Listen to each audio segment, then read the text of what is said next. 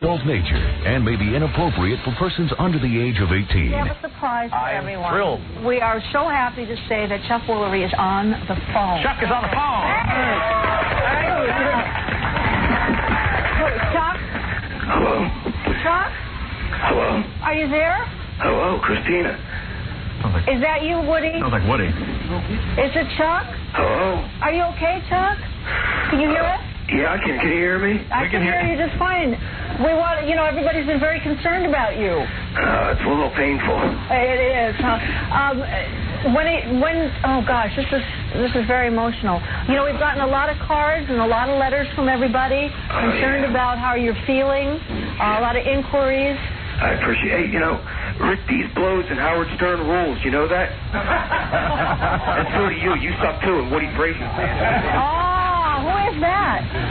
Isn't that nice? That was so charming. Well, that was nice. No. There was somebody who was very nasty on the phone, We're sorry. What? Oh, I just realized what happened. What? That had to be Howard Stern. That wasn't Howard Stern. Someone who called. There was someone who does that. Somebody that calls his show. I'm sorry. We're sorry. If it makes the ratings go up, you can call me anything you want to call me. My mom calls me things like that. Let me tell you something, sir.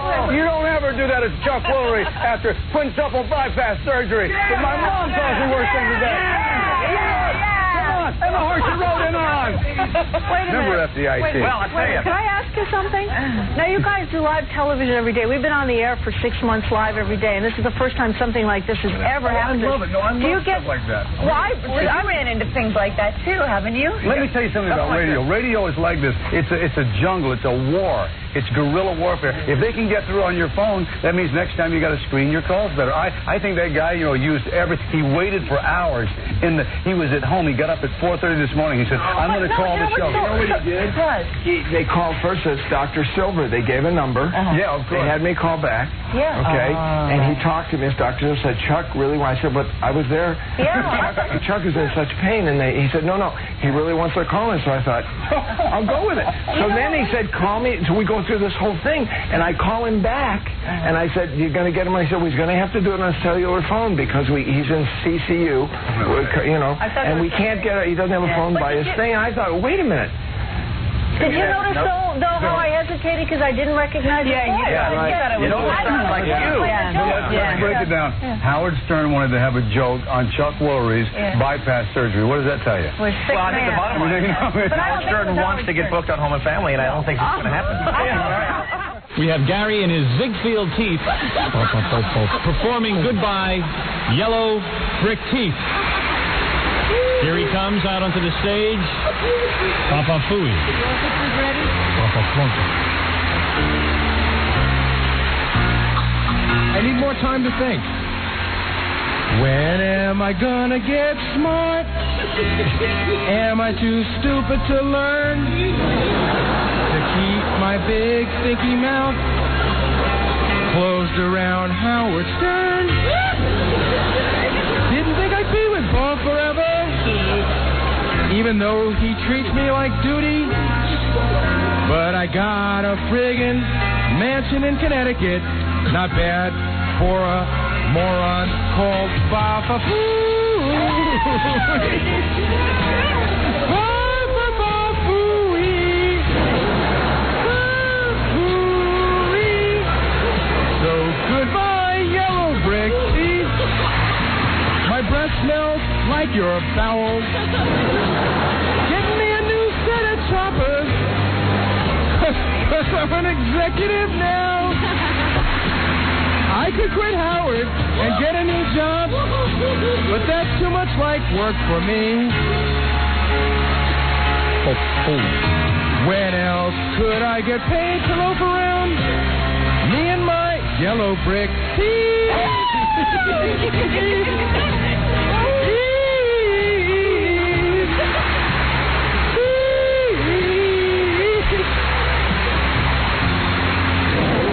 Are we adults? Why do you think I do this when all Howard does is complain?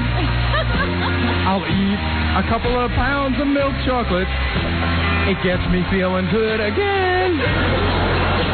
If Howard ever tries to replace me, there's no one like me to be found. A big dope who takes all the insults while Robin laughs like a cow on the ground.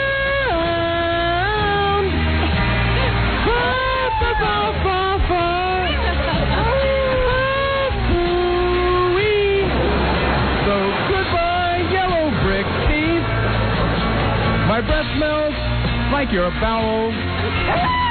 Give me a new set of choppers, 'cause I'm an executive now. I could quit Howard and get a new job, but that's too much like work for me. I can't do it. I'm too stupid. When else could I get paid to loaf around? Me and my yellow brick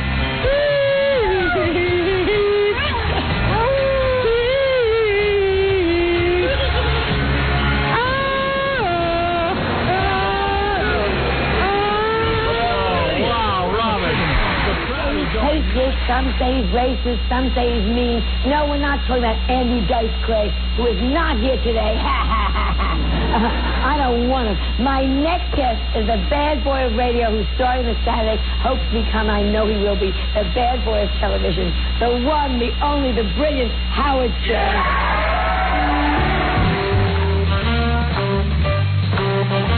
Hey, now. Hey, everybody, what's happening? Yeah. Hey, now. It's your pal Howard. What's happening? Hey, now. Yeah.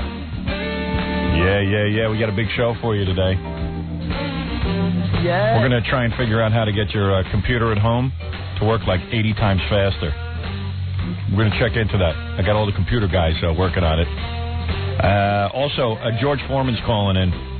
George Foreman, the boxer? Yeah, isn't that the guy who fought Muhammad Ali? Yeah. You know what was kind of funny? When, you know that movie When We Were Kings? Mm-hmm. So George Foreman was the guy who was fighting Muhammad Ali over in Africa. And Africa was so excited, whoever the president of Africa was, like Zaire, or wherever the hell they were, or South Africa. Where did they fight that? Do you know? It was Zaire, I think. Was it? Yeah.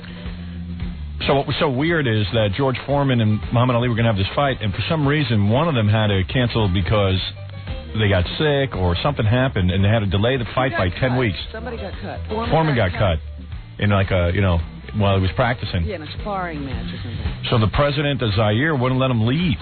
Yeah, he was going to have that fight. Yeah. Made him stay. Well, he put up all the money. Yeah, he said, you guys aren't leaving because if you leave, you might never come back. In fact, Don King just went to each fighter and said, if I can guarantee you this much money, would you do the fight? And they said, sure. Yeah. And he had no money.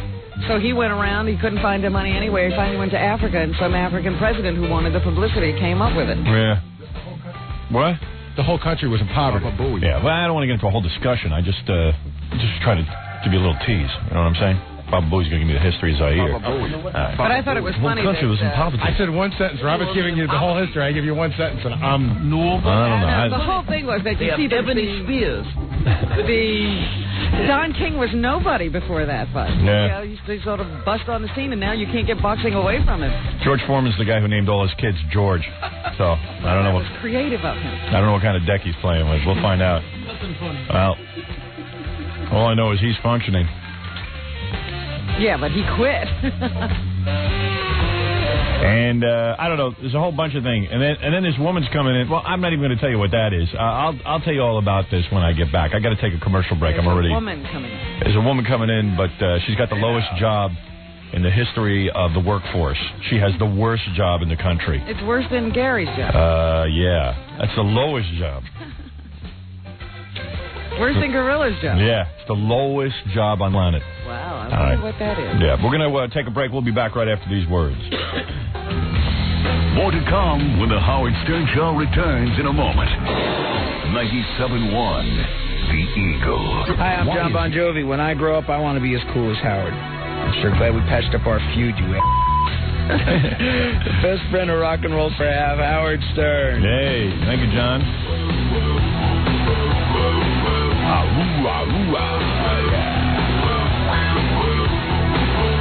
WQBK in Albany, KUTZ in Austin, and WJFK in Baltimore. WBCN in Boston, WXRC in Charlotte, all these radio stations. WCKG in Chicago, where our ratings go up every rating period. You won't read about it. All right, Johnny boy. Thank you. Thank you, Jackie. Yeah, I'm reading about...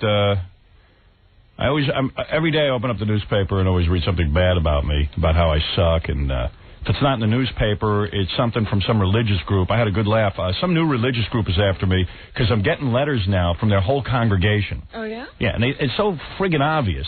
You get the first one, you go, hey, here's a real religious person, you know, they're upset with me. And then you get, like, almost the same form letter in the mail. And I'll read these to you on the air later on.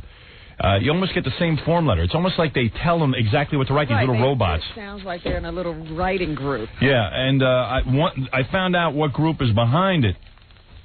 And it's really funny. They're trying to get all my advertisers to leave me. I got this letter here. It's called the American Family Association of Florida. It's probably a bunch of regular folks who got themselves a computer and some letterhead. You know what I mean? You make up your letterhead with your little computer program. Sure. And they go, dear friend, we have some good news regarding our monitoring efforts of the Howard Stern Show on WTKS in Orlando. I'm going to point out what hypocrisy goes on. We need your help to turn this good news into great news for your community. Florida's American Family Association has monitored the Howard Stern Show on WTKS in Orlando since August of 1995. The Howard Stern Show is without question the most irresponsible and pornographic radio show in Central Florida. Howard Stern is polluting the airwaves of your community. I would give you examples of the content of the Stern Show. However, I would be then guilty of communicating the same disgusting trash to which we are objecting. Although I would discourage anyone from listening to Howard Stern, I suggest if you doubt how bad he really is, that you listen to FM 104.1 weekdays from 6 a.m. to 10 a.m. and see for yourself. Oh, that sounds like an ad. Yeah. The good news, we wrote letters to 135 companies during the past 18 months to inform them of Stern's irresponsible and pornographic show. 121 of these 135 companies stopped advertising on WTKS after receiving our letter advising them of the show's irresponsible content. This means 90% of the companies did not advertise on Stern after receiving our letter. Of course, what they don't tell you is that's a crock. Only 3 of the 135 companies consistently buy many advertisements on WTKS, Howard Stern's morning show. Please complete and mail the enclosed 4 postcards to help influence these advertisers. Well, you say to yourself, wow, these people are really, really community-minded. And organized. And really worried about our children and worry about the community. Okay, let's see. Here's a headline from Central Florida, Orlando Sentinel. Advocate of family values pleads guilty to child abuse. Oh. The Lake County director of a group that promotes family values pled guilty Thursday to child abuse and tampering with a witness. Linda Rosar, director of the local American Family Association. Really? Yes. Oh. And president of the Concerned Citizens of Florida was sentenced to a year of probation in order to see a psychologist. Whoa. What did this person do? The charges stemmed from incidents involving Razor and a child at her home, records show. Razor, 46, or is it Rosar? Rosar. It's like a goddamn gorilla movie. Rosar, 46, had been scheduled to stand trial next week, but entered the plea. Neither she nor her lawyer could be reached for comment. A prosecutor said her plea could open the way for her to testify against her husband, who was accused of violating probation in a child molestation case. Good Lord. Besides promoting the anti-pornography goals of the American Family Association, Rosar has also supported a Christian agenda for the Lake County school system. So the same American Family Association of Florida that has been so righteous and so wonderful about protecting the community is busy with sex abuse charges. Oh. This is the hypocrisy I've been talking about. It's the same FCC that goes after me and fines me $1.7 million, and then you read that one of the former FCC commissioners is up on child abuse charges. Yeah, but they're protecting children. Yeah, they're protecting children, all right, so they can get them. I can't get them, so they can get them. It's absolutely outrageous. Unbelievable. Unbelievable. You know, they got well in you. Hey. You're not bad enough because you're not keeping them busy enough. Yeah. Stay away from the children. Here's some Christian woman on the phone. She's going to tell me about God. No. Come on, honey. Why don't you tell me about it? How many fingers do you got buried somewhere? Well, none so far. Yeah, well, keep an eye on yourself, because it seems to me mostly the religious people are the ones that are all up on charges. Yeah, and I want to apologize to that group that just wrote you that letter, because I totally disagree with that. I think you're all right, Howard. Oh, all right. Gee, what a shock. And I am a Christian, and I was calling in response yesterday to the news conference and why you shouldn't use the Lord's name in vain. Oh, come on. Oh, Let's get with it. Okay, well, let me just tell you why. What's going to happen to me? Am I going to go to hell? You know, remember when Pastor Greg wrote you that letter? Who is Pastor Greg? Oh, you know, the fellow from Ohio. Don't tell me you forgot already. Of course. Who is Pastor Greg? Well, snap out of it. Oh, here it is. Here's my postcards for the American Family Association, Rob. I'll be sure to send these in with the words child molester written on them. American Family Association. Any idiot with a typewriter or computer these days or a stamp can write to advertisers and sort of come up with some bizarre agenda. You mean to tell me there's no better agenda for you than to sit and worry about a radio show? If there's anybody you can already control by turning off. If there's anybody more persecuted on this planet, I'd like to meet him. I've never seen anything. I've never seen a hostile press, religious groups coming after me. But I'm going to tell you something. They can't stop me. You know why? I'm now up to 40 affiliates. 40 radio stations are running this program. And I'm telling you, I'm going to get more. And I'm going to spread my word. That's my stupid word. Really? That's right. You said Oh, you annoying. You don't even have a point. What is your point? Reverend Greg, I mean, you're boring me. I haven't had a chance to talk yet. I know. You have, though. It's just that you keep... Do you remember... Here's your phone call so far. I want to tell you about... Remember yesterday at the press conference you said don't use the Lord in vain? Yeah. I want to tell you not to use the Lord in vain. No, I want to tell you why. Remember Reverend Greg? Remember... Pastor Greg Nettles. Here's what God says to Howard Stern. A good half-Jew boy like you should know what here we go. Here we go. Half-Jew boy. Go ahead. Hey, those are your words, not mine. Religion is always such a great thing. It's always bringing people together. Yeah. Tell me about it. Well, in the Ten Commandments, which I'm sure you know, he says, you shall not take the name of the Lord. Who says? God says. Oh, God said that? He wrote it down for you? And I don't believe in the Easter Bunny or Santa Claus either. Yeah, but you believe God wrote down something for you to read? Yeah, well, I believe that he inspired man to do it. All right. Good. Well, that's good. You believe that. You believe God sat down and wrote a book and had it passed on to you. It's kind of like... But you don't believe it. But you don't believe that Santa Claus exists. No. All right. And your God, of course... That's a pagan holiday. And your God wrote this down in a book. But the guy who wrote in Africa, who writes letters in the rocks, his God wrote that. But you don't believe that. You Those believe are false gods. Those are false gods. Yeah. Your God is the real God. Yeah. Well, Jesus says. Jesus is the real God. Now, what about Buddha? Is he a real God? No. He's a false god. Okay. You know how you can tell? How can you tell? Because Jesus has a really good body and Buddha's fat? Yeah, it's reborn. It's a spiritual body, so yes, it is much better. I see. It doesn't age and it doesn't get sick. So billions of Chinese are stupid, but you're one big smart white woman living in her trailer who has got it all figured out. Well, no, God figured it out. Listen how stupid you sound. God said this. God says don't say God damn it. God says this and that. Just behave yourself and don't put your fingers in diddle little children, all right? You know, that's my God. My God tells me that. Oh, I'm angry, huh? Yeah, I'm damn well angry. Listen, I got religious groups telling me I'm bad, but meanwhile they're diddling little kids. Well, I realize that people are pretty screwed up and they do a lot of things. And so are you. What a kook. You ever hear any of these religious nuts are the wackiest people on the planet. These born again. First of all, these born agains, I'm going to tell you something about them. I'll tell you their MO. 9 times out of 10, a born again Christian is a former drug addict, hooker, sexual pervert who all of a sudden their life was so out of control because they couldn't even control themselves. They had to go follow somebody just to get them off drugs. It's like religious boot camp. They're totally regimented, and now they know what to do. Because their lives are so out of control, there's no such thing as moderation. No, they can't do it themselves, so they need... You know what? Born-again Christians are no different than those Hale-Bopp people. No different. Those Hale-Bopp people, they needed to kill themselves to go to a rocket ship. Born-again Christians, they need to be so born again that they're not going to let you do drugs, they're not going to let you do sex, they're not going to let you do anything because they can't do it. They can't do it because they've completely abused the privilege. Yeah, when they do it, they get all out of control. Yeah. They don't want pornography because when they look at it, they go berserk. Look at Jimmy Swaggart. Of course he didn't want pornography. Every time he looked at it, he had to go pick up 20 hookers. But he wanted to rob everybody else of that opportunity. Right, because he can't control himself. Freak. Jimmy Swaggart's a freak. Here's another letter I got. So now I'm hearing from all the religious wackos. Dear Howard, I would like to express some concerns of mine with regards to you. They're all crummy writers, too.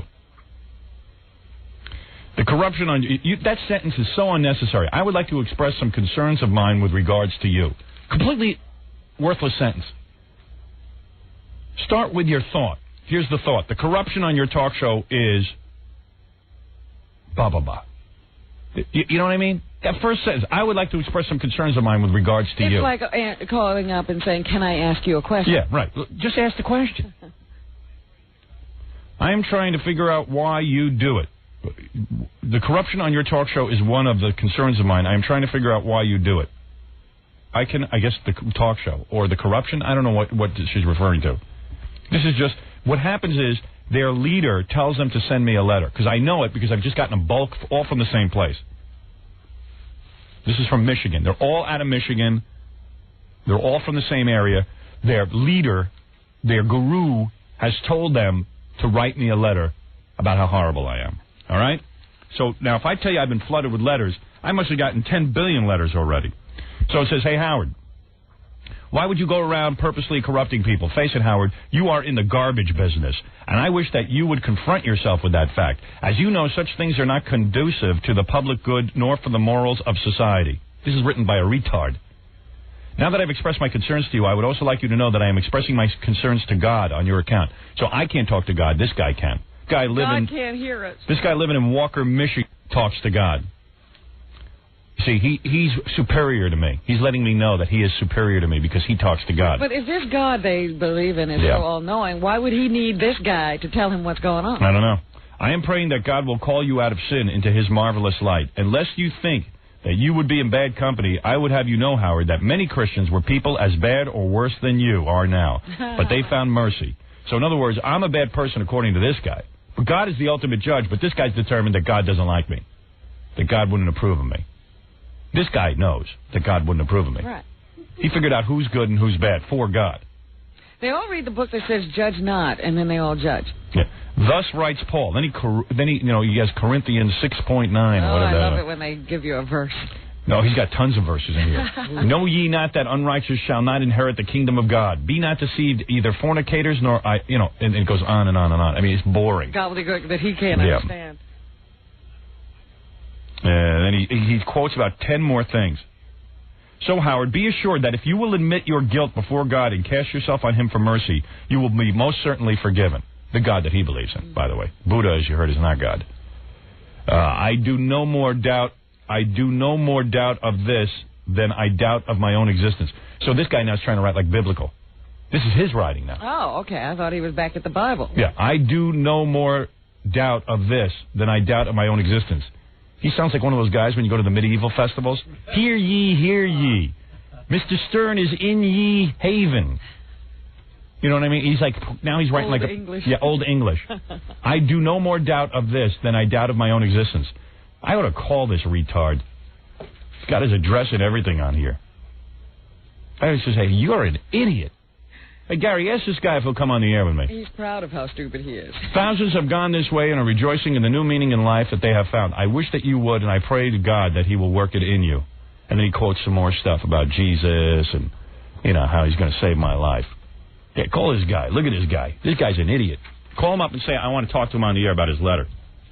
If you've got the balls to talk to me. I don't know I've never called this guy. I don't know who he is, but I'll call him right on the air and speak to him. Let him come on the air with me. These cowards never come on the air. And when they do, they all sound retarded. They all sound retarded, I'm telling you. What can I tell you? Wait till you hear them. When you hear them on the phone, you go, who would even listen to this guy? But I don't know, man. All these letters are coming out of Michigan. Somebody's got a stick up their ass for me. Hi, you're on the air. Hi, Howard. This is Rob from Cleveland. And I noticed that you said something earlier that you had a woman that had the worst job in history. Well, it's the lowest job. I didn't say it was the worst. I said it's the lowest job. Well, I think I got something. I think I got something a little bit lower than that. Well, it's kind of like a legal job. Oh, illegal? Well, you know what she does? Yeah, I'll tell you right now. You know what she does? What? Wives hire her to spy on their husbands. Oh. That is low, man. I mean, it's like, what a horrible thing. I mean, we'll talk about misery. What a miserable life you must have. Just devastated. As soon as, a woman suspects her husband of cheating, why wouldn't she just leave him? If you think your husband... you're already unhappy. That's why you're just saying go. there's something wrong. So you might as well leave the relationship because you're unhappy. Yeah, but women got to torture... If you don't trust your husband so much that you got to hire a personal spy, to get out of the marriage, man. Use your brains. Well, my job's low, but I don't think my job's lower than that. What's your job? I work at an adult video arcade, and I'm in charge of cleaning up the video booth. Oh, man, he's got the lowest job. All right, you got her beat. That is the lowest job. What you must find in there, man, is it disgusting? Well, I wouldn't eat off that floor. Yeah, I'll bet. Is it the floor that gets messy or the walls? Both. Yeah. She's got to scrub the whole thing. People think they go in there. Is this the kind of porno place where you have the curtain, and then when you open the curtain, you see the girl dance?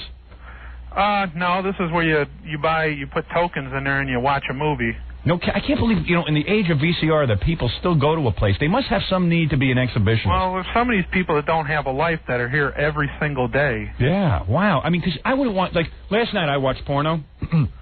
My wife and kids went out last night. So I'm laying in bed. I got a bondage film that somebody sent me. It was one of the worst I ever saw. First of all, one of the broads was so heinous. The mistress was so heinous. It was unbelievable. And she first interviews the girls, and she's gonna teach them discipline. Okay, so I'm getting ready for some really good discipline stuff. And the girl who was going to do the discipline wasn't bad looking, but when she smiled, her teeth were really hideous. She had, to me, man, I don't care about fake boobs. I don't care if you got a little cellulite on you. But if you're going to have, in this day and age of modern dentistry, fix your friggin' teeth. This girl had teeth missing. She had, little peg teeth coming down. You had to see what was going on in this chick's mouth. And she was a young girl. There's got to be ways to fix that. I don't know. We had movies of girls with no teeth, and they advertised it like okay, but that's a fetish. Yeah. So this is supposed to be a good-looking girl. Oh. So anyway, so she's there, and I don't know, man, what goes on, but it's all so fake. It's like this guy, Tom Bernard, the disc jockey up against us in Minneapolis, St. Paul. Oh. He had a public flogging of criminals the other day. And you know what the guy does? I just read about it in the newspaper, because now I'm getting all the articles. He gets up there, and he's supposed to whip guys who have criminal records and stuff, like drunk driving and everything, and he pretends to whip them. He kind of make-believes he's whipping them. So it's like these porno movies that advertise themselves as bondage films. And then the woman doesn't torture anyone. She gets it tied up, and she starts tickling her a little bit with a feather. And then 2 seconds later, she's performing cunnilingus. That's not torture. The girl's loving it. I'm rubbing. What is it? So I called that guy, the Christian? The Christian guy. Yeah. And his dad answered the phone, which means he's probably a young guy. Yeah. His dad didn't sound very old. Right. And he said, I'll go wake him up. And then he said, my son says he said everything he had to say in that letter. Yeah, well, so he's a pussy. So he doesn't stand behind what he says because he's not willing to discuss it. Right. And he goes, nope, he said everything he had to say in that letter. Yeah. And then he hung up. Yeah, because you know what? He's a robot. All these born-again guys are robots. when he's off his script, he doesn't know what to do. Exactly. Yeah, we've had those in front of our stores. Yeah, I bet. Telling them, this is a devil's playground, do not enter. Yeah, because some guy needs, instead of going out and raping, he's at least going someplace. I think they would rather people rape. Yeah, rape is okay, because you can see most of these Christian associations got child rapists in their group. Why is it all these Christians are raping? Why is that? Even religious Jews, I see. There's a guy sitting on a plane, he's diddling some girl. Why is it all these... I said it over and over again. If somebody goes and plays Russian roulette after seeing The Deer Hunter, people want it taken out of the movie theaters. Yeah. But nobody will ever scream to ban religion, but we got all these religiosos running around doing all kinds of crazy crap. Yeah. Well, anyways, I got a ton of these letters. I could read them all to you. Oh, and I got a ton of stories. They're funny, though. Yeah, so where are they? Well, if you ever have time to listen, I got tons of them. No, I don't like guys. He says, I got the lowest job in the world. I work in a porno place, and I got to clean the floor, and I got some great stories. Well, what are they? If you've ever got time. You really don't have any great stories. What it is you go in there and you find secretions, bodily fluids all over the floor, right? Oh, I've seen guys. I've walked in on booths and, that there's showing that there's vacant, and there's guys laying on the floor with a leash around their neck. Oh, yeah? Going to hand it to me, and I'm like, no, you don't want me to pull that leash because you'll be dragged outside. All right, well, now you're talking. Yeah. And I've been in there, and I've seen guys running around, one booth standing up, so, like, when you look in, you don't see them unless you look up on top. They're in panties and bras. It's always guys, too. There's never any weird stuff with women going on, right? Yeah. It's always guys, man. I don't know what it is about us. We got these... This penis of ours makes us do crazy, crazy things. We've had guys, I've seen them going outside to their car, and all of a sudden out of their coats, they're dropping women's shoes out of their pocket. Yeah, I don't get that one. Why do you have to take that out of your home, too? I mean, now they got to go to this booth, and they got to bring their women's apparel and shoes with them? There's something about doing it in sort of a dangerous place, I guess. You see, I never got into that. Like, I never even liked having sex. I had sex one time outdoors. Remember the first time I had sex? Yeah. And we were by a lake, and I was shaking like a leaf, because not only was I nervous the first time I was having sex, but I was afraid somebody would see. I got nervous. I don't like doing stuff in public, but there seems to be some fascination with, like, you could run around your house with women's shoes and panties, and no one would ever know. Right, you'd be perfectly safe. But the fun is going to this place, this nudie place, and running around. And you know what? I'm going to tell you something, man. I love women's, lingerie and stuff. I love to look at it. I love to see women in it. You've never put it on. I don't like putting it on. I don't get it. I put on my mom's panties. I did that once as a kid. I tried it. I got, I wanted to see if I could get into it if I felt sexy, but she doesn't have sexy lingerie, my mother. She's got the kind of panties that go up to your breasts. Totally practical. Yeah, I mean, nothing sexy about it. Yeah, I wear these for comfort, not for sex. But, and I've dressed in drag for theatrical reasons, but I never got aroused in the women's clothing, and yet I know some guys do. There's a lot of them that do. Yeah, I don't get that. I when I get in the sack, I like to wear sweatpants and a T-shirt, and I like to lay there like King Tut, while the woman does all the work, gets all dressed up. Mm. I like to lay there like a slob, like a bum, like a man. Thank you. Okay. But I don't get these other guys. I don't know what they're up to. But there's something about going out in public in panties and dog leashes that get a guy off. I got to tell everyone the name of this movie I watched last night. I just gave it to Gary. I brought it in. It's so bad, I don't want anybody to rent it. Oh, it's a rental? Well, I'm sure you could go to the porno store and get it. Mm. It's so bad because the mistress doesn't do anything. It's just like this guy in Minneapolis, St. Paul, Tom Bernard. He holds a public flogging of criminals. And you know what else the guy did? Listen to this. I just read a cool article about this. There's a really cool reporter out there in Minneapolis who writes pretty good articles. He's writing how Tom Bernard's a pussy because he won't even say my name on the air and he won't come out swinging. He is a pussy, you're right. And he says he has a public flogging of criminals. This is how lame radio guys are. And he hardly whips them. He doesn't do anything. He's supposed to have a flogging. So people stand around watching a guy like pretend to flog somebody. Mm-hmm. It's theatrical. Then turns out that since he's flogging criminals, it was curious that none of the criminals were black or Puerto Rican. Only white guys. White criminals. And he said, I don't want to do blacks or Puerto Ricans because it'll look racist. So there you go. There's no criminals on the planet that are black or Puerto Rican, according to this guy. Who need flogging? Yeah, because he's afraid to look racist. So you can't flog a black or Puerto Rican because how will it look with a bunch of white guys standing on stage flogging a black man? Even if it's fake. Even if it's fake. You imagine? What a puss. Gary, book me a couple of black guys next week. I'm going to flog them for real. Right here on the show. We don't even care if they've committed crime. Yeah, I'm sure they're guilty of something. You just get me a bunch of black guys. I'm going to have a whole public flogging. I'll show you how to do it, Minneapolis. I got to take a break. I'll come right back. Don't move from that radio. We'll be back after this. You're listening to The Howard Stern Show. More after this. 97.1 The Eagle. You're listening to The Howard Stern Show. Move up and let the man go through. Come on. Move up and let the man go through. Let the man go through. Move up and let the man go through. Move Move up and let the man go through. Move up and let the man go through. Oh, I love that guy. Rob Zombie is the best. God, he's the best. Is there a better rock and roll musician out there right now than Rob Zombie? Name I'm sure him. there's some Then name him. people who would argue. Call me up and name him. I want to know that's better than that. All right, you're asking for it. What pussy-ass rock star? Not Henry Rollins parading around in his underpants on Saturday Night Live trying to show off his tattoos and his physique. If I was him, I'd get out of the gym and maybe work on some good tunes.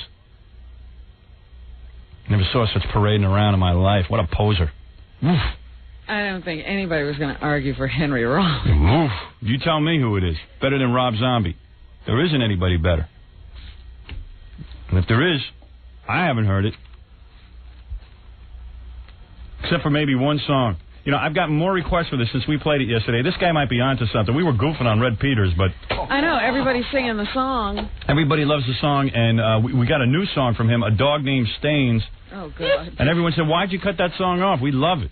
Now, maybe I'm missing it. They couldn't get through it. They couldn't get through it. It was unbelievable, A Dog Named Stains. Joe, you're on the air. I'm going to play A Dog Named Stains in just a minute. All right. And then I'm going to tell you how to... we think we figured out a way to get your computer to run faster, even though you can't get an ISDN line. Yeah. Howard, I got some great porno sites for you. I got 3 of them.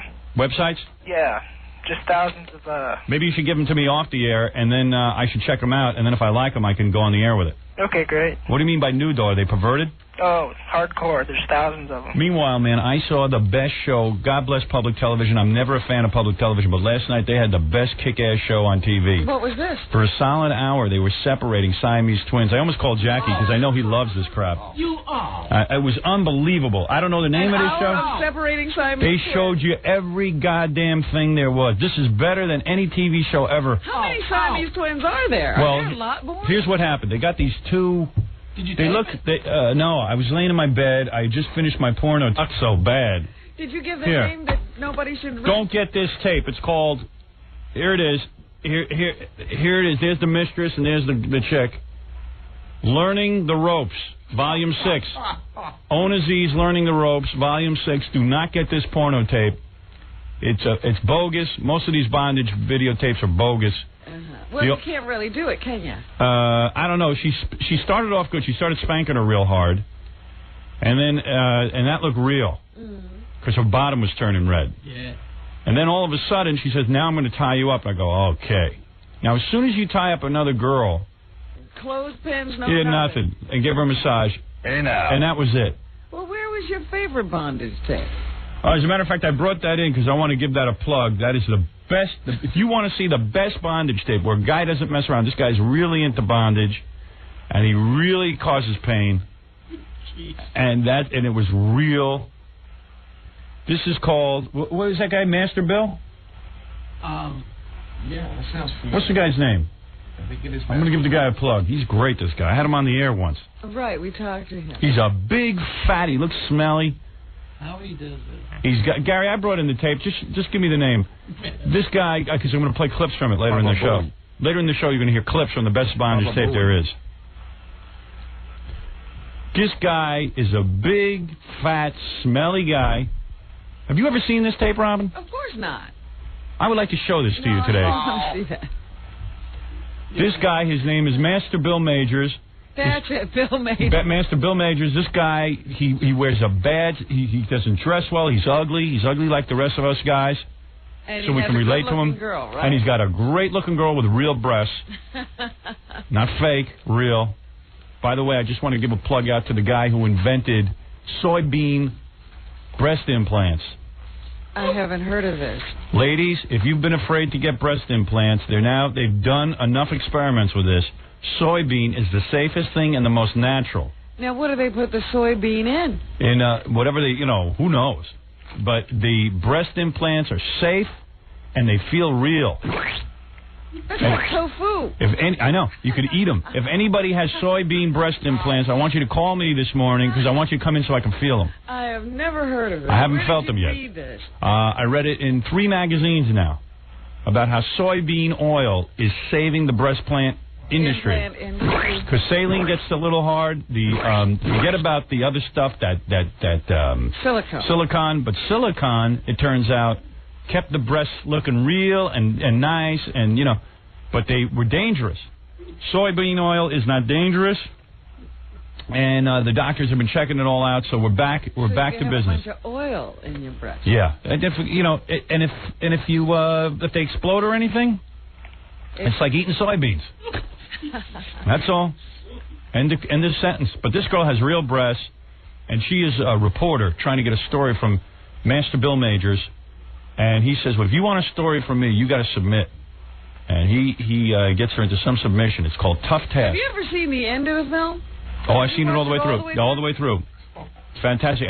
By the end of the film, she's hugging and kissing him and only wants to come back to him. She's now in love with Master Bill Majors. It's called Tough Task. You should get it. All right. That's your recommendation for the week. Yes. It is fantastic. If you'd like, I'll play some clips from it later. All right. You should hear how he disciplines her in a very even tone. There's no yelling. I remember talking to Master Bill. Yeah. Guy's very, very... As opposed to this, learning the ropes, Robin, which is not Learning a good ropes one. bad? Bad. Tough Tasks good. Because Learning the Ropes is a film like that idiot Tom Bernard in Minneapolis, St. Paul, who fakes. All these DJs fake stuff. Guy's going to hold a public flogging, and what does he do? And then that queer in Chicago, Man Queer, the one who we keep, every month we keep going up in the ratings. We're a point away now from being the #1 radio show in Chicago. Are you kidding? No, I'm not kidding you. Oh, my God. But you don't hear about that. He's running around saying, hey, he's the champion, he won. You didn't win nothing yet, you douchebag. And then I just read some article on him. All his phone calls are faked. That's what I heard. He puts comedians up to it. Yeah, all these wacky people he has coming on making confessions on his show are paid actors. Comedians. They're so goddamn desperate. The guy's like a professional wrestler. Well, just like in professional wrestling, you jack off. You're going down. You peckerhead. You Howard Stern imitator. Tom Bernard, Howard Stern imitator. Tom Bernard. What's his real name? That ain't a real name. You think that's me? Yeah. Chicago, we're probably this summer going to be out there. I would guess. Fisting his dead daddy's skull. It's time. And I'll tell you how it's going to happen. I'm going to ease in. I'm going to use 2 fingers, then 4, then 5, and then form a fist, and then jam it. No. I'm gentle. I'm gentle with my bitches. With my dog bitch. Dog bitch will get it gentle. And what's worse, I'm not going to do it to him. I'm going to do it to his dead father's skull. I'm going to dig up his grave and take his skull, and I'm going to fist it right there in Chicago. And then I'm going to go out to Tom Bernard in Minneapolis, St. Paul, sitting there with his 37 share of my ratings. And I'm going to have a flogging. And I'm going to flog black guys. What do you think of that? Flog Tom Bernard. I'm going to flog Tom Bernard and black guys, since he's afraid to do it. Can you imagine the guy holds a public flogging and for criminals, and he'll only flog white criminals because he's afraid to look like a racist? No Asians, no Hispanics, nothing. No black. No, Minneapolis, St. Paul, only white people commit crime. What a dick. I don't know who I'm talking to on the phone. I forgot. It's Joe. I got the websites. Oh, you got the websites. Hey, Gary, take down this guy's websites and I'll check them out. Are they perverted? Oh, they're very perverted. You got teenage runaway girls? No, I checked that out, though. There are some teenagers, though. Oh, there are? Yeah. What are your websites about? It's links, just thousands of free. Yeah, but they got to be good. I don't want to be linking for... that's the problem with the Internet. What are you talking about linking? It gives descriptions right there. Well, I mean, it's one thing to go on a web page and just see some naked girls. I could get that anywhere. I like to see the really weird stuff that the government wants to outlaw. Yeah, they got bestiality and all. Yeah, that's what I want. I want people with animals. I want to see and people. People keep faxing us. There is a fat girl. Fatchicks.com doesn't work. I think it's Fat Girl. Oh, fatgirl.com. I never tried that. Fatgirl.com. I love fat chicks. Fatgirl.com. That's the funniest thing. You see the rolls of fat. Jesus Christ, you want to die. Why do you look at it? I got to see it. Why do I look at a car wreck? I got to see it. Oh, you're too funny. I like to see the fat chicks with the big belly fat. And then what I do is I look at them and I go, would I have sex with that? And then when I say no, I go, you see, I am a human being. I would turn somebody down. And it makes me feel good. You would not if you were desperate. Okay. Oh, yeah. One thing, fat, even when I was 16 years old, I was 17 years old. I had already gotten laid. Mm-hmm. And I met this girl who was in love with me. And she was about 30 or 40 pounds overweight. Uh-huh. She had big, thick thighs. She had no chest. She was but she had a pretty face. She had a girl's face. She had a girl's Yeah. face. The rest of her And was she a was moose. blonde, and, so she didn't have a lot of body hair or anything. So she was like a girl, but a fat chick. And I went into her bed, and she began kissing me. And she began to come on to me very, very strong. Yeah. And she said, "I really like you. Come on." And I was up to third base doing it, and I was getting a little nauseous. And then I pulled, and then I pulled down her pants because I only had like the fly open, and I started to see the cellulite and the belly. And I said, "I gotta go." And she said, "Why you have to go?" I said, "Well, I don't want to rush into things." And I was very nice about it, but I never went back to there. And she was always very hurt by this, but I could not see myself, and this was a desperate time in my life because I didn't get a lot of women, but I could not see myself on top of a big fat chick. Her huge rolls covered her pubic hair. So I could not see myself. I couldn't envision myself with this, and I really did get nauseous. So I'm proud of myself in some respects that I can turn down some women. Even in desperate That's times. not anything to be proud of. That you couldn't relate to another human being simply because of that is nothing to be proud of. Even if I was on a desert island and I was with a big fat chick, I would wait for her to starve for a couple of months before I hopped on top. Food on the island. No, not if I'm there. I'm going to keep it away from her. Plus, it'll probably be all health food. It'll be fruits and vegetables and stuff. She'll probably lose a ton of weight. Run her around. Oh, until, yeah. I better jog. Slim down. Yeah, even my own wife, I've said, when my wife puts on weight, and she has a tendency sometimes to put on weight, I'll say to her, "I'm not touching you." Stop it. I said, "You're too fat." You have never done that. Yep. I do not believe it. Yeah, I said, "Honey, what's going on?" You didn't make love to her? That's right. I said, "What's going on in the caboose?" Oh. Because she gets hit in the caboose and the thighs. The caboose. You're lying. Yeah, I don't want to see it. You might say that. I do. I say, I'm not interested. I said, "Please lose some weight." Come back later. And then she goes for a jog, comes back, she looks a little tighter, and I'll jump on top. See? He's lying. And let me tell you something. My wife. Nobody loses weight in a jog. Water weight. My wife knows to stay thin, or she'll lose her man. She knows it. Fine. And who'd want to lose me? I'm such a prize. Yeah, I don't know why. All right, hey, let me take a break. When we come back, I think I got this guy. Oh, hey, listen, hold on, okay, because I want to get these websites from you, but they better be good. Yeah. If they're bestiality, I want them. Oh, like if they aren't good, what are you going to do to them? No, I mean, I'm not going to announce them on the air. That's why I don't want to waste people's time. Oh. Hold on. Let me take a break. When we come back, I think I got this guy. He says that we can satellite our computers up and make them work fast. He can actually put that, he has some little dish he sells. Mm-hmm. And he claims if we stick that on our homes, we'll be like connected to the internet We will super fast. be in the space age. Yeah. Hey, is Jeff Schick here? Because I want Jeff to hear this, because Jeff told me something's wrong with this. Yeah? Yeah. He says it's not that good, I think. We'll be back right after these words. We'll be back with the Howard Stern Show. Go away. 97.1. The Eagle. Super stutterer John Melendez and super bitch Sharon Stone. I don't know for sure. I'm in between a couple of things I should know, and I should be back to work in probably 6 weeks. Sharon, any new movies with crotch shots coming up? Perhaps you should read a video. Sharon, how did you like how did you enjoy the movie? I thought it was really fun. It's really just a lot of juice in the audience. People are wild. They're screaming. It's really great. It's not like the Oscars where everyone is paralyzed with fear. Sharon, you showed your bush in Playboy. Why are you so uptight about showing your bush in Basic Instinct? Why are you so insistent on being vulgar and inappropriate?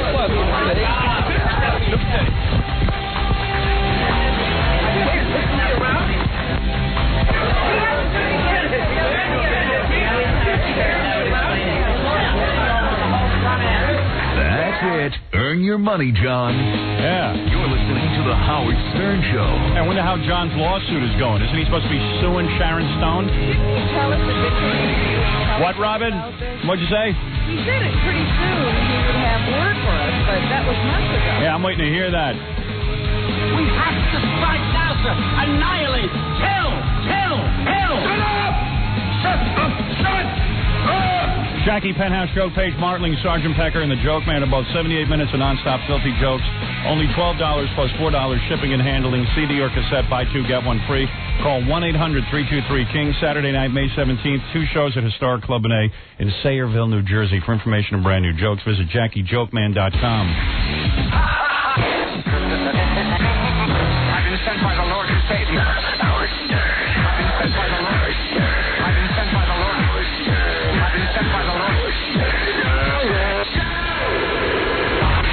got it all for you this morning. Look who's sitting across from me, Robin. The man who runs IBM. The man who is the Bill Gates of New York. Look at him. Jeff Schick.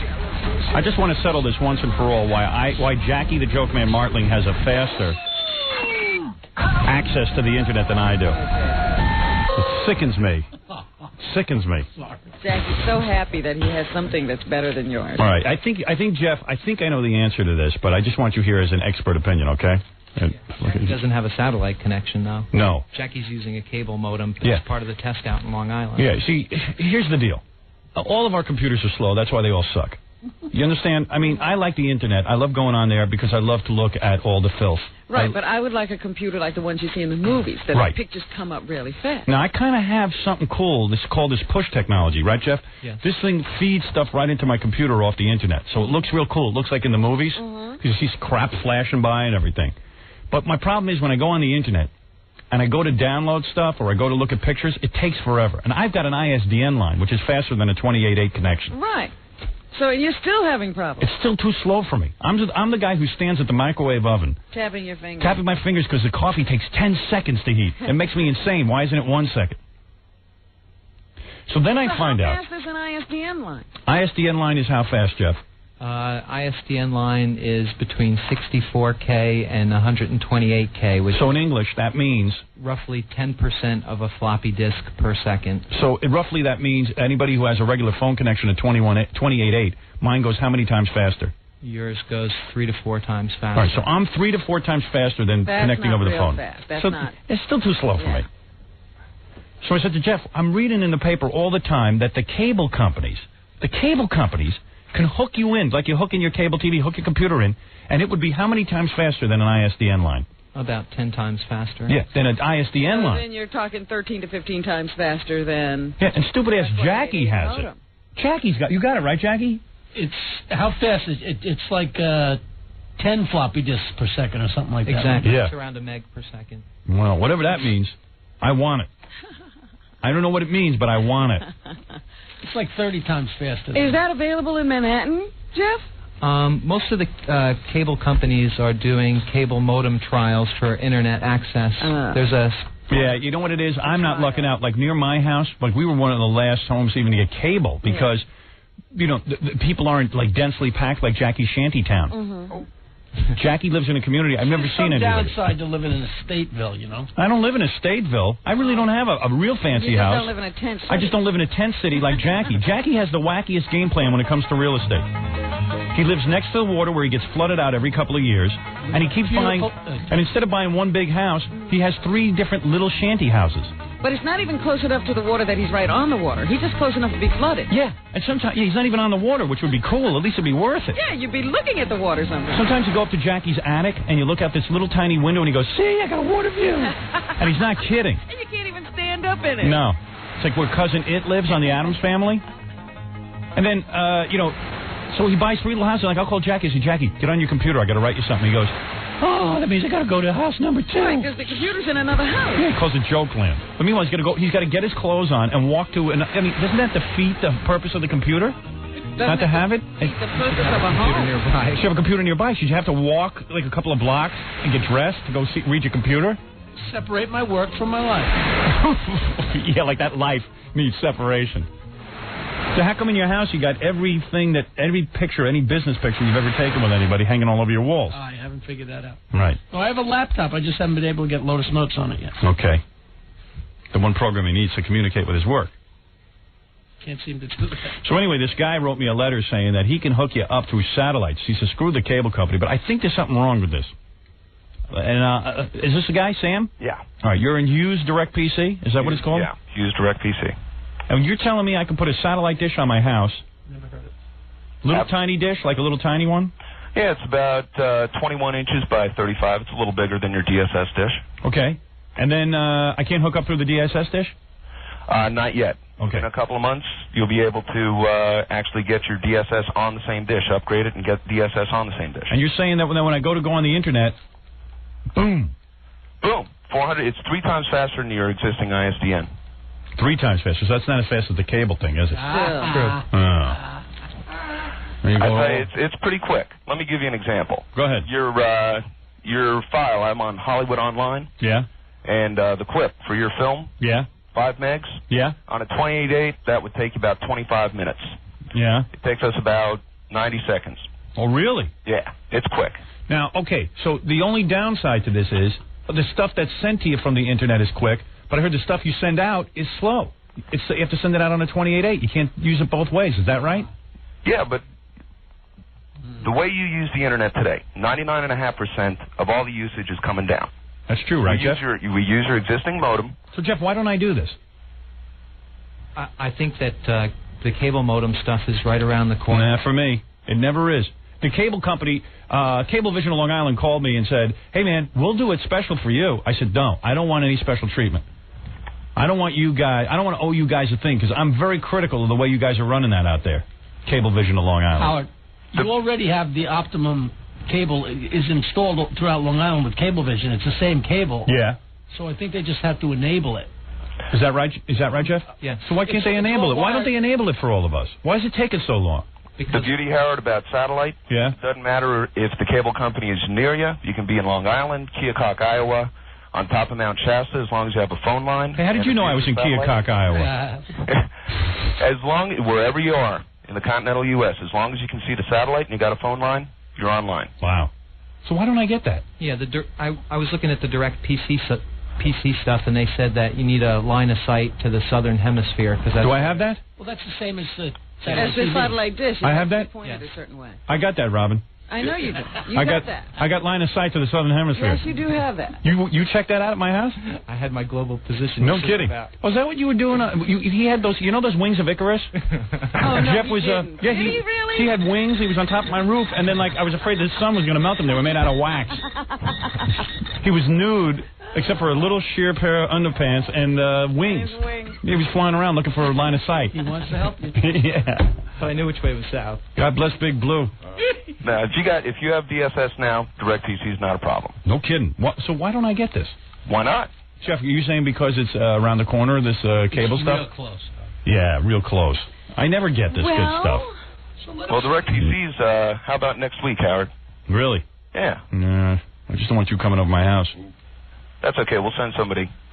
Send somebody. Oh, like that. Can I blindfold him? Go pick him up and take him on one of those wild drives. I think we should get a time frame from the cable company to find out when they're going to have that rolled out and generally available. What's it cost? $3.99. $399?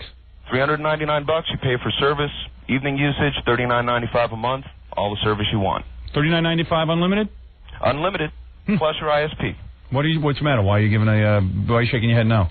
What's that? Wait. I saw the direct PC pricing stuff for the different classes of service. Yeah. And depending upon your usage, it could be as much as $150 a month with a surcharge on how much gets downloaded to your computer on a 1 meg equals 8 cents. Is that true? It depends on the package you use. If you go with what we call Moon Surfer, when are you going to use it? What is it, Jackie? We would have heard about this, and this would have been the rage if it was a good deal. Well, that sounds pretty good to me. If you're going to use it from 6 p.m. to 6 a.m., which is when most people are using the computer, $39.95 a month plus your ISP, whoever you're using.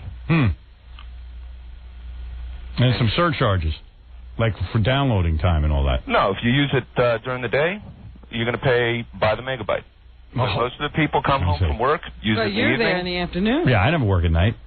Okay, then for you it would be $130 a month, and you could use it during the day. And right now we're giving you the nighttime package with it. So for $130 a month, 24 hours. I have the breakdown on all the. All right. Well, all right. I don't know. Jeff keeps steering me away from the satellite. You don't want like it. Why? I say it's better than sitting there with your telephone. So you've got to pay for it. So big deal. Let Cablevision do all they're Cablevision, man. That's not fair. It's not unfair because. Why should I get special privilege? What? Because I'm on the radio? Who am I? I'm just a douchebag. But it's already installed. They're not doing that much of it. Everybody on Long Island should have it. Everybody everywhere should have this technology. They will very soon. Everybody's worried about kids. Why is it a trial? I don't know. Everything's a trial. Just hook us up, goddammit. Yeah, why do we have to have a trial? Hook me up! No problem. Not you. Not you. I think the satellite thing is a good thing. I just think that, all things considered. Yeah, but Jeff, I might have to wait 2 years before I can get my cable system on. Understand, but let's understand that first. How am I going to look at bestiality pictures if it takes me 10 goddamn minutes for to download? Come over to my house. I'm not going over your house. I hate your house. You got to drive for 2 hours to see bestiality. So does Jackie. Jackie has to drive 2 hours just to get to his computer. All right, Jeff, for some reason I see you hedging here. You don't like this. No. You don't want to pay by the Jeff's bank, my man. I got to go with Jeff. Tell him, Jeff. Even though Jeff's starting to flirt with David Letterman's people. Let me ask you something. So the cable isn't going to cost anything for your internet usage? No. No? No, I mean, it costs, but it's one cost, and then you're off and running. Right, it's one flat fee. Okay, monthly. Monthly. It's like $35 a month and $10 a month to rent the modem. Unless but what if my cable system takes 2 or 3 years to hook me up? Why not? The wires are there already. Yeah, but Jackie, I don't care that the wires are there. I'm not getting the service. I've called them 100 times. Those pricks. One phone call, they'll give you a time frame. Okay. I'm trying to help you. I'm not All trying. right, I'll get back to you. We'll give this guy a plug meanwhile with the satellite thing. What's your number? You can call 1-800-DIRECTPC, DIRECPC, or you can go to our website, www.directpc.com. That'll tell you anywhere in the country you want to buy it. You can get it at CompUSA. They've had it since the summer. You can get it at The Wiz. You can get it in about a week at Computer City. And we got dealers like TechNet in the New York area that'll... I thought you were just going to give out a phone number. I didn't realize you were going to do a whole long list. Oh, I'm sorry, Howard. All right, man. Thanks. Hey. Wait, I have one more question. Well, go ahead. Howard. Yeah. He said if you get his dish, very soon you'll be able to also get your direct satellite TV from his dish. Correct. Does that mean that very soon we'll also be able to get the digital stuff from the satellite we have now? Does it work backwards? In which case, there'd be no sense. I hate Jackie's questions. That made total. Do you understand that, sir? I'm not sure I understand the question, but I'll tell you, in a couple of months, you get one dish, and you'll be able to get both direct PC service and direct TV USB. So in a couple of months, does the dish I have now, will I be able to get the satellite PC information from it? No. No. Your 18-inch dish won't work. I hate Jackie's questions. That was very simple. Yeah. Made you no could have sense. answered that yourself. Yeah, you ask a question nobody can understand. Argue with you guys. Jackie wants to seem like he's like with it. Yeah. Thanks, man. Hey, thanks, Sam. you. That's Sam from Use Direct PC. And he always thinks it's us. Nobody understands you. Yeah. Nobody gets you. understands me. In fact, a lot of people say how stupid you two look trying to do the same joke. Jeff, did you even understand him? He knew exactly what I was talking about. I pulled down the direct PC stuff so I can give you that paperwork so you can look at it. You won't even answer. Are you nervous being on the air? Because you look like a deer caught in the headlights. Look at you, man. I always feel a little bit like that. Do you? Yeah, man, loosen up. It's us. It's just us. Same people you talk to in the hall. There's only 18 million people listening to you right now, so what? Breaking my balls and he's scared. Well, at least he doesn't say stupid stuff. He keeps his mouth shut. I didn't say anything Will stupid. we be able to back that up? Yeah. The point is, we'll buy a second dish. Get digital information. If his dish will be able to do both, why wouldn't our dish be able to do both? The digital PC. Meanwhile, the guy's got a little shanty house where he can't even get to his computer unless he walks 7 blocks. You learn exactly when you can't get cable vision. You want me to answer Jackie's question? Yeah. I know, because I know. I don't want to know the answer. He already got the answer. You and everybody knew the answer before he Why? asked it. Because Jeff, you're saying I shouldn't get the satellite on my house because you're telling me that any day now I might be getting cable access? Yes. I think that's true, but I think we should check with the cable company what their time frame is. All right. And then if it seems like it's not, within the, next couple months, then the satellite thing is a good thing. Okay. Jesus. Oh, shut up, Jackie. I can't wait till you get that first bill from Jeff them. think it's reasonable for you to wait? How long should I wait before I can be part of all this technology? I think the cable company should come back with an answer relatively quickly. Yeah. Hey, what's that good dirty website you saw? I don't know anything about that. Oh, okay. Oh, yeah, he works for IBM. He got to be cool. But he's on there all the time. He doesn't know anything about dirty websites. You talk about a guy who surfs the web, man. I mean, you could call Jeff 24 hours a day. He's on that internet. Huh? He's on there, man. You think his bosses would frown on him if he was looking at naked teenage runaways? Yeah, at IBM they don't go for that. What's going on with you and Letterman, man? Letterman, man, everybody got to glom onto my connection. So is he meeting with David Letterman? Who you meet? No, I don't. If Letterman thinks he's too good to meet with Jeff. I think he's Jeff meeting the with Diamond, assistant. the assistant. You know, Dave is too paranoid to meet with Jeff. You gonna have a meeting with Dave? Look at you. You don't Are you? speak anymore. Who's going to teach What's Dave? Dave want? What kind of gear is he looking at? You're so right, though, Howard. Because I'm looking at him and he's blushing like he's in love. Yeah, he thinks he's going to have a romance. You'll just give his name, Well, rank, and somebody's serial got number. to teach Dave how to use the computer. Are you going to give him lessons? You're going to sit right next to him like you sat next to me? Huh? Don't you cheat on me. I don't know what's going to happen. I'm more important than Letterman. Letterman did a top 10 list about me the other night. Not one person called and told me. So nobody's watching that show anymore. It was all about you? Yeah, which is Howard's reasons why we should go see Howard Stern's Private Parts or something. Okay. I didn't even know about it. You can start flirting with him, man. I'll dump you. I don't know. You're the old girl. Yeah. He's had you. Am I showing signs of age? Is that the problem? None of that's true. You know what you should do? You should have him sit on your lap and you can work the mouse for him. What kind of gear is he looking at? For his office or for his personal use? I think a combination of both. Oh, yeah? Isn't he a little old to be entering the computer age? Time for him to get into it was 10 years ago. Guy's 50-something years old now. A lot of these guys can't adapt. You know what I'm saying, Robin? Can that old dog learn new tricks? You think that old dog can learn new tricks? You're going to sit there and train Letterman? You're going to have to spend countless hours with that guy. You know how paranoid and nuts he is? I'm telling you. He'll throw the computer. He better not get cable modem or I'll be pissed.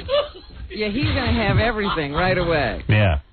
I don't think it matters how old you are. Are you going to sit next to I him? think everybody can get involved in computing and do well. Are you going to sit next to him and look at dirty websites? Bastard. Cheating on me? He's going to show Dave how to have fun on the computer. Dave, want to see what Howard looks at? Teenage Runaways. And don't show him my Teenage Runaways. Don't give him his good website. Right. These are my websites. Let Dave find his own website. Yeah. All right, I got to take a break. I'm disgusted. All right, we'll be back right after these words. You're listening to The Howard Stern Show. Stay right there. 97.1 The Eagle. This is The Howard Stern Show.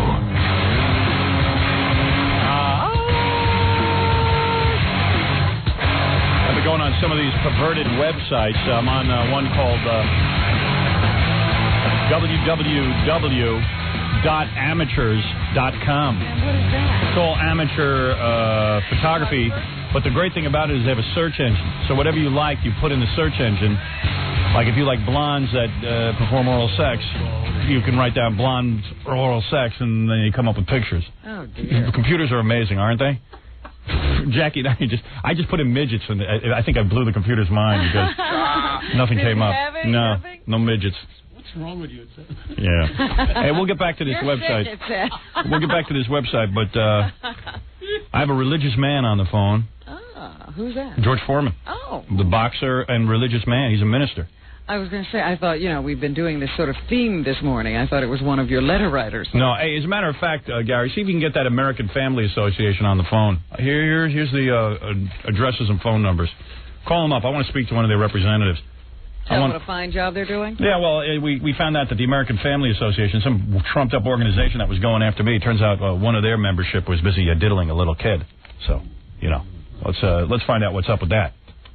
Anyway, George Foreman is a great fighter. He came out of retirement. And how old is he now? He's in his 40s. Yeah. He had a religious conversion in the shower. I want to ask you about that. That's what I remember him saying. Yeah. Let me see if I can get him on the phone here. Mr. Foreman. Hi, how do you doing? How you doing? Great. I was listening to that commercial about the Ranch One. I got happy. Yeah. George likes to eat. Yeah. Have you ever checked out Ranch One? No, I'm going to check it out now. It's fantastic. You really will like it. About good food. Yeah, I'm telling you, there's an endorsement deal in there. I'm telling you. Anyway, George Foreman is like a real nice guy. I always watch all the boxing matches. Well, he wasn't a real nice guy all the time. Yeah, you were a real bad guy, and then you went in the shower, and God came to you, right? Yeah, things changed. No doubt about that. Why do you think God came to you in the shower? I mean, why there? I don't know. If you want to get clean, there's no better place. Yeah, you felt dirty, and then when you were cleansing yourself. But what's weird is that you were a bad man, right? I mean, you did bad things in your life. Yeah, I was a whole lot ignorant, no doubt about it. When you don't know a lot, you just don't know a lot. Yeah, I'll say. You should see me. There's a whole lot I don't know. But you know what I mean? Like, you know, most guys get in the shower and just wash themselves. I usually get aroused in the shower, to be quite honest. I know you're a minister, but even you know about this. You have kids. You know, I get aroused in the shower. I think about girls, or maybe when I'm nude and the water is hitting me in certain places. And for God to come there when you're naked. What would happen to you if God started talking to you? In the shower, I would jump out a window. Because God talked to you in the shower, right? Well, you can put it like that, but the thing is, you get to talking to yourself when you hear about God coming into your life. You say a whole lot of things to yourself right quick. Right. Like, how do I get out of here? Right. So, no, what kind of bad things were you doing that God had to come to see you in the shower? Well, you live a whole life where you're pursuing nothing but fame and riches and fame and everything. Right. You never think about there's another part of life that comes. The old song, the best things in life are free. Yeah, there's a spiritual side of life that you probably like drinking and women and fornicating and all the pleasures that come along with wealth and fame. And then all of a sudden, God came to you in the shower and said, "Hey, George." Did he call you George? Did he know you? Did he? I heard you had stomach muscles. I'm going to test them out. Hey, George, but wait a second. How do you know, like, it wasn't like Muhammad Ali, like, in another room, like, with a microphone playing with you? How do you know you were... I thought about that. Yeah, like, hey, George, this here... Calm down a bit. You're going to be like, hey, George, this here is God. I've never... that's something to think about. What'd you find? Imagine... All my enemies, they really profited, no doubt about it. Imagine it was all a scam. Your whole religious conversion. It'd be unbelievable. But you were alone in the shower when this happened, right? Well, it goes deeper than the shower. It was in the dressing room. Right. And when it happened to me, I went to the shower. Right. So it was a little deeper than that. A whole dressing room experience after a boxing match. So God first talked to you in the dressing room, and then he followed you into the shower. Wow. Isn't it weird that God shows... You know, George Foreman is a very good-looking man. I wouldn't be surprised if a guy showed up and George Foreman was naked in a shower. You're not saying God's a man, right? And God likes women, I hope. Oh, my goodness, you're something else. I mean, what's he doing in the shower with you where you're nude? Why would he follow you? You give a man a little privacy. I mean, you are a good-looking man and everything. I can see why God might be interested. But I appreciate the compliment, even in the shower.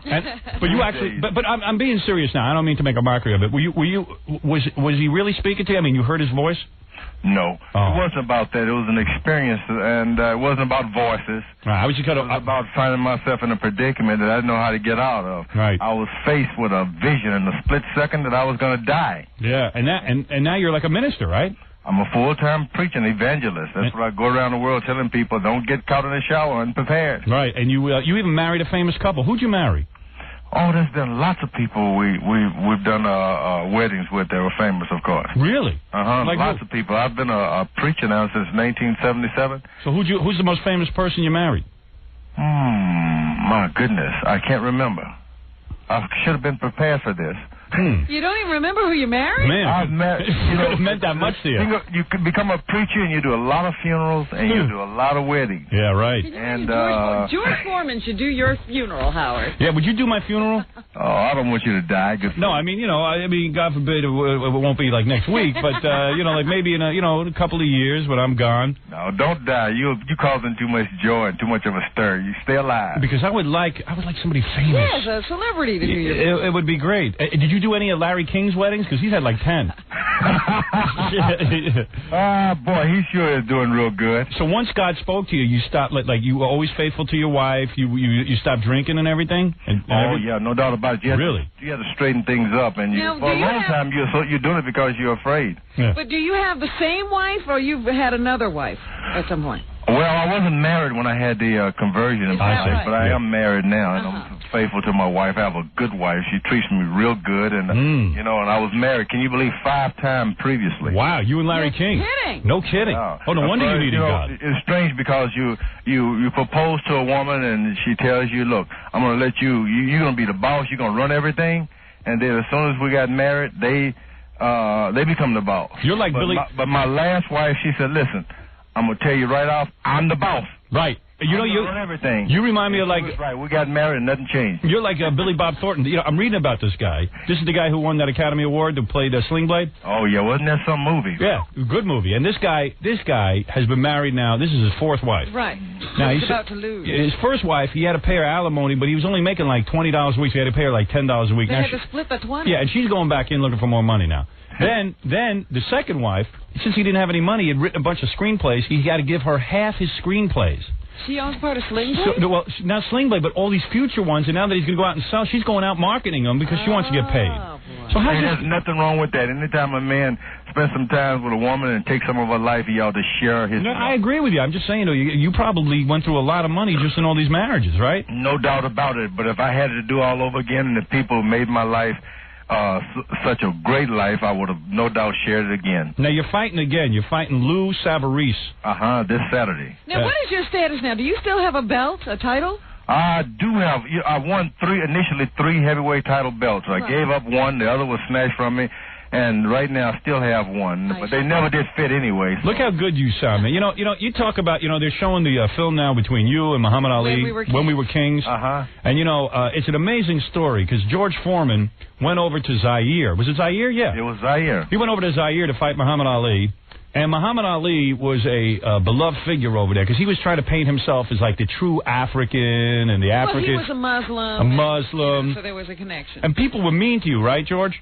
Yeah, I mean, he was no doubt the popular fellow on that trip. What the chant was Boombaye, right? Yeah, kill him. Yeah. Yeah. Could you imagine now? Here is George Foreman, who is 3 times blacker than Muhammad Ali, who is more. And we're all black. No. He is more of a black man than Muhammad Ali. He certainly should have been treated with respect over there. Ali. I know one thing today. I'm 3 times fatter than he is today. Let me tell you something. You're 3 times more marbles than he is today. I debate who really won that fight because I'm going to tell you something. I look at the two of you now. It appears to me you won the fight.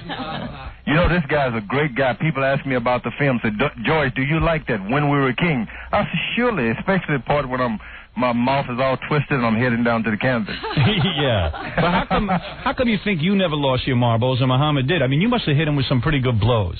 I don't know. It was a tough fight. This guy was the most cagiest man I've ever met. He had so many tricks up his sleeves. Even when I was whipping him, he was whipping me. Really? I don't know. You know who hates Muhammad Ali? Who's that? And admits it on my show all the time. He's always down here.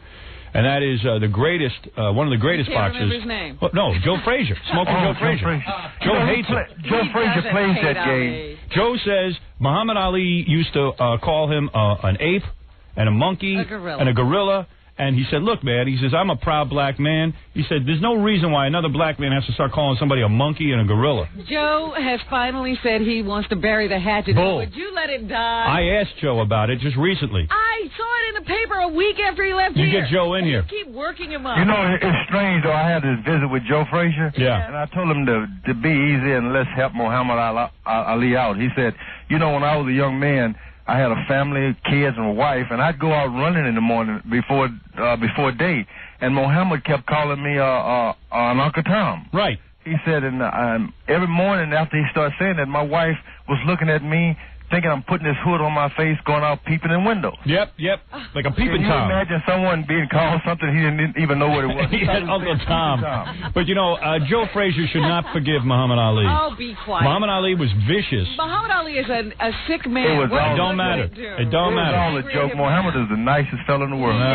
There's a mean streak in that man. Drumming up support for the fight. Man is a fellow black man. You don't call him a gorilla. Am I correct or am I right or am I wrong, George? Anything racial. Bull, he sure did. He was saying that because he was light-skinned and George was dark-skinned. Oh, yes. Listen to you. You'd think he was a black man. George, aren't I right that the light-skinned blacks think they're better than the dark-skinned blacks? I grew up in a black community, and don't tell me that's not true. I don't know about that now. That sounds kind of strange. Come on, man. I'll take you in the ring. I'll slack you around if you don't admit that. I came from a family of about 7 kids. And we all looked about different, but we all knew we were pretty much the same. We were all hungry. You should see what goes on. Hungry kids. How many kids does George have now? George got a bunch of kids. All named George. We have a total of 9. We have 4 boys, 5 daughters, of course. Oh, yeah? And the boys are all named George. George, and George. And the daughters are named George. No. No. The daughters are named Georgetta. Georgetta. Yeah, see? Are you serious? No. We have one daughter who's Georgetta. B.B. King has 45 children named B.B. Gracious, I heard about something like that. Yeah. And you stood on stage at the Oscars with Muhammad Ali, of course. I saw that. That was a very touching moment. And, man, you look good. You look handsome. Muhammad didn't look so good. His hands, Muhammad looks fine. he was shaking pretty bad. It looked like George really came out on top on that one. I'll be honest with you. When you look at the two guys side by He's side. a little younger, too. Who? George? Yeah. Not that much younger. Oh, he is. He's not that much younger. He's younger. He's still pretty, though. Maybe one day he'll become a bestseller and a great movie star like you. You always married black women, all the women you married, or you marry any white women? I've never married a woman that was a color. I just looked at them and said, I'm marrying because I love you. Really? Yeah. Sounds to me like you had a few white broads. There's nothing wrong with that. I bet you they were beautiful, too. I bet you... There's only 2 kind of women. There are good women and bad women. I like the bad ones. What about you? Hey, what, I never even seen any of your wives. There must have been some good-looking honeys, though. I tell you that, right? Well, I thought so. Yeah. The only thing when they get to be bad looking is when you're in front of the court and they tell you how much you got to pay. I bet that's ugly. Nothing is looking good then. But I bet they have. Knowing you, because you're a big man, and I would say. Don't even go there. I bet you they have big chests. These women, right? All of them, I bet, had over a C cup. Am I correct? Only after the divorce. Yeah, man, you must. Proud. Those big speed bags, I love them. Let me tell you, man, you've lived quite a life. And George Foreman, you want to go see a guy fight. Everybody loves to watch George Foreman fight. He's going to fight Lou Savarese. Who's that, a white guy?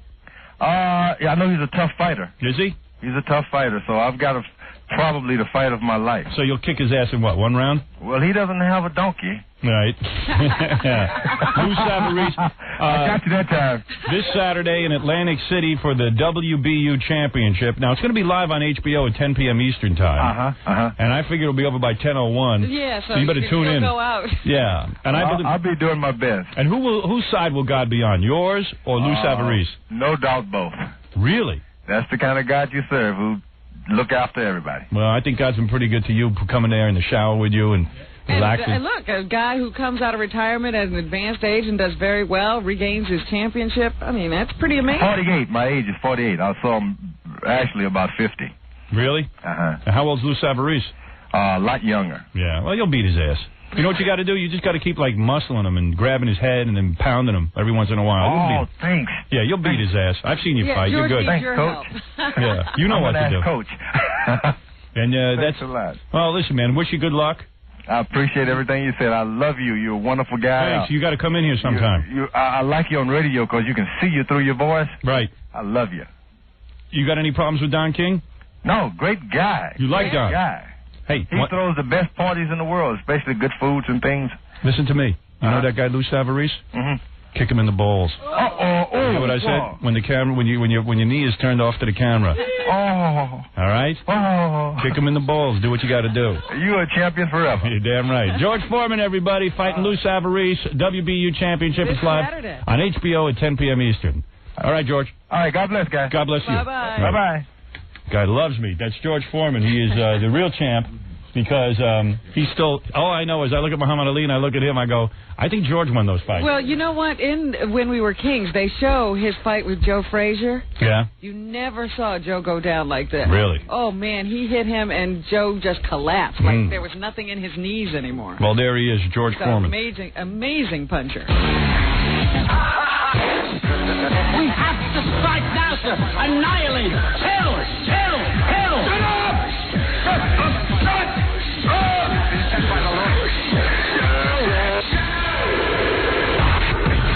Yeah, well, we have so many great affiliates now. We are spreading across this country like a cancer. WBLB in Minneapolis is the latest, and Tom Bernard sucks. We will beat him. Orlando, WTKS, where they're mounting a religious campaign against me, but I will not buckle.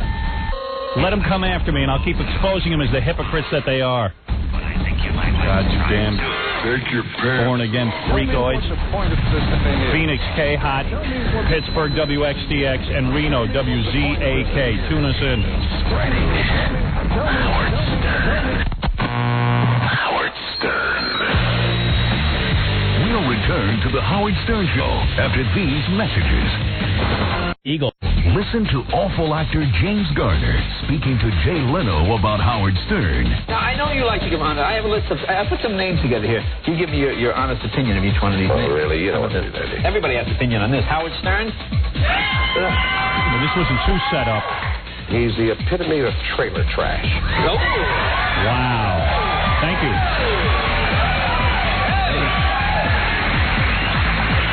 Every time I see him, I'd like to slap him in the mouth and say, "You sit down, little boy, and shut up." Hey, who you calling boy? Sit down. Did he say little boy? Wasn't Tiger Woods called a little boy? More angry Racial comments. Everybody knows I'm half Negro. The Jesus Twins perform tonight on E! Don't miss tonight's jam-packed episode when the obnoxious Jesus Twins hold an impromptu concert for a panel of music industry experts. You will not believe it. And you know what? We've forgotten our rating system. yes, I put a big S on last night's show for stupid. That's my rating system. We are the only television show that hasn't been rated. And we refuse to take a rating. I am fighting the government on this. I'm constantly fighting. The E! Channel is backing me up on this. I have started my own rating system. S is for stupid. If you see an S, a little S in the corner, that means the show is stupid. If you see an A, that means it's asinine. B is big boobies featured, etc., etc. Try and figure it all out. Unbelievable. Fabulous. I'm on this website, www.amateurs.com. I've never seen a search engine like this for dirty pictures. You plug in what you want to see. And they're good? Yeah, and let me just complain here for a second, Robin. I went on this site that you told me about, www.fatgirls.com. Yeah. I haven't seen one fat chick. Really? Yeah, so I don't know if I can recommend this one. They do have a amateurs section, Asian girls, domination, gay and lesbian, and live sex shows. But did you click into any? Aren't they fat? All right, let me go to amateurs. It should be fat amateurs, wouldn't you think? Yeah. This is a ripoff as far as I can tell. I'm trying to download this picture here. Let's see, sex, where you'll find the best sex on the net. Oh, sure. Amateur night, the hottest, all original adult entertainment on the web. Club Eros, over 1,000 amateur photos. All right, let me enter Club Eros. Club Eros. Unbelievable. I'm getting to the phones in 1 second. I know they're all backed up. But I have to go to Club Eros first, please. What is Eros? I'm operating on a 28.8 modem, which is very slow. Yet they told us that was going to be very fast. No, it's all relative. I just entered into my search engine, nice ass, not blonde. And I'm searching, and I'm actually coming up with pictures. I want a girl with a nice ass who is not blonde. That's right. And the search engine is miraculously searching. So while I'm on fatgirls.com, I'm also on amateurs.com searching with my search engine. This is the computer age, ladies and gentlemen, and I'm part of it. I'm tapped in.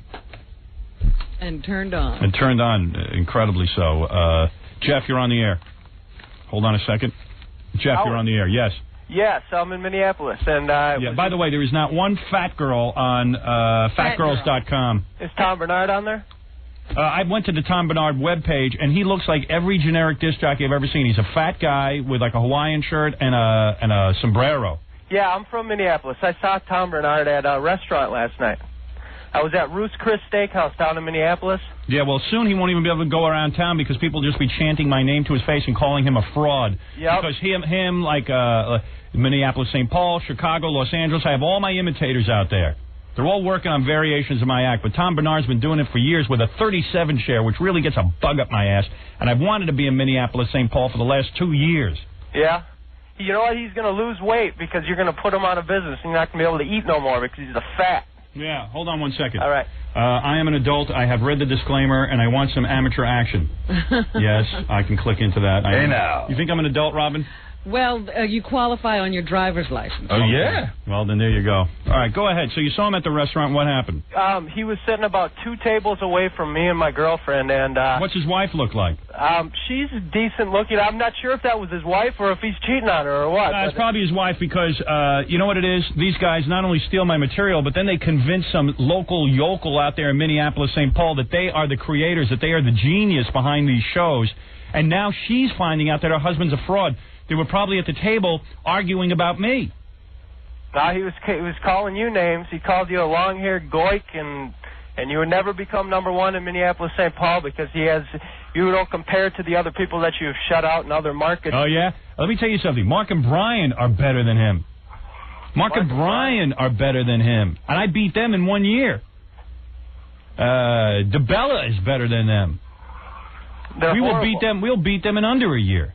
And imagine sitting at a table now with your wife, sitting and explaining to her that you're better than Howard Stern. But let me tell you something, man. Once she realizes that her husband's a fraud and that I'm the originator of this personality, the personality she's been living with, she's going to sit there every night. And I guarantee you, she's going to start thinking, oh, Howard. And I was, oh, baby.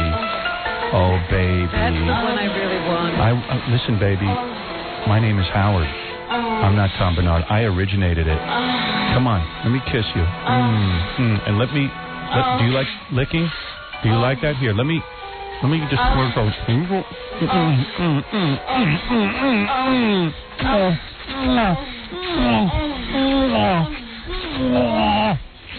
Howard. Oh, Mrs. Bernard. I know you want me so bad. You want me bad, Mrs. Bernard. You know why you want me so bad? Because I'm the originator. Your husband's a fraud, isn't he? Oh, am I turning you on too much? Can you tell your stupid husband to stop playing that piano so I can get to work on you? Kisses, little kisses on your thighs. Soon she'll be hitchhiking to New York to come to her master. Yeah, she'll be here. She'll do the show. Here's a great article out of Minneapolis, St. Paul. It's written by a guy named Brian Lambert, who, as far as I can tell, is a pretty damn good writer. And he says the following. He says, hey, if nothing else, Stern versus Tom Bernard should be the most entertaining story of the year here in Minneapolis. It's the radio equivalent of a championship fight. Yeah. But in that regard, it's disappointing and perhaps illuminative of the insecurity of modern radio. That Tom Bernard's swaggering, blustering morning crew and their management and their handlers have chosen to hide from Howard Stern in their dressing room rather than come out and throw a punch at the new mouth in town. Those pussies are afraid of me. So they won't even talk to the press about it? No. This guy, Brian Lambert, over in Minneapolis, St. Paul, he called over there. He's been trying to get a comment. When has Tom Bernard stayed away from the press? He says, instead, these tough-talking, streetwise boys had their PR woman inform the media. They got a PR woman. Well, it's probably the promotions person at the radio station. You don't think it's some Puerto Rican they hired? They call her a PR. Oh, no. I don't think they got Puerto Ricans up there. Not in Minneapolis. No, too cold for them. Yeah, Howard. They had their PR woman inform the media that they would not be making or putting out a comment right now. It's like he says it's like Evander Holyfield refusing to fight because Mike Tyson said mean things to him at the weigh-in. He's never seen anything like it. Stern blasts away freely, while our local title holder sits on a 200% lead in most demographics. Yeah, what's the guy afraid of? Yeah. You know what he's afraid of? He comments on everything. How come he won't comment on me? How come the queer in Chicago won't comment on me? A loyal audience. Yeah. Where are these guys? Why won't they comment? Because they're all crapping their pants every month. The ratings dip. Audience. That's it.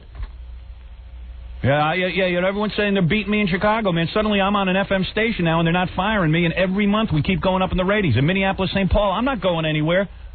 I'm here, Tom. You tell your wife who the original is.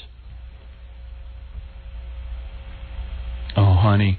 My name's Howard. Howard Stern, Mrs. Bernard. I'm the guy who invented all this stuff. I'm here for you now. I'm the one kissing your thighs. I'm the one kissing the back of your neck and licking your ears. Oh, baby, doesn't it feel good to be with the original? You don't have to be with a fraud anymore. Come here, let me use my tongue. Hold on a second.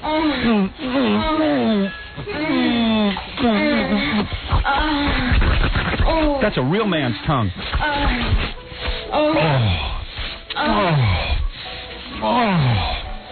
Oh, doesn't it feel good to be with the real deal?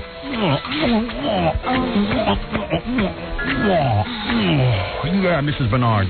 Oh, isn't it nice to have a man on top of you that's not that huge? Has a nice small one.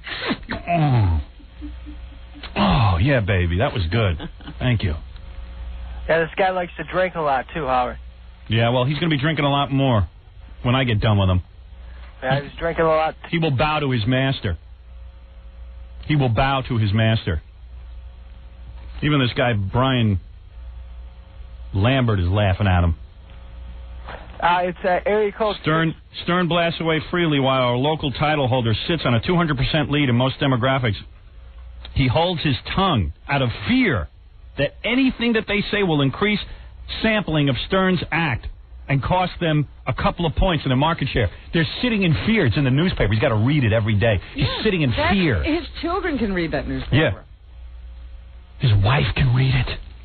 Poor things. His wife is reading. Her friends are reading it. Yes. Friends. Mrs. Bernard, your master is here. Your true master. Come here, I'll give you little kisses on your thighs. Come here. Come on. You tell Tommy B to go play the piano in the vestibule. With that expensive piano you guys own and that food you eat in the restaurant, all paid for by me and my act. Come on.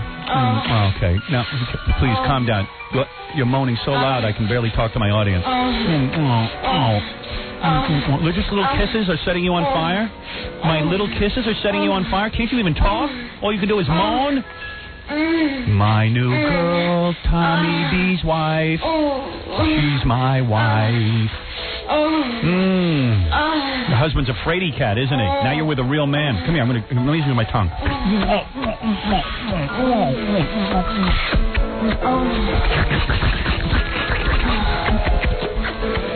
Little baby kisses. Baby kisses. That's how most of the wives of my competitors like it, baby kisses. Yeah. They love baby kisses. They're all very sensitive women. And they seem to be all the same. Mm-hmm.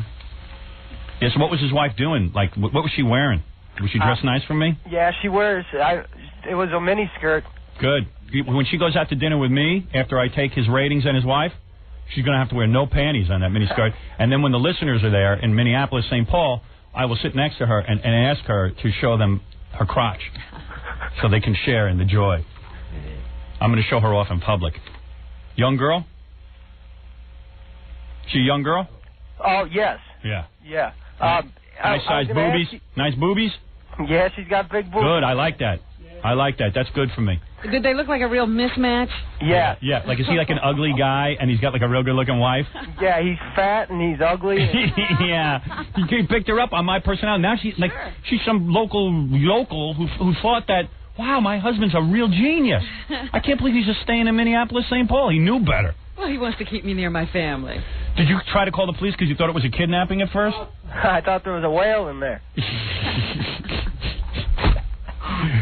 Hey, I'm coming to Minneapolis, St. Paul very soon. We'll be waiting for you, Howard. We're going to hold a public flogging. Flogapalooza. Okay?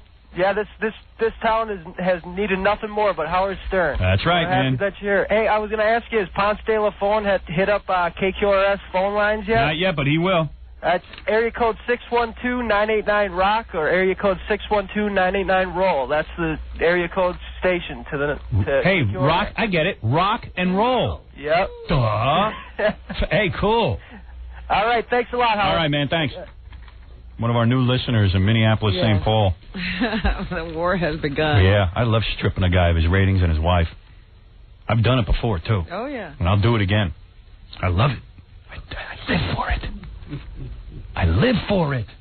I just feel bad for this poor woman who's been frauded herself. You know, she thought she was married to someone who was innovating something. She's going to be pissed when we kill. Now has to be dragged, her name dragged through the mud as well as people find out exactly what her husband's all about. There goes that piano music. Oh, she's going to love it when I come to town. She's going to put on a good face for a while. Yeah. Slowly it's going into crack. As I begin to take and strip them away. Have to strike now, sir. Annihilate. Kill. Kill. Kill. Shut up! Shut up! Shut up! Right. Yeah, Paul. Good morning. Yes. Who do we want to annihilate on TV? Who do we want to annihilate on TV? I'm a Nielsen family.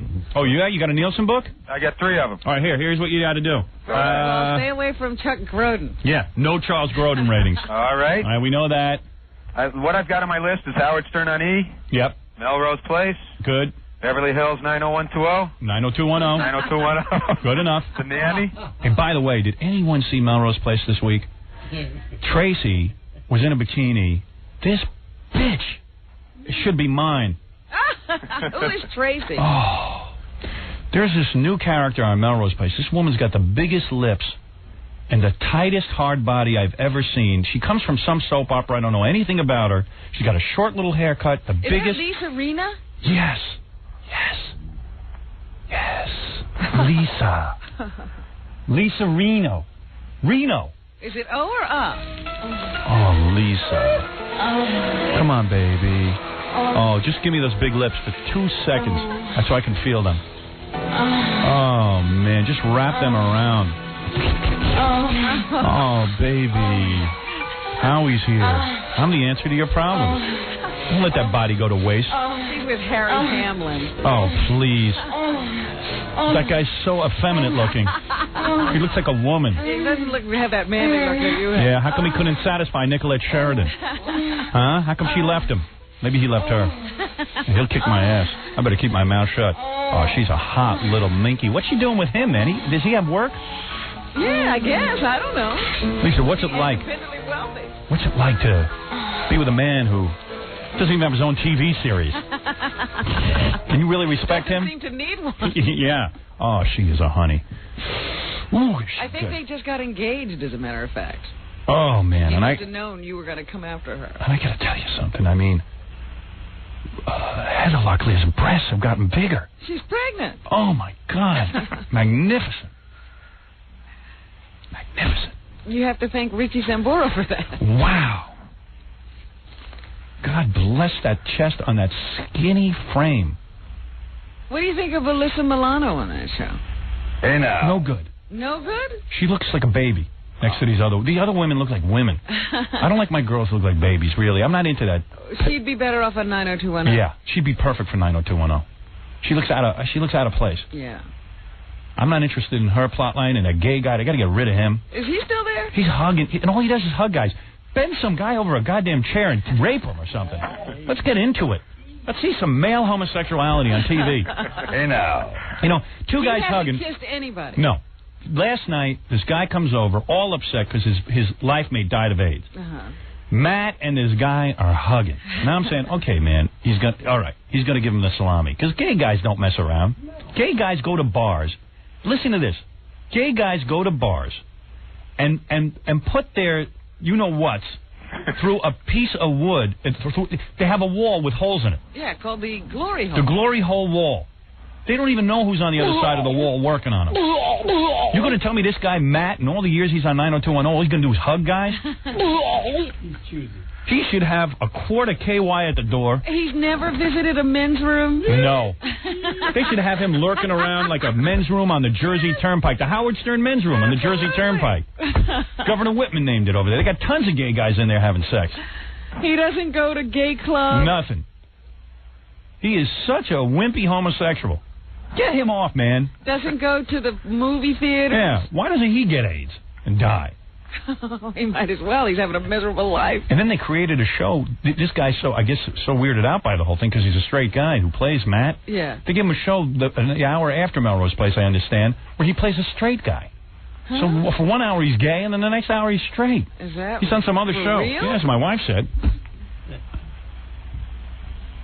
That's unbelievable. I want male gay sex. Why don't they get a gay guy to play that part? Then they could do it upright. I want to pry them apart like Siamese twins. I want them to. This is what happens. These guys. This is the scene. Matt's in the shower, light bulb removed. That's it. That's an episode. That's an episode. Dr. Mancini removes the light bulb. And now he's blackmailing them with the information. And while they're in there operating, the light bulb lights up. Yeah, it's a mystery episode. How does that happen? Yeah. They have to do an investigation. Somehow they plugged into the wrong sphincter. And it's gone horribly wrong. Don't write down this episode, sir. It hasn't happened. Yeah, and dude, don't send it in to them because I own the rights to it. I have just by saying it on the air, you have implied rights, right? Implied copyright. Right. Well, while we're on this episode, what about Ellen? If I've got her, I think she's going to be the last day of my ratings. Ellen? No, don't give Ellen any ratings. That's she's a coward. show? She's a coward, man. She's only doing it for the ratings. She's not really coming out. All right. The nanny still have your vote? Fran's a good girl. Yeah, you could give the nanny some ratings. The X-Files for me. X-Files, all right. Yeah, I'm not a fan, but Robin says I love it's good. that show. It's got to stay on. Yeah, give some to Geraldo. He's a good dude. And Maury? Yeah, Maury. Let's reward people who were good to us. Even give Larry King some ratings because he put me on to promote my movie. All right, what do you want, 2 nights for Larry? Yeah, I mean, don't go crazy. What are we going to do about Leno and Letterman? We give them both some ratings. Okay. Yeah, they're good guys. Yeah. Letterman's stealing shtick from you now. He's stealing shtick? No, Jeff Schick. Oh, Jeff Schick, yeah. All right, scratch Letterman off. Give it to Letterman. He's been real decent with me. He was in my movie. All right. Anything with Tori Spelling, give a good rating Has to. she got any movies coming up this week? I don't know, but just give it to her anyway. TV movies. Give Terry some ratings. Give Terry some ratings on Superboy or Superman because Lois and Clark. Terry emails me. At least she doesn't treat me like total skunk. All right. Although she hasn't emailed me in a while because I think I did something to offend her. Because I might have said she was too skinny or something or had a wrinkle in her face. You didn't say it. I didn't say it. No Rosie O'Donnell. No Regis and Kathy Lee. No Sybil. Sybil. Yeah. No Sybil Shepherd. All right? All right. No Brooke Shields. How about Seinfeld? No? No. F. Seinfeld. Oh, Gary Shandling, man. Give him some ratings. Shandling on the HBO. Yeah, we don't want that going on. And you know what? Even... Goddamn, give Hercules a little rating. No. All right. What about Star Trek? I didn't know it. I wrote it down. Deep Space Nine, forget about. Star Trek, give it. Deep Space Nine has gotten so bad. Really? I mean, you know. Is that the one with Odo? Yeah, Odo and Dax. Dax is real good looking, but it's so boring. If Odo morphed more, it would be good. Well, the last couple, he had that love affair. That was pretty good. Hey, you know what?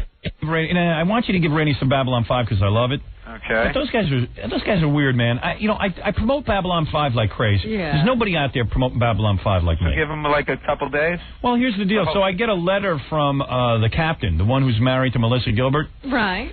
And he says, hey, thanks for promoting Babylon 5. And he sends me the mask of the coolest character on Babylon 5, the coolest looking alien. It's this guy called Jakar. You wouldn't know because you don't watch the show. I've seen it a couple of times. You know Jakar? Which one is he? Jakar's the one who just got his eyeball poked out. Well, he sends me a mask of Jakar, but it's like from a Halloween shop. I thought he was sending me the real head of Jakar, like the real mold that they use. Yeah. So it was like a goof or something. It was like an insulting gift. I mean, I threw it right in the garbage. Was it like a joke? Like a sarcastic? What if somebody could pick up in a Halloween shop? I thought the guy was sending me something from the show. Like, it was no way it was Jakar's real makeup mask. It was weird. Send me the head of Jakar. So are you giving him ratings or not? All right, give him some ratings. The show is so good. Shows? No cop shows. No cop shows. No Homicide for Belzer? All right. Homicide. I gave Belzer a cigarette on stage one time. He was nice. Yeah, it's the new nice Belzer. Yeah. He's a funny guy. The Happy Belzer. The Happy Belzer. Because he doesn't have to be a stand-up comic anymore. Okay. Anybody else? No Paul Reiser. No, screw Paul Reiser in that show. All right. Tim Allen? You know what's the worst movie ever made? Twister. I can't believe how much money that made. I was watching it. It's cool special effects, but that's it. Think about that movie for a second. How stupid is it? How stupid is Twister? The guy, first of all, the guy's getting remarried to a hot piece of ass. He's got to bring her down to get his wife, Helen Hunt, who isn't all that hot, to sign a divorce decree. Excuse me. So he goes down there, and what does he do? He's driving around with a new wife and putting her in jeopardy with these tornadoes. But not only that, somebody pointed out to me the other day, this thing is picking up cows, houses, trucks. Can't pick up the little things that they want it to pick up. No. The whole premise of the movie is they got to get this metal machine in the middle of the tornado for God knows what reason. No, they never explain what reason we need the machine in there. It looks like a goddamn milk machine. Yeah, looks like something we made in elementary school. Yeah. This is some scientist. Then the guy has to just get these divorce papers signed. Every 5 seconds, Helen Hunt can't find a pen. Helen Hunt can't find a piece of paper. Helen Hunt can't find nothing. He can't get her to sign this decree. That's the whole friggin' movie. That's the whole plot. Kiss my ass. There are no plots to those films. Okay, Schlugen, Cup and Vod, Helen Hunt, and, Who? Bill Paxton? I'll tell you, though, man, I just saw, it's official now, and I love this idea for a movie. I'll tell you something. This is a movie I could get behind. What? Tim Burton, the creator of the first Batman, and Nicolas Cage teaming up to do a new Superman. It's called the, what the hell is it called again? It's called, like, Superman Reborn. I did see that. I don't know about Nicolas Cage as Superman. Yeah, well, I don't know. I think it could be quirky and weird if Tim Burton's involved. And I'm going to tell you something, like my next film. But you know what? I didn't know about Michael Keaton as Batman either, and that worked. My next film, I'm going to do something with a big star. I've been looking at some scripts now. I don't have anything narrowed down yet. But I've got a lot of options now that Hollywood sees I can bring $40 million to the table at least. We haven't even seen the video. Congratulations. Hey, never mind that. I'm going to put a guy on. Hey, here's this is a perfect time to do this. What? Ever hear of a guy named Rod Perth? Rod Perth used to work for CBS Television. He's a pretty famous guy. Rod wants to make a little announcement here. I just read about it in the newspaper. I didn't know too much about it. Let me see if Rod's there. Rod, you there? Howard. Yeah, hi. How are you? Rod, you got any shows you need some ratings for? We got a guy here with a Nielsen book. I'm sort of listening here, and I'm saying not one USA show was even mentioned. What do you got that's good? We got Let's Send Nikita. What do you got? Let's Send Nikita. I've been reading about that. Very hot show. Renegade. I tell you what, man. Now let's talk about our Sunday night. We got a whole original lineup. I tell you what, Rod. I'll give you one. This guy's got 3 Nielsen books. I'll give you name the show that you want to get pumped up. Our whole Sunday night lineup. Just give me one show. 8 o'clock starts with Pacific Blue. You want Pacific Blue? Right, that's an original show. All right, hey. That's cops on mountain bikes in Santa Monica. It's kind of a morality play. That's the one you want ratings on? Well, that's one. Second is Silk Stockings. All new cast, very hot. Which one do you want ratings for? Silk Stockings or La Femme? What? In other words, it's sort of an either. Well, then I'm granting you one wish. He wants them all, Howard. No, not all. No, Howard. Right. Howard, here's the deal. It's a block. It's a Sunday night all original block. I understand, but you got to take one show. One show. What's your show that you want to pump up? I'm giving you a guy with 3 Nielsen books. Well, probably Silk Stockings because it's sort of in the middle. There it is. That's it. Don't give me your rationale. Silk Stockings is the one. With all new cast, Janet Gunn, Chris Potter, it's incredible. Whatever. It's back. Yeah, you got some ratings on one's there, written down. There you go. Howard, we're your network now. Just remember that. Yeah, we affect all television ratings. But we are your network. Hey, I just read about this in the paper. Tell us, this is Rod Perth. Are you the head of a USA Network? Well, I'm the president of entertainment. Now, USA Network, yeah. Okay, so how does this work? In other words, a movie like mine, Private Parts, I know that we're about to go into foreign release. Right. And I know you saw the movie and you fell in love with it. Is that my understanding? That's right. I did fall in love with it. And evidently a couple other networks did too. And you guys were all bidding on the rights to show this movie in what, 1999? Right. This is after it's been on pay. Right. HBO most likely. Right. And after it's done on HBO, you guys get the right. So it was you bidding on the rights and a couple other networks, right? We were bidding on the rights against other networks, including Fox and including CBS, and I suspect others as well. And how does one? The movie was very hot, and we stepped up. And I think it's a huge acknowledgement of the fact that USA Network, is narrowing the gap between the over-the-air free networks and... USA Network has gotten very aggressive in buying movies. What are some of the movies you bought recently? We bought Casino. Right. We bought Usual Suspects. Right. Cool movie. Yeah, it's a great movie. Great movie. And the thing of it is that we're going to have the network window for these, which means that you will not be able to see them unless you pay for them. Right. For free, other than on USO, which is pretty exciting. And I think the best part about all of this is that we get the rights to every Howard Stern movie ever made in the future. You do? Same deal. I didn't know that. Yeah. Wait a minute, they didn't play it? Yeah, you wish. Hey, let me tell you something, Rod. Congratulations on that. I read in the paper some figures, and it's quite exciting that you guys are going to be running that. And I read in the paper, I'm not even going to ask you the amount. That's your business. I read in the paper $7 million, but that's, that's neither here nor there. I'm not going to ask you for the truth on that one. That's your business because you put in a private bid. You will have another talk off the air. Okay, good. And anyway, USA Network is now the proud owner in 1999 of Private Parts for its first debut after its pay window. All right. Thanks, Rod. Exciting. All right, man. See you, Howard. Take care. Bye. Bye. Evidently, they had this big bidding war. Wow. Yeah. By the way, I'm glad that guy called in because, you'll read in the newspaper how I suck all the time, how my pay-per-view special was the end of my career when we made $40 million in one night. My books suck. My movies sucked. My movie, it made $40 million. There is, God, there's so many movies that don't make $10 million. And now this, what they're quoting is $7 million. I heard it might even be higher. Yeah. Just for the airing on cable. This has not anything to do with HBO yet.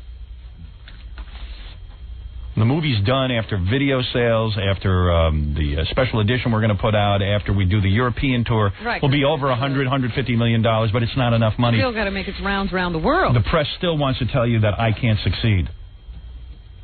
But watch out, Hollywood. Because now, as a result of the movie, we've even added more radio markets, and we're going to be announcing more affiliates in a couple of weeks. It was funny because I have some friends who have other friends who live in Paris or in France, and they said there's been a big buzz in France. Well, let me just tell you something. Let me tell you something, Robin. This sets the way for the next movie. This movie will create a bigger national audience for me when it airs on USA Cable, when it airs on HBO, when it airs on all these different places. When it goes into video, my next film will double or triple that. Don't forget, I did this film on my own. I didn't appear with any big stars, nothing. Watch out.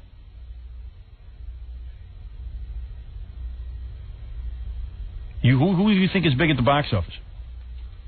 Jim Carrey? You know what his first 3 films made? I don't think his first 3 films made $5 million combined. Earth Girls Are Easy, and I even forget the name of the other 2. Just watch. The newspapers will try to paint me as a loser every time. My radio show, I'm a loser. I'm on the downswing, they'll say. All the time. All the time. We just got the ratings back. Every market we're up. Every market. But they want to paint me as a loser. In Detroit, they wouldn't even tell their readers that we went up in the ratings. They told them we were flat. It's unbelievable. They want me to fail. The United States government wants me to fail. Every time I have a success in my career, they hit me with more fines. It's nice of our government. Yep. Just hit me with more fines the other day. But plotting against a citizen. It will not stop me. It won't stop me. I'm on a mission. He's a juggernaut. I'm a juggernaut. Who are you calling a juggernaut? Lois, you're on the air. Oh, cool. Jay! Oh, Jesus. Howard. Hello? Who's Jay? My son. Oh, hey, Jay. Yeah, who are we supposed to be talking to? This is Lois. I'm Lois from Upper Darby, right outside of Philly. What do you want, Lois? I'll tell you, yesterday I got a call from my son's vice principal telling me my son was suspended because he was talking about your movies, and they suspended him for sexual harassment. You're kidding me. Where is this? Upper Darby High School. Upper Darby High School. Let me get this straight. Jay, you on the phone? Yeah. How old are you? 14. And you talked about my movie in school? Yeah. What did you say? My friend kept going on and on about how he loves you and everything, and I was like, did you ever see the one that he played a game show to tell if the woman had her period or not? Yeah, right. Guess your period. And he's like, how does he do that? I was like, by smelling her. And I got suspended for sexual harassment for that. You just said that? Yeah. Oh, and they also said he should not be talking about, he should not say Howard Stern's name. Wow. So they like, also said... Where is Upper Darby? In Westchester? He said it's outside of Philly. Oh, outside of Philly. Upper Darby. What are they? What are they, in the backwoods there? No. We're the suburbs of Philadelphia. You're kidding me. No. And then I was just like, yeah, I look up to Howard, and he's like, if he's your role model, who's he? Problem. Who's he? A teacher? What? No, that's a principal. Well, where is he living? You We're can't 5 suspend. miles out of the city limits of Philadelphia. You cannot suspend a kid for saying they like Howard Stern. Or that's sexual harassment for having a conversation. That's why, exactly. Is the principal a white guy? Oh, and I was called irresponsible parent. I don't know. My son. What is the guy? What is the principal? Is he a born-again Christian? No. And then I just said, you're an ass, and I hung up. You told the principal he's an ass? Yeah. How are you going to get your kid back in school? Screw it. The mother got suspended. What are you going to do? How long is the suspension for? 3 days. And that's going to be on his permanent record? Yep. You know, they're always threatening you with your permanent record. I used to shake in my pants with permanent record. Where does this permanent record go? I had the worst permanent record in the history of the entire United States school system. That's going to go on your record. Oh, no. And we looked through the books, and there's nothing. I mean, my husband, and then my sister's... Get a lawyer. Get one of these filthy shark lawyers to fight this thing. And you want that removed from his... Complain about the principal to the school board. He'll shake in his pants. You want that removed from the permanent record. And the superintendent of the school board told me, well, just last night, I taught a class in sexual harassment at Villanova University. Let me tell you something. I said, that's supposed to impress me? I said, these are kids. This is insane. Ever these since... are 14-year-old kids. Wait a second. Is it on his permanent record? If it's on his permanent record, you got to have it erased. You got to have it erased. You also need money to pay for an attorney. We'll get you a free attorney. What do you think of that? I mean, but the... Hey, Fatso, Dominic, call in. The school board, it's like they shake. Oh, well, we're at the point we might pull our son out of school and teach him at home. No. He's not a stupid kid. He carries algebra, computer science. He's a track 1. Is it on his permanent record? Because that's worse than a tattoo. That stays with you for life. Were you ever suspended? That he got suspended for sexual harassment. No, I was never suspended. I just was, on my record was, one time they wrote down that I drove my teacher into a mental institution because I kept ringing this bell on her desk. And then they said they put it on my permanent record, and then I got thrown out of class a couple of times and put in the hall, and that was on my permanent record. And then I got, at Southside High School, I was such a bad student because I came from Roosevelt, and it turns out I didn't learn any basics. They gave me, D's. And it was all on my permanent record.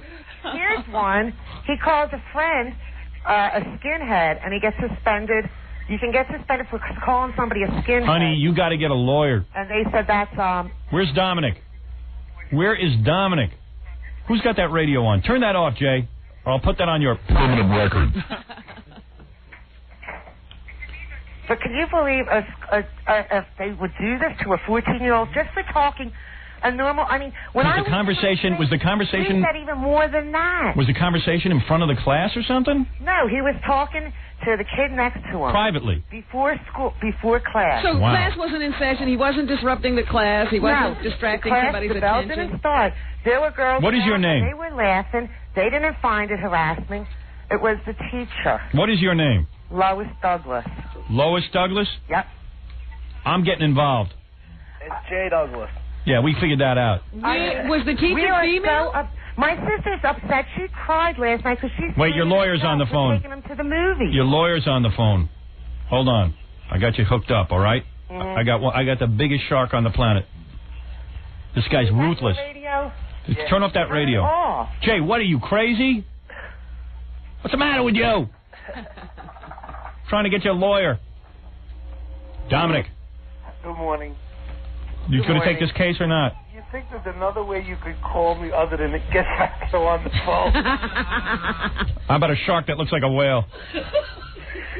Dominic, seriously, you're one of the best attorneys in the country. Have her call me today. Are you serious? Yeah, 516. Don't give your number out. Why not? Well, I'll give her my number because you know what? I would like everybody to call this school and complain about it. Okay. Well, don't give out your number. No, the school's number is area code 610. Wait a minute. Wait a second. I wouldn't give that out on the air either. No, because then they will get you for harassment. Yeah. How about the principal's name? Is this the only thing he's ever done to get... That's why they suspended him? Excuse me? Is this the only thing your son did, or has he got a history of, loan sharking and... No, playing craps on the school ground. Because sometimes they're looking for an excuse to suspend you. But is he a good kid? Yeah. Jay, you ever get in trouble in school? No. You've been suspended before? He called his friend a skinhead and got suspended for 5 days. You get in fights at school?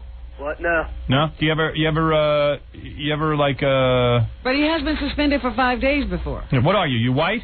Yeah, I'm white. Are you White? Hispanic? What? Are you Hispanic or white? Their name is Douglas. What?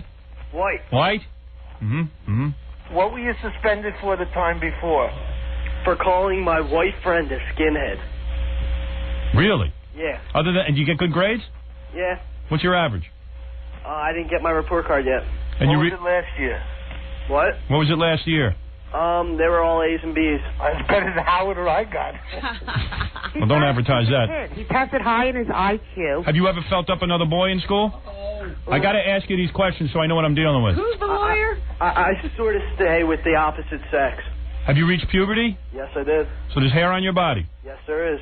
You know that for a fact? I know that for a fact. Ma'am, have you looked at your son? Have you seen your son nude? Yes. And he has hair on his body? Oh, yeah. What are you doing looking at a 14-year-old dude? He walked Under what out of the situation? shower and into his bedroom, and there it is. All right. Howard, I think you should be suspended. Wait a second. Are you saying that after your son came out of the shower, he was nude and you saw hair on his body? Yeah, he has like the hairiest body. Really? And you saw his genitalia? Howard, please. What? I have to find these things out. I don't know whether I can represent this family. All right, I don't want to know. Yes, I do. He's reached puberty. And is he thin and muscular? He's 6'1" and muscular. Really? Yeah. And you have girlfriends? Yeah. You've been with women? Yep. What do you mean by that? Not all the way. Is this necessary for my case? Yo, Johnny. All right, don't comment. I'm getting... Ma'am, has your son been with women? I hope not all the way, because I'll kill him. Have you been all the way? No. All right, good. He's a virgin. Well, ma'am, you don't have to embarrass him. At 14, you try to convince your friends that you're not. Really? Not Right, in this Starts that early? but you've kissed girls, right? Yeah. And gone to second base? What? Second base? Yeah. Dare I ask third? Oh, geez. Howard, if you go to fourth base, I have to hang up. What fourth base? Fourth base. Third base? Yeah. Really? That's better than you had done at 14. Damn. That's a boy. This kid should represent me. Yeah. All right, so you're saying... where's that? I got to get down to that town and drive my car by that high school. Darby. Yeah, right. Up at Darby.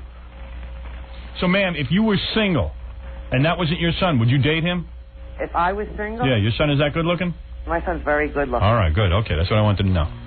Dominic, I think this is the case for you. All right, have them call me later. Gary will give me... Seriously, Dominic, are you going to treat this seriously? Yes. The kid was suspended. He's suspended from school. That's going on his permanent record. No, on his permanent record. Dominic, are you going to take the case? Yes. Will you give us a bullet? Will the three of you give me a bulletin every day on what's going on with this case? I'll speak to the principal today. Thank you. If necessary, we'll do something to have the court force the boy back into school. That's all he did was discuss one of your TV shows. That doesn't seem very fair. Jay, is your mom hot? What? Is your mom hot? Yeah. Really? You married, ma'am? Yes, I am. What is your mom wearing right now? Pajamas. No bra?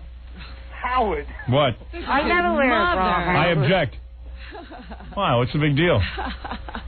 Where's your father right now? Work. Oh, yeah, I might have to come over there. Was he all upset because you got kicked out of school?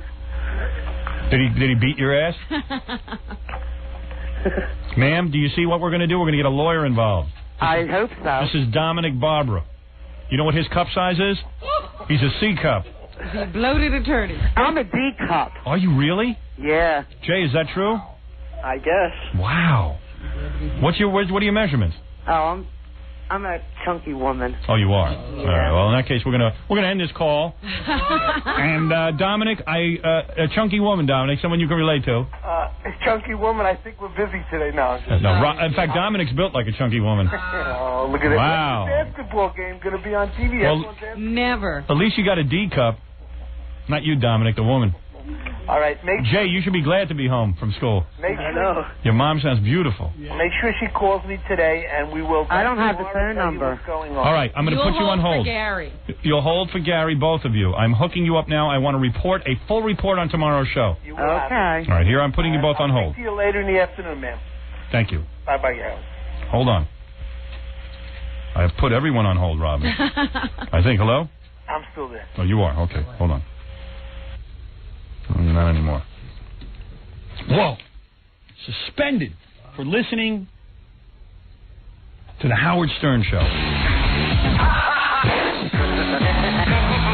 been sent by the Lord to save you. Howard Stern. I've been sent by the Lord. It's an outrage. Permanent record. Permanent record. Permanent record. Permanent record. Permanent record. Permanent record. Permanent record. Permanent record. I saw it on the television. I saw it on the big screen. More to come when the Howard Stern Show returns in a moment.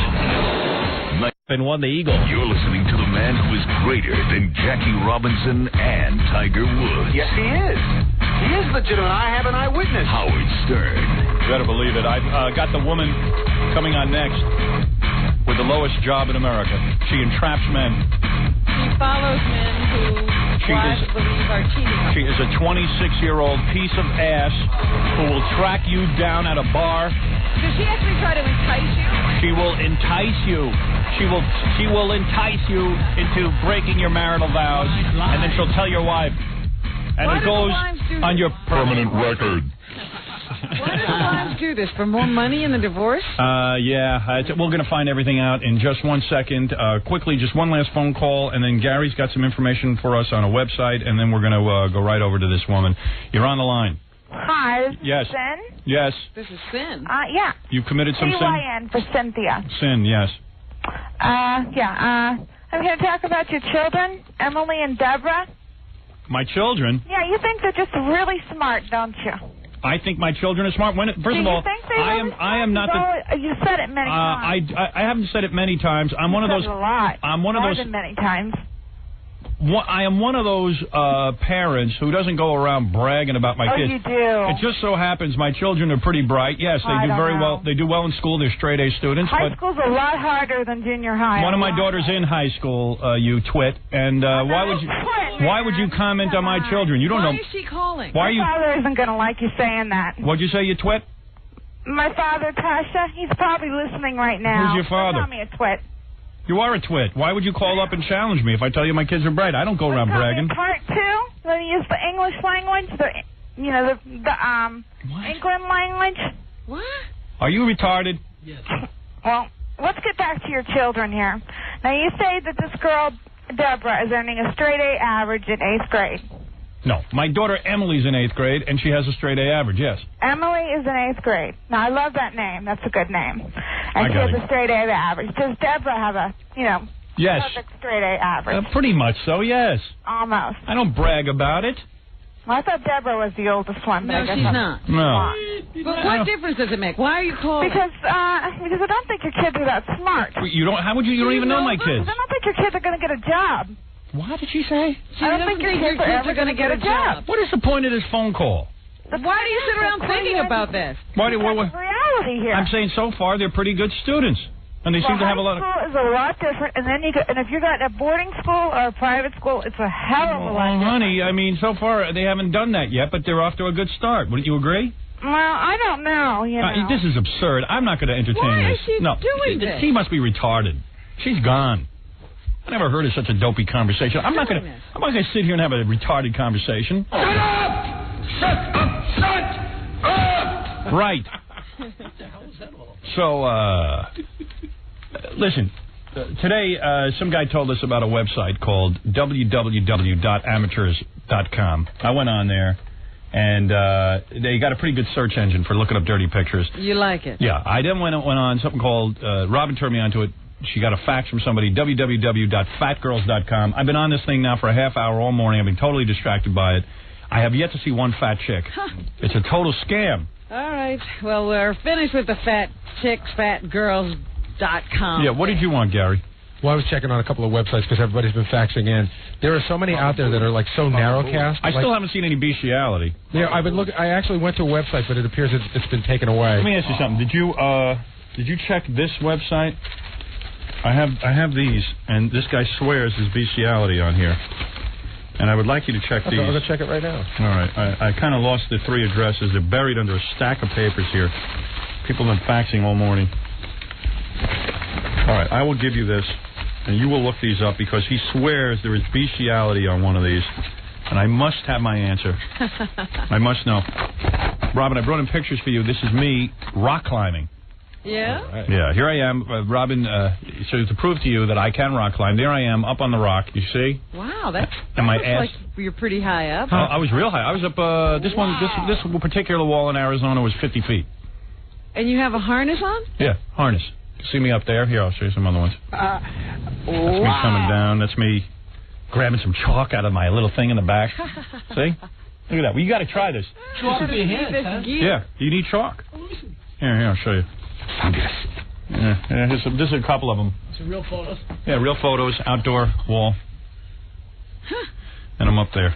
You will not find those on any web page. What do you think, Martling? Is that a man-made? Yeah. What they do is they make they got one over at Club Reebok and they got one over at Crunch. But this looks like a real. That's a real wall. That's a mountain wall in Arizona. Outside. That's an outdoor mountain wall. Simulating reality. Yeah. There. Look at you. Yeah, it's pretty cool, isn't it? I kind of look athletic, don't I? Well, if you take it on an angle like that, it looks like you're higher up. Yeah, my ass doesn't. Because what it is you shoot the camera up somebody's butt. Yeah. And I was afraid my butt would look real big, but it's all strapped in. It's all nicely. It's girdled in this. Yeah. So are you really climbing, or is the harness doing? No. You really climb. I'll tell you, you're achy when you come down. Yeah. At first, I realized that in order to climb, you have to climb. Yeah, it looks like it could pull you up with the pulley there. Yeah, it does, but you don't go up from the pulley. You can only come down. Oh. Yeah, you can't go up. There's no way you can be pulled up. Is that right? Yeah. You got to pull yourself up. I mean, chicks were doing it, so it wasn't all that hard. But the point here is, chicks, lots of women are mountain climbers. Let me tell you something. Put you to shame. I went with 3 women. They were all better than me. They got up the wall faster than I did. So don't say chicks were doing it. It's not that hard. Yeah, I was all embarrassed because How are you being spotted here, though, Howard? Is the person the rope? There are 2 people holding the rope, and they're harnessed in, and they hold the rope. And well, there's a job. Yeah, I had to do that. Yeah, what if they let go? No, they can't let go. You're bolted in. It's a whole thing. It's a whole thing about trust and all that kind of crap, and I'm not real good with those issues. I just want some exercise. All right, let's move on. That's all I wanted too. Because the woman who leads the group, she says to me, first they give you a psychological thing. They go, "Why are you here?" I said, "What?" She goes, "Well, why are you here?" Got a test? I said, well, "I'm here because I'm trying to get a good workout." She said, "And I never did this before. I want to try mountain climb." She goes, "Are you a person who's afraid of new challenges?" I said, "Well, no, not really." I said, "You know who I am?" She goes, "No," because these people are like Indians. They live on a reservation. Right. I go, "I wouldn't think I'm someone who's afraid of new challenges." "Well, I notice you keep saying in the group that you don't want to go first." I said, "Yeah, because you're all girls. What if I go first and I suck? I want to size up my competition." "So you think this is a competitive thing?" I said, "Well, no, it's not exactly." I said, "Look, honey." You're answering all the questions wrong. I said, "Honey, I got to be on a plane in about an hour. I really want to climb this wall." Let me just shimmy up this wall. Yeah, please. Just teach me how to shimmy up the wall. "Well, don't you realize that this is a metaphor for life?" I said, "Look, come here. I got to tell you something." Shut up! Shut up! Shut up!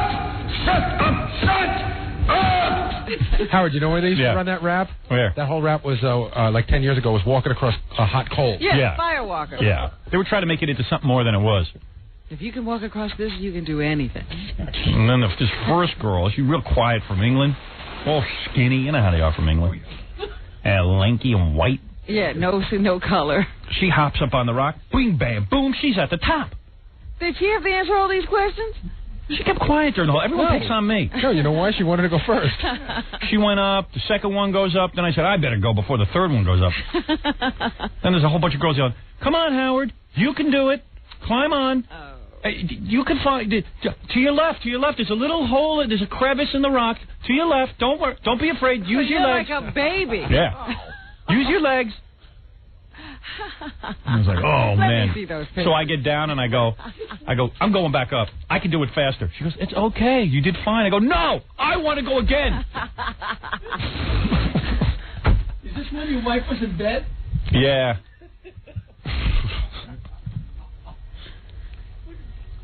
Here I am. Look at this. Hey, we'll see you up there, Martling. You fat, overweight. Oh, that's funny. Jackie's still living off the fact that he was a Nassau County, third place champion in gymnastics. Yeah. Iron. Show me the medal. All right, let's get to the woman with the lowest job in the world. All right. All right, you ready for this? This 26-year-old, is she a piece of ass, Gary? Man. A major league piece of ass. She's really, really cute, Howard. And she knows how to play it. You know, she knows how to look at you. She's wearing a great outfit. She's wearing like a rubber mini dress. Yeah. You know. Oh. No bra, very low cut. Why doesn't she just become a stripper and take up some honest work? Well, that's who I thought was here. I said, well, Howard said some woman was here. There's strippers in the green room. She's got some kind of business where wives hire her to go out. Listen to how low this is. Their husbands might not even be cheating. Right. And this woman comes along, starts coming on to them, and they melt. Yeah, and she does it over a 2 or 3 day period where she, acts interested in them. And, if a girl came up to me and said, hey, I want to do you, I'd be nervous. I think she's a whore, and I think I'm going to get a disease. Right. But if a girl, say no, get away. Right. Oh, wait a second. Let me check her out. Oh, let me put my shirt on. Oh, I don't look that good. Hold on. Ooh, yeah, honey. Yeah. Are you a little whore, or are you like a good girl? Well, excuse me. Go ahead. You are hot. Come here. She comes sidling up to you in a bar. Come over here and show me what you do at the bar. Come over here right now. Come here. I'm standing at the bar. Look at this. I ditch the coat because you know you Get don't rid of your have coat. that on. Get rid of that coat. Okay, let's get rid of the coat. Get rid of your dress. First of all, I But- have Want some cocktails? the best job in the world. Yeah. Well, I'll be the judge of that. Look at you. 26, huh? Yeah. What is that, a rubber dress? Well, it's latex, Howard. Oh, for Christ's sake. Get over here. Get over here. Show me what you do. He's ready to cheat. Come here. Good Of course morning. a guy would cheat with this. Is this what you wear to the... Come over here. Get over here. Get over here. Don't just get over here and touch Let me. me tell you, I dress kind of racy for the Howard Stern. Come here. Come over here. Is this why you go to the bar like this? Well, if I was going to, Those your real boobies? Yeah. Whoa. Nice. You are so tall. I can't believe how tall he is in real life. What are you, British? Nice to meet you. What are you, English? I'm Australian. Oh, beautiful piece of ass. Listen, honey, this is what I would wear if I was going to kind of a funky downtown nightclub. If I was going to Le Cirque or some kind of fancy restaurant. What's that? Le Cirque is a fancy Le Cirque. restaurant. Yeah, I got to get over there. It's an uptown restaurant. Look at you. If I was going there, I would wear a chic little Donna Karan suit or Look something. at that. I see a nipple. Oh. You are... Have you ever been a stripper? No. Be honest. No, I've done some modeling. I've done acting. Nudie modeling? No. You never... No, regular stuff like catalogs, jeans. What kind of catalog would I see you in? Oh, I used to model when I was in Australia, so everything from wig catalogs to I've done bikini modeling and just kind Don't guys ever try to kill you after you do this to them? I would kill you. Let me sit down and I'll tell you. What do you do? Come over here. Thing? Come over here for a second. All right, so I'm a guy. I'm at a bar. Look at the sandwich. That's my say. I get hungry. I'm a human being. What do you think? I don't eat. All these girls think I'm not a human being. All right. So now you've been hired by his wife. Right. My wife, Allison, has hired you. Okay. First of all, don't you admit that a woman, if she doesn't trust her man that much, should just get the hell out of the marriage? Well, sometimes, we're talking about real people and real emotions here. I mean, when there's love, there's kids, there's money involved, it's not as easy as saying, okay, what you do is I'm out of entrapment. It's entrapment. You know why? You are so good. If a guy isn't thinking about cheating and then you come on to him, go ahead, show me what you do. I'm at the bar. Go ahead. Well, it isn't. If I walked into a bar and just did something like grab your leg or whatever. No, I would be afraid of you. That's called prostitution. No, right, I'd be scared. It's kind of stupid. I'd be scared. Okay. Yeah, I'd be scared. What it is first of all, it's not entrapment. A lot of the guys. Show me what you do. Show me what you do. Just wait. A lot of the guys aren't interested, and that's a good thing. So I'm clearing their name for their wife. That happens. I want to meet the guy that isn't interested in you. Let me tell you something, honey. I have never cheated on my wife. I'm going to tell you something. You come up to me in that dress, show me what you do. Just show me what you do. Yeah, how's she determined if you're Okay. The guys who don't go with her are gay. A bunch of homos. Hags. We should send a guy in there to entice them. Well, we do that too. We do that Take too. off your glasses. Let me see your eyes. No, I can't because Why? I can show. Where's the camera? Because I'll show you, but I won't show them. All right, here. Go ahead. Show me. Quick. Oh, because she doesn't want to be known? Oh, you think you're not going to be recognized? Who are you, Superman? What, do you think we're stupid? I wear wigs and stuff. Oh, you do? I wouldn't be recognized. All right, go ahead. No, what I'm saying Go is ahead. I'm sitting at the bar. Show me what you do. What I'm saying No, don't say that. I'm sitting at the bar. Show me what you do. I'm not going to start touching Yes, a you guy. are. No way. Well, That's tell me not what what you're we're gonna there for. What we're talking about is finding out Touch my butt. the intent. All right. will he be interested? Will he go out on a date? Like, what I would do... So go ahead, show me. Go ahead. I'm sitting at the bar. Go through the Come routine. on. See if Howard goes up hello, on a ma'am. date. How are you? Well, what I would do is... Not what I would do. I'm telling you what happens. Hi, how are you? Okay. First of all, the job has... I'm always backed up. There's always someone else with me. Yeah. Right? So what happens is we find out where Howard Stern hangs out. All right. So I'm okay? hanging out at the bar. So we may be watching you for like 3 or 4 times, a little bit of surveillance beforehand. Well, if I found out my wife did this to me, that'd be it. I'd divorce her. Well, to start with, it means that she loves you because she's bothered. Yeah, she loves me, all right. Allison is not that bad. No, go ahead. Okay? All right, so go ahead. Walk up to me. What I'm going to do is, first of all, have a look, see what kind of a guy you are. Are you, She won't come up to me at the bar. She will not come up to me. She will not talk to me. Listen, most of the time, the guys will notice you. If you're giving a guy the idea... Hi, honey. How are you? Exactly. How are you? How are you? Hey. First of all, ask them about their work. They're never going to shut up. Yeah. Okay. Oh, yeah, I work in radio. Yeah. Look at hey, nice boobies. Thanks, man. Yeah. So you get into a conversation, try to get asked out on a second date. Go ahead. Okay, so that's the intention. So once he asks you out on a second date, that's it. It's over. Well... You might as well tell the wife he's asking out women on dates. Exactly. I mean, that's kind of not what you'd want your husband So how to far do. do you go with these guys? Do you go up to a room with them? Sometimes you don't sleep with them, okay? We're not prostitution. Monty's Investigations is... I bet you I could pay you a couple of bucks if you do a little something for me. I'm very happy at home. Really? You got a man? Oh, yeah. Married? He's in the green room. Oh, is he really your husband? Fiance. We ought to get a woman to go entice him. Oh, yeah. You know what I mean? Oh, he's been through that. No, we're very happy. Your boyfriend is out there? Yeah. Your fiance? Mhm. He's a lucky man. Frank Montana. You got somebody. What is it? Look at Gary. What? The guy that runs this agency. This That's her boyfriend, yeah. That's her fiance. Yeah. You got to see him. What, he's 100 years old? Well, maybe half of that. Really? You were engaged to an old man? No. You got problems, don't you? I mean, he's probably... You want to have sex with these guys. He's got to be close to double your age, wouldn't you say? We have been together for 5 years. Really? Let me tell you something. We have the best relationship. I couldn't ask for more. In 5 years, I have traveled the world. Give me a never kiss. Met Give me a little guy. kiss. I have a condition for you. What's that? Never met a guy that I would rather Kiss be me with your tongue. And I mean that. Kiss me with your tongue and tell me you wouldn't rather be with me. Please meet him. Really? I got to meet this guy. All right, go sit down I'm over gonna there. go sit down. All right, too bad. She wouldn't try to pick you up. Nah, she's all uptight. She can't role play. A lot of women can't role play. She won't tongue kiss me. I don't know, man. It is a very, very peculiar occupation. Well, yeah, it is. How do you get into this? Yeah, I mean... It's kind of a weird history. So wait a second. So let me get this straight. How much does it cost for a woman to hire you? With her husband's money. Yeah, with her husband's money. So he can be entrapped. What do you charge? Okay, well, it does depend on what needs to be done. But, I mean, generally, we take a job on at $1,000. $1,000? Yeah. So you track them down for a couple of days. That sounds kind of cheap for all the work they're putting in. Well, I mean, things can escalate from there depending on what you want done and how many background checks. And You know who got started in this business? Fran Shea from E! Network. Really? Yeah, she That's used what to... she did? Yeah, she chases down guys, and we report on it to the wives. Howard, they were saying that... Hey, how's your whole family? Yeah. They were saying that the reason why they try to keep this price down is because this is really geared to the average housewife. Oh, is it? Yeah. That's nice. That's wonderful. Trying to keep the price down to help They're them. not looking for... You know, what about the guy? He's a hard-working guy. He never gets propositioned that much. He's at the bar. He turns you down this once. might be Christmas for him. He turns you down once. He says, look, I'm really not interested. I'm a married man. Yeah. You come back at him a second time. No, that's all I need. Oh, I'm not really? interested, I'm married man. You know what else happens? I'm a blonde, obviously. Right. Some guys aren't into blondes. Some guys, it's all about kind of... Yeah, I'd like to meet the guy that isn't into you because you're blonde. No, seriously, sometimes it doesn't work, and so we'll Look at send the in bod on this girl. What, do you go to the gym? Yeah. Whoa, look at the boobies. What are you, a C? Yeah. Look at the package on you. Look at the package. Really, the ass, the boobies. Oh, Christ almighty, I'm the taking legs. that as a compliment. The vagina must be... You a natural blonde? No. No. Now, that's honest, huh? Yeah. So, wait a second. Yeah. So a guy says, okay, I set up a date. Mm-hmm. You go to his hotel room? No, that really stinks of prostitution, you know what I mean? Well, you got to entrap him, though, don't you? Listen, entrapment is all about intent. Do you kiss him? No. it's really not necessary. Where do you go? How far do you go with these guys? I mean, do you go on a date? Yeah. Oh, you go on the date. Sure. Do you videotape the date?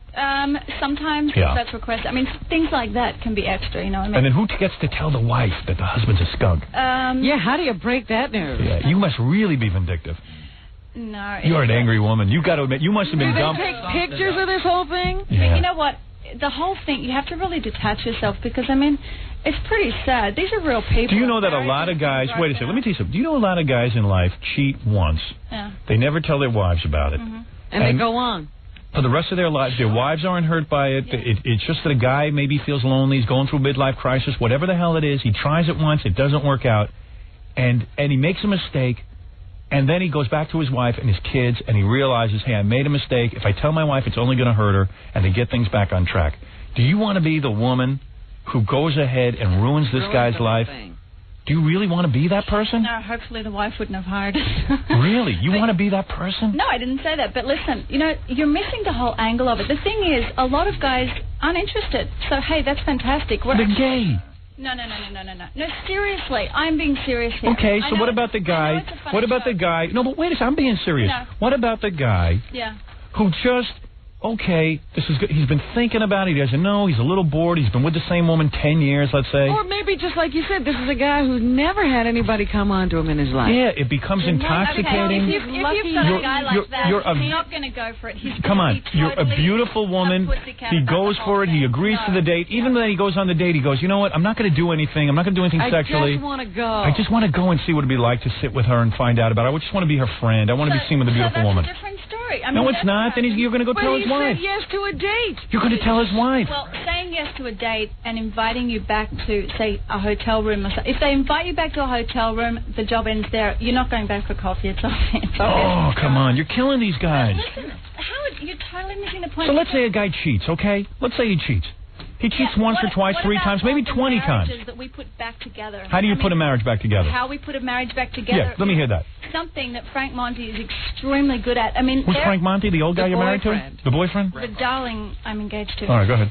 No, this guy's been in business for like 32 years. He knows what he's doing. He's heard a guy shouldn't be involved in this, man. It's guys turning on guys. I say it's wrong. Where is it? Bring in Frank Monty. Let me see the guy you're doing. There, honey. I got to give him a piece of my mind. Where's Frank Monty? You don't understand.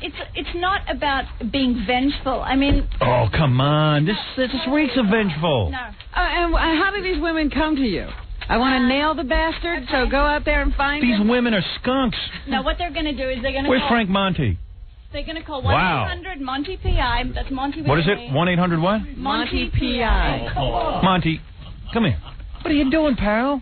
By the way, is this your daughter or your we have heard all of those jokes. You've got a May-December relationship here. We have heard Where's Monty's first wife? Yeah, where's Monty's first wife? Good morning. Monty, where's your first wife? Divorced. Yeah, there you go. Yeah, see? Yeah, Monty. Many years ago. Yeah, why? Because you cheated on her, right? Didn't you, Monty? Tell the truth. You just don't understand. We're helping people. Monty, get on the microphone, please. Didn't you cheat on her? Did you cheat on your wife? People here. Yes. Monty, you're a man, okay? He just said yes. I know the world I know he backwards. did. So Monty, you're a man who's been in a marriage that has failed at marriage, and you know what it is to be a guy. Suddenly, hey, look, man, I have been faithful. You know, you want to test me? Well, test me. But look, here's the deal. I believe you have been. But let's face it. I am tempted every day of my life. And maybe one day, just wait a second. Maybe one day I will give in to that temptation. Maybe one day I will lay down in a bed with a woman, have sex with her because the curiosity is killing me, and I do it, and then all of a sudden I say, in one crystal moment, I go, wow, you know what? This was a big mistake. This was a big mistake. Exactly. I love my wife. I love my kids. I love my money. I love my wife. I love my kids. I love my money. I don't want to give up any of this. And then the woman turns to me and says, guess what? I'm a private investigator, and you're busted, buddy. That's up to the wife to decide. That's an evil thing. Man, come on. You hire a lawyer. Oh, it's the same as a man. This is the lowest goddamn thing. This is. And how did you do this to other men, Monty? Monty, I'm a man. Look at me. We're men. What is this? A man turning on another man? What happened to the code? Where's the code, dude? The code of the men. Where's the code, Monty? Well, your wife's paying the money. What are you, Australian? I don't think they have a code over there. I think not. You know, that's a nation of criminals. That's true. It really is. You guys are turncoats. Yeah. You take this beautiful girl, and hey, she is beautiful. Let me say something. One of the most beautiful women I've ever seen. Thanks, Howard. You entice some poor bastard into a room. We have a whole bunch of girls that do that. And suddenly, she trains them. Yeah? Yeah, I Let me tell you something. I want you. I train first. Really. All I know is, this is unbelievable. Then the guy goes, and maybe it's the first time in his life he ever does something like this, and he says, oh, maybe I want, and maybe he does want to cheat. It's gonna, you know and what? he does it, and then you guys tell his wife, and you ruin his life. It ain't right, man. She's the client. It's not right. She's the client. I got a problem with this. I got a problem with this. I just got a problem. It's one thing to go and follow a guy, and if We he got is a problem. cheating, you take some pictures of him. But you're actually setting him up. Yeah, it's a setup. No. He's not going to open his fly unless he wants to.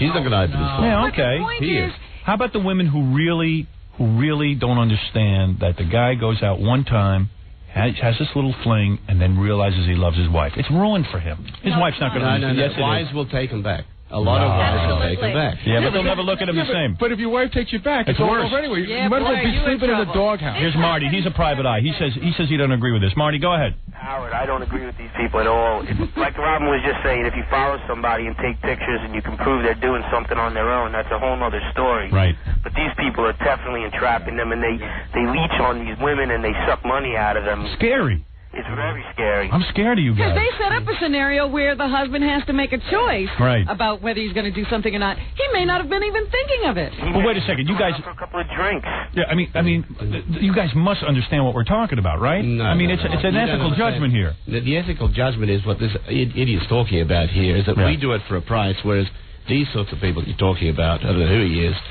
he's going to be trying to do a $10,000 or $20,000 job. We're Right. trying to do something quite cheap for $1,000 for the people. Instead of dragging it out, we're going to see right away whether he's playing around. We're going to see whether he's willing to play around, as opposed to let me ask you watching him something. for 3 months. You played around, right, in your marriage? Yeah. Okay, so you played around, and let's say you really Would you were. have liked to have somebody like you around then? Yeah. I mean, think how painful it would be for your wife. It's not a moral question. Really? God, the you guys. thing is, the client, it's her responsibility.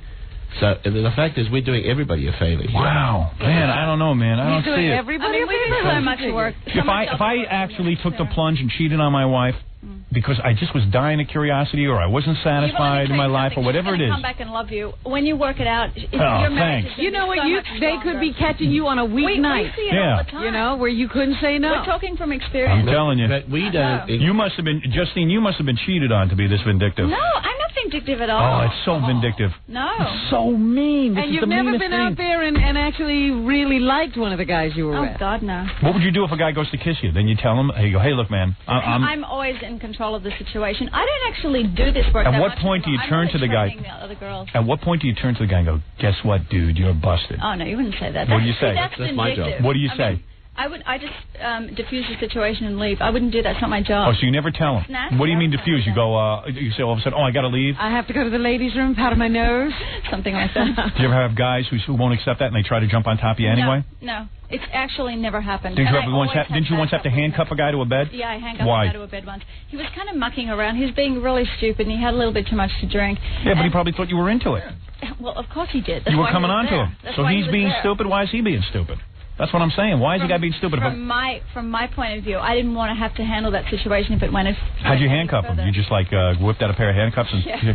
Well, I would have It been like, was wow, funny. kinky. Yeah, I think that's kind of what raced through his mind actually. But then I was out of there, and then we have backup guys always with us. Women must love you though, man. They must love this service. I mean, they must go wild for this. But I mean, we also have corporate people that, like big companies like Coca-Cola, IBM, Right. McDonnell Douglas. They care about their people cheating?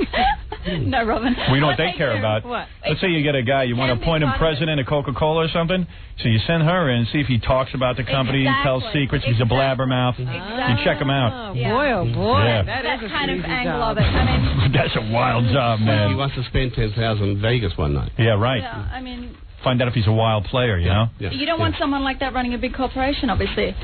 Man. Or if he's into drugs, we have a whole team of other people that go in. There's no way to tell that other than this. Absolutely. No, but No, that's it's true. a concentrated, quick effort to see whether he's going to lean that way or not. If he's going to lean that way, then we do a full surveillance. Well, I got to tell you guys something, man. This scares the hell out of me, and I'll tell you something. Well, you better We're be on your professional. P's We're and Q's. professional spies. That's what we do for a living. It's wrong, though. It's got this is my opinion, you know. Hey, if I could be, if I had your job, I wouldn't need to do this. Yeah, I know. I'm just saying, you know. He compares himself to James Bond. He's James Bond. Are you guys crazy? Yeah, you're That's what they always ratting write on about. guys. You're James Blonde. This is about 100th of what we do for a living. Though. All right, so anyway, listen, you guys have been good enough to come down here and discuss this. Why don't we give you a plug? If any women out there want to take their husbands and put their teeth through the ringer, now's the time to do it. All you do is call this gentleman and his beautiful assistant. Decoy. Yeah, Justine Ski is your name? Yeah. Oh, that's your code name. Yes. Yeah. Right, and Monty is your name? Frank Monty. Frank Monty. Monty's Investigations. All right, and you guys are like, man, I mean, it's like being professional scumbags or something. You know what I mean? You guys really go for the dirt. Boris and Natasha. You know what's funny? Boris and Natasha. You know what's funny, though? Frank has always kind of, he fell into the business, and he's hated it more or less, but he's been making so much money. He just can't get out of it. But we actually wrote a screenplay called The Private Eye, which is a fantastic kind of film noir private eye story set in New York. So if you could get that film made, you guys would stop doing this? We're doing an independent film. Oh, good. We'd love you to make it. So, Frank, you really do hate the business, huh? It's not nice. It's not, right. So you know that. You were just defending people aren't nice. Right. This is, the client wants us to do certain things, and if it's what... You're like a lawyer. Somebody comes in and wants you to do something, you're there. You have to do it. You can't start being picky and choosy. What's the phone number if somebody wants to use your service? 1-800-MONTE-PI, M-O-N-T-E-P-I. What's the worst thing you've ever been asked to do? Kill people. Oh, God. Really? Won't do it? Oh, you will? Oh, good. I have somebody I need killed. Would you kill someone if I asked you to? But, I mean, I don't want any trace back to me. I mean, if you guys get caught, that's your problem. I think it's a bit late now. Oh, really?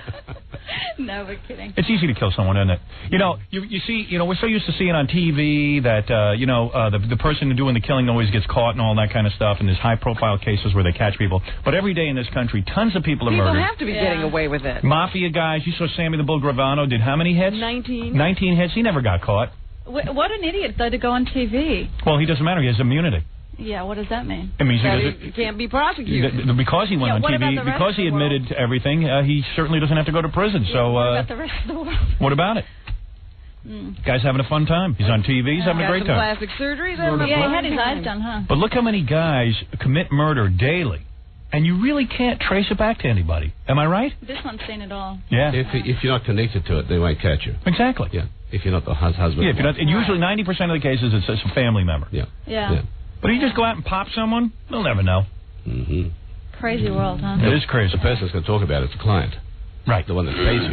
So then you got to kill the client. What you should do, when he comes in with the money, just shoot him. Just shoot him, too. Shoot him. They shoot the other one. Well, what's the next worst thing somebody ever asked you to do? Oh, God. This guy has put together mercenary armies. It's real. Wow.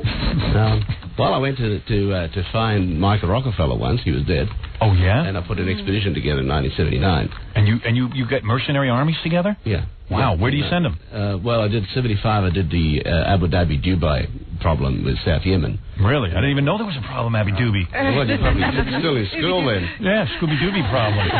Unbelievable. You're still in school then. Abu Dhabi. Yeah. Well, anyway, we've done that sort of thing. And to go in to look to the insurgents in the village. Best way to kill somebody without them knowing, isn't it to give them a disease? It takes a long time, doesn't it? There's diseases that can be rapidly. Can't you give people botulism? I don't do that. Yeah? I don't do that. Bad meat in the can? No? I don't do that. I got a million ways. Talk to me, man. Dude, I can figure out a million ways to kill somebody. Why are you so I'm obsessed with it. I'm obsessed with it. This is one I want dead. There's two people I want dead, actually. Yeah. There's a list? Yeah. Well, we brought something for you today. I met him. I swear this is a true story. I met a mob guy once. Came up to me, told me he was a big fan of the show. He says, "I'll give you." I told you who it was too. Yeah. Guy's he said to me, "Howard, if you need a favor, I'll do it for you." And for about 1 second, it went through my mind because if they do you a favor, then you owe them the rest of your you owe them the rest of your life. So it's pretty weird. I got some protection for you. What do you got? What was that, mace? Yeah. Oh, that ain't nothing. Oh, you don't want that? No, I don't need that. I got better What protection about than this, Howard? Look, you seen those before? Taser gun? I got that beat. You got that? I got goddamn grenades and cannons. Okay. I'll take the taser. I got an arsenal in my house that would make you shake in your pants. All right. Yeah, that's nothing. That's baby stuff. He's got a rocket launcher. Let me tell you something. When some guy attacks me, I ain't going to disable him. I'm going to kill him. Howard? I'm going to kill him. That's all. If he's on the list. I don't want to taser him. So much. I'm like Clint Eastwood. You know what? Somebody attacks you, you're going to cry and beg for mercy. No, I'm going to run into the building and let Ronnie handle it. All right, anyway, listen. If any of you women out there want to ruin your lives and ruin your husband's life, let me give you the number. Go ahead. 1-800-MONTY with an E-P-I. All right, thanks, guys. And let me say something. Your girlfriend there is beautiful. Can't imagine what it's like to have sex with her. It's all makeup. Yeah? Ever want a younger man? Light and mirrors. Do you ever want a younger man? No. Monty, you know. I told you, I've been with this guy for 5 years. I've never met anybody I'd rather Best sex you ever had? Yeah. Really? Absolutely. Jeez, well, I'm pretty... Big penis? Absolutely. Really? Monty? Yeah. Oh, no kidding. No kidding. Let me see it. Frisk him. All right. What? You're too much. Oh, man. Monty with the big penis. No. Monty. You're kissing Monty's though? You're my P.I., man. I know what the P stands for. I think he's in love with you, huh? Good for you, Monty. Ladies, go get your men. By the way, Howard, congratulations on the success of your movie. Thank you very much. Good luck with yours. Yeah, thanks for needing. What's the name of that movie? The Private Eye. The Private Eye. Okay. Listen, we'll be back right after these words. You're listening to The Howard Stern Show. More after this. 97.1 The Eagle. You're listening. Shut up, listen, and learn. To The Howard Stern Show. And a sense of urgency in this music. Something important is coming up.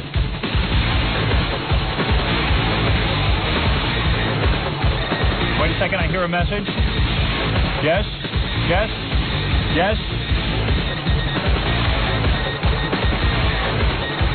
Don't miss tonight's episode of the Jesus Twins. You know that manager of the Jesus Twins? He got fired. By the Jesus Twins? Yeah. You got fired? Yeah. What happened? Let me first say this. Oh, this is the Jesus Twins. I told you guys you can't be on the show anymore until you wear my booger. Right. Enough with the crap. Listen. Where's the booger? Where's the what? Where's the booger? It's in your nose. Well, it's right here waiting to be put on your face. You gonna start with that crap? I'm not starting with any crap. You got to make it up to me. I'm gonna make it up to you. I have a whole proposition if you just listen and mellow out. Are you ready? Quickly. Now, here's the deal. First of all, I want to say one thing. To get on this show, Stuttering John puts us through 48 questions. Like, he goes, you guys are charlatans. All right, okay, I got to go. This is boring. What is he talking about? He's lost my interest. I don't know. I don't know. What do you want? I'm here on business. Now, listen. If you repress the soundtrack, right now it's number 88, right? Yeah. We're going to make it up to you. We're going to let you feel how you pick. You wear my booger. So you're going to start with the infantile stuff. All right. They fired the manager? That's what I was trying to learn about, but the guy won't talk about it. I'd rather hear from the manager. Yeah, the manager was fun. He was the only good. He was the only good when they fired him. I liked him. He believed in them. Yeah, imagine that. The guy believed in him and they fired him. That is cruel. Anyway, the Jesus Twins will be on E! tonight. Check them out. They'll be performing Feel My Ubiquity. It's pretty funny. In front of record company executives. It's you fun. got to see this. It's a fun show. To say the least. I didn't play The Dog Named Stains, but I'm going to do that tomorrow. It's a keeper. Yeah, we got to do some news for you, though. It's an evergreen. Yeah, that's not going anywhere. I got Red Peters working on a song for me. Is that right? Yeah. You're gonna be debuting that here very soon. And we will give him credit. Mm-hmm. Anyway, Robin, what's in the news? Well, I was really impressed because I picked up page 6 today, and there's a huge picture of Ellen DeGeneres and her new girlfriend. Annie Heshy. Is it Heshy or Heck? I don't know. But don't they usually put a cartoon on page 6? Yes, but there's no cartoon today. It's the first time ever in the New York Post history that on page 6 they didn't have a cartoon. They got a picture of two lesbos. I told you 20 years ago, Robin, that lesbians equal ratings. I said it in my movie. You know, everybody's coming up with that same conclusion now. Is that right? It seems so. I mean, Ellen's coming out on April 30th. Yeah. The newspapers are publishing pictures of women and their girlfriends. Right. Doing whole stories on it. In the article that accompanies the picture, they say that they've not been going together too long. This is a rather new relationship. But Ellen is telling all of her friends that she's madly in love. This is going to go on her permanent record.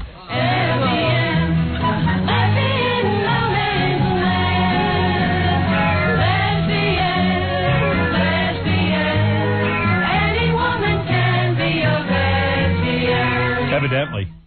Why would they go for Ellen, though, man? I guess she's the lesbian dream. You don't know. The best thing I've read about this new Ellen DeGeneres girlfriend is that she goes for comedians. So she was going with Steve Martin. And, she should have left his name out of this. Steve Martin's a genius. Yeah, why does he have to go through that? He doesn't deserve to be embarrassed like this. It's very embarrassing to a guy when you're with a woman for a couple of years and then she goes lesbo. Ask Lou Diamond Phillips. It happened to him. He was in a marriage, a high-profile marriage. His wife dumped him for a Melissa Etheridge.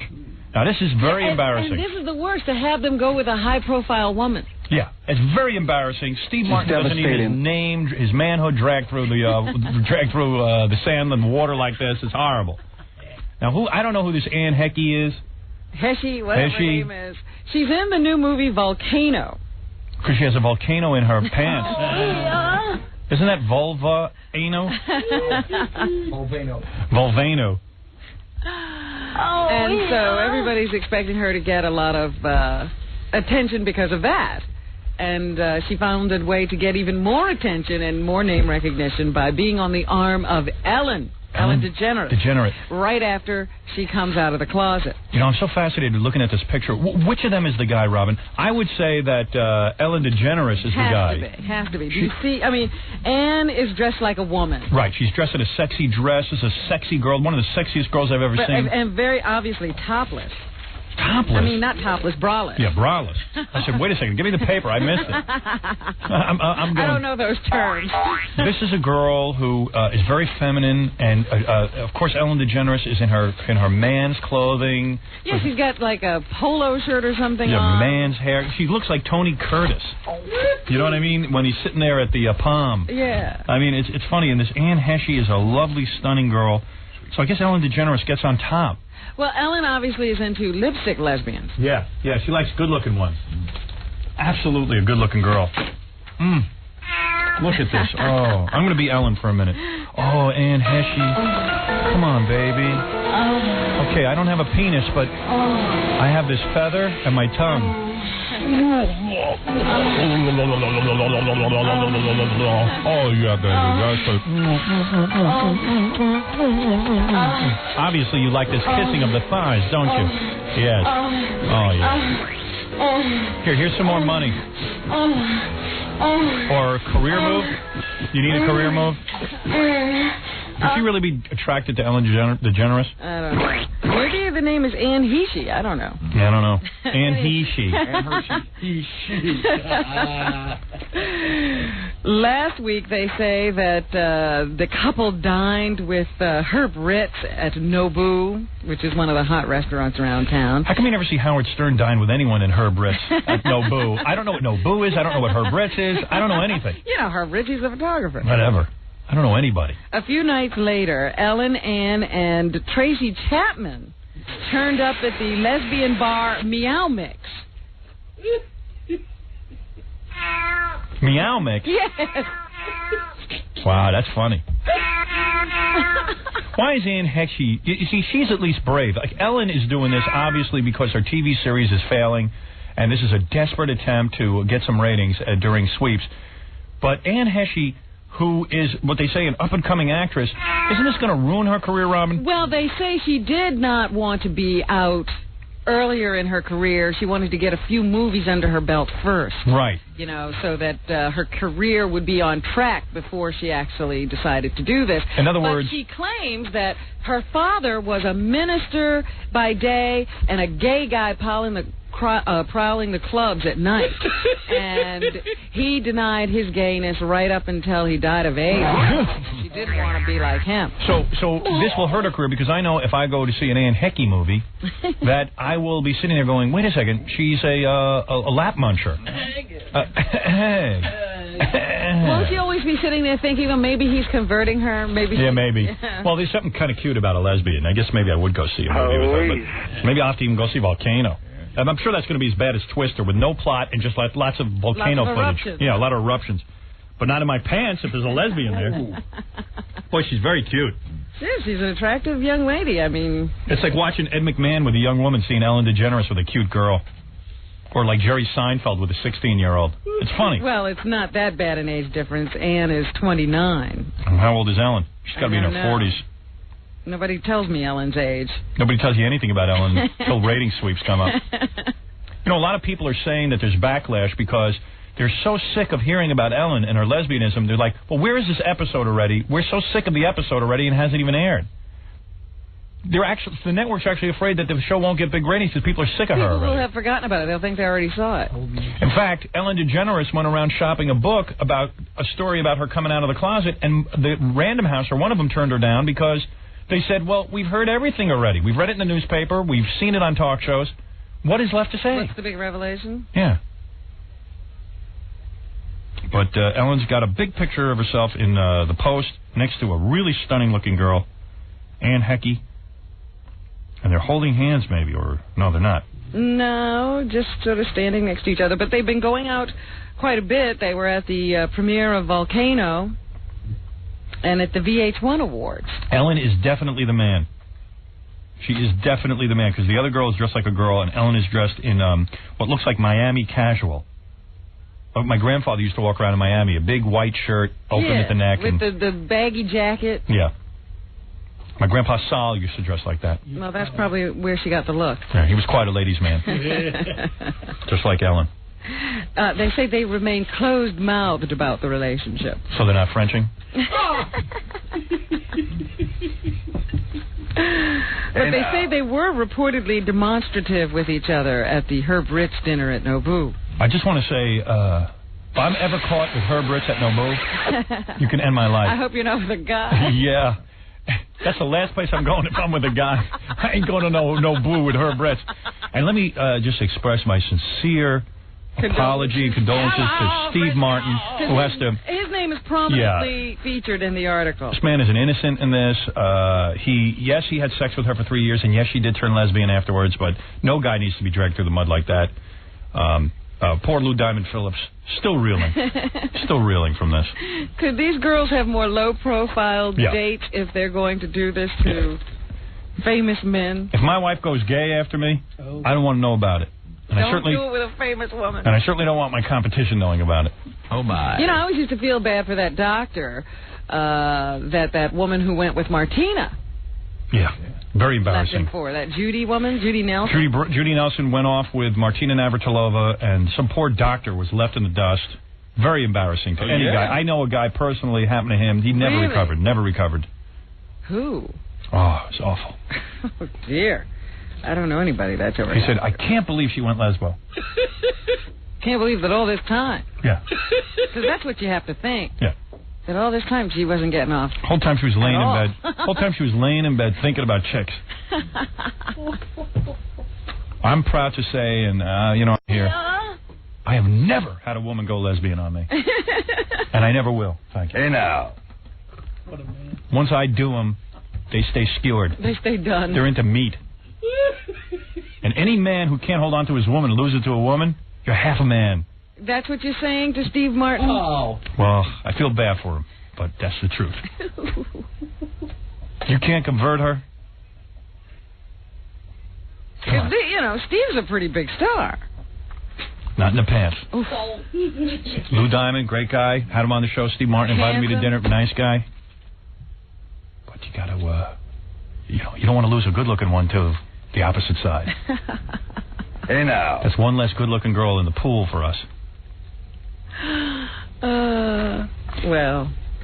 Hey, if Steve Martin wants to get together with me at Meow Mix and have a drink, talk about this, I'm available. I understand that. Yeah, shouldn't you guys start invading these clubs and taking some of these women back? Yeah.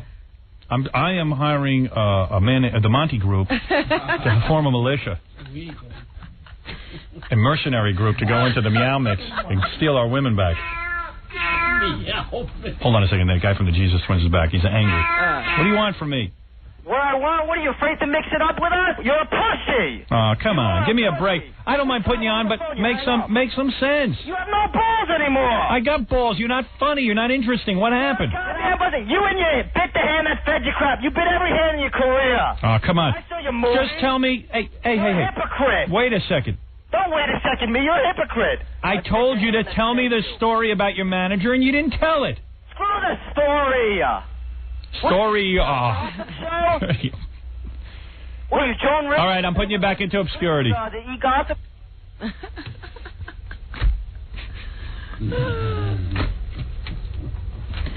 See, his point is that in my movie, I show the story of how I bit the hand that fed me. Yes. But that's me. That's me. It's a difference. You didn't bite the hand that fed you. Right. I just mixed it up. That's all. I fought back. Well, I'm not doing anything bad. Those guys didn't. I didn't bite the hand that fed me because those guys didn't feed me. Right. They hired me and tried to fire me. Yeah, forget it. Let's continue the news. Anyway, we were talking about Ellen and her new girlfriend, which is very exciting. And I was looking through this group of papers here, and I found that 2 women in the Washington, D.C. area of Alexandria, Virginia, they decided when they moved into their new community they wanted to proclaim exactly what they were, and they went and got themselves vanity license plates that said 2 dykes. Let me tell you something, and the rest of you women listen carefully. If you think you're now going to come out of the closet and run around like Ellen, it's going to be a whole different situation. You're in a real community. You have nothing to gain. Stay in the closet, ladies. It's the same thing I tell a lot of these black kids now. They all come up to me. Should we be like Tiger Woods? Forget it. Stick to basketball. You got a better odds. Black kids are coming up to you. How do they get to you? I'm at the counseling center where I volunteer. Oh, I see. What are you talking about? I go to the black communities, Hempstead, Roosevelt, Freeport. I'm there every day, working with black children. Wow. Trying to teach them. Stick with basketball. Stick with baseball. Golf? That kid's a fluke. Did you see People magazine with Tiger Woods? No. They got a story in there, of course, on Tiger Woods, and they're talking about how the boot camp his dad put him through at 11 years old. At 11 years old, Tiger Woods' father put him through boot camp. Could I finish the 2 dyke story? Well, I just got to hear this. I'm almost done. I'm going to talk about Tiger later. Oh, you are? Okay, all right. So okay. you can get back to that. All right. So anyway, the 2 dykes license plate, they had it for 2 years. They said everybody seemed to be happy about it. They were driving around in their Jeep Cherokee with the 2 dykes license plate. Absurd. And, somebody yelled at them once on the highway and, yelled some obscenities to them. And then they got this burn in hell letter at work once. Good. But in general, everybody seemed to be okay with it until some anonymous person complained to the DMV. The DMV took it to the Word Committee. Yeah, you can't get license plates that say a lot of stuff. Right, and their license plate was revoked. Good. I'll tell you why. It's good. First of all, who are these 2 yentas that feel they have to create a stir on the nation's highways? It's dangerous. There's a lot of Jesus freaks and stuff that freak out over stuff like that, and they start ramming cars when they see a license plate that says 2 dykes. I don't run around saying, disc jockey. I don't identify what I am on my license. I hate vanity plates. I'm against vanity plates because they cause trouble. People try to ram other cars when they see these things. People try to get into fights. They shoot bullets. I don't want to be caught in the crossfire. Screw vanity plates. Do away with the whole goddamn mess. Thank you. They say license plate issuance is not an exact science. This one obviously slipped through. Yeah. Nobody knows what 2 dykes means. Now, the 2 women believe that the unidentified individual was probably homophobic. Wasn't a gay person complaining. Yeah, who cares? Homophobe. But keep that in your house. You don't have to advertise. Virginia is standing by its decision. They are saying that they do not publish license plates or award license plates with controversial terms that could be considered controversial or offensive. I'm for that. Let's take a break. We'll come back. We'll do the rest of the news for you right after these words. We'll be back with the Howard Stern Show. Don't go away. 97.1 The Eagle. You're listening to the Howard Stern Show. Spreading across America like a virus. Permanent record. Lexus. 2 dykes. Vanity plates. 2 dykes. Vanity plates. We were talking about 2 dykes vanity plates. I was having trouble getting vanity plates, so what I did was I just changed my name to 90QZX3030, and then I had a vanity plate. I legally changed my name to that. And there's no words committee to Excellent. make you change your name back. Yep. Robin, what's Rodney King's favorite television show?